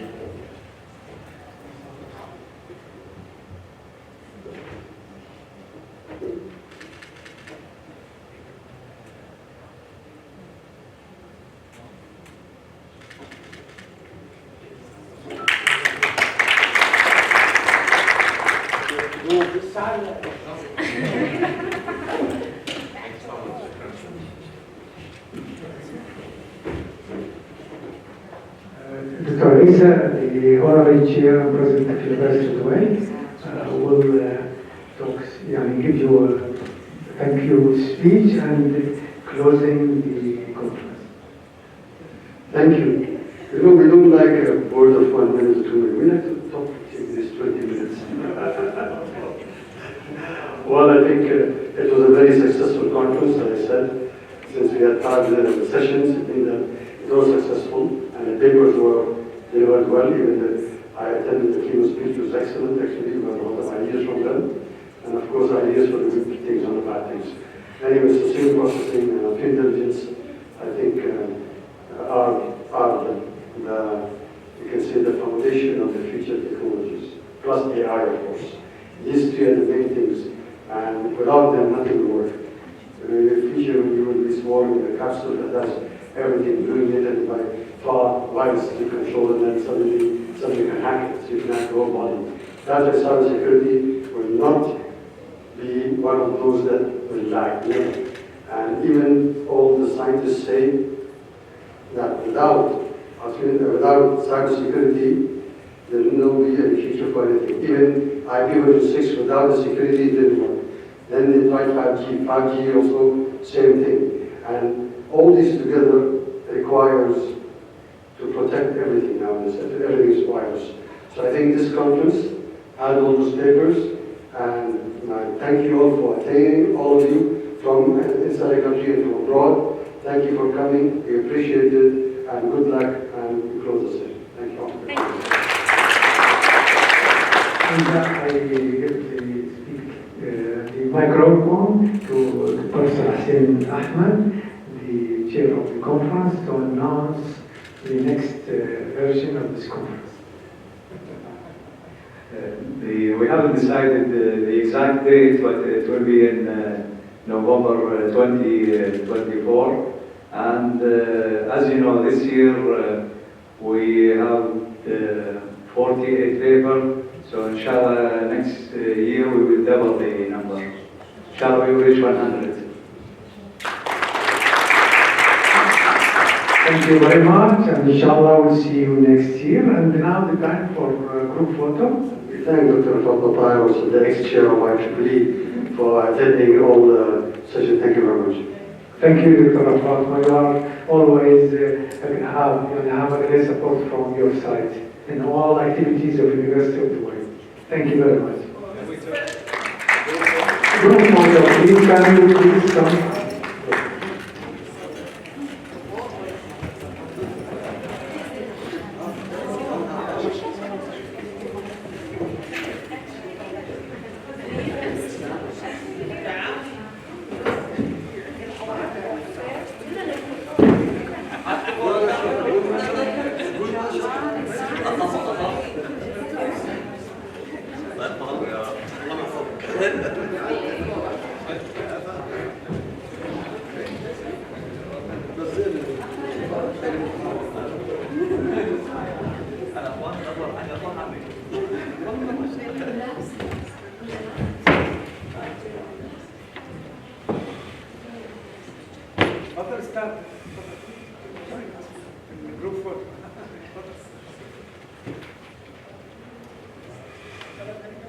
You can beat them, join them.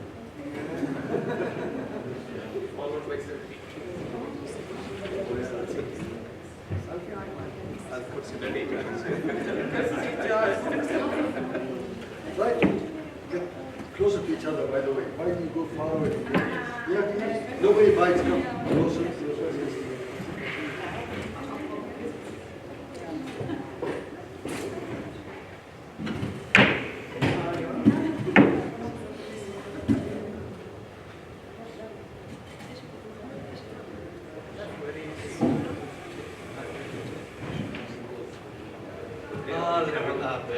Photoshop together, stitch them together.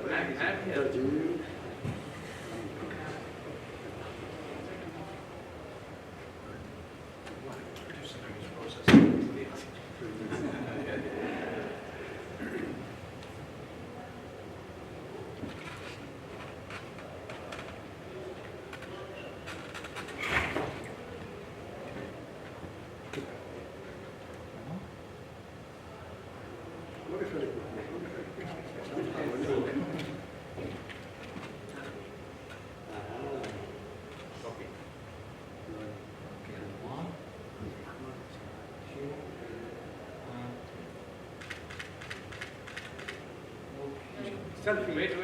Stay for selfie. Yeah.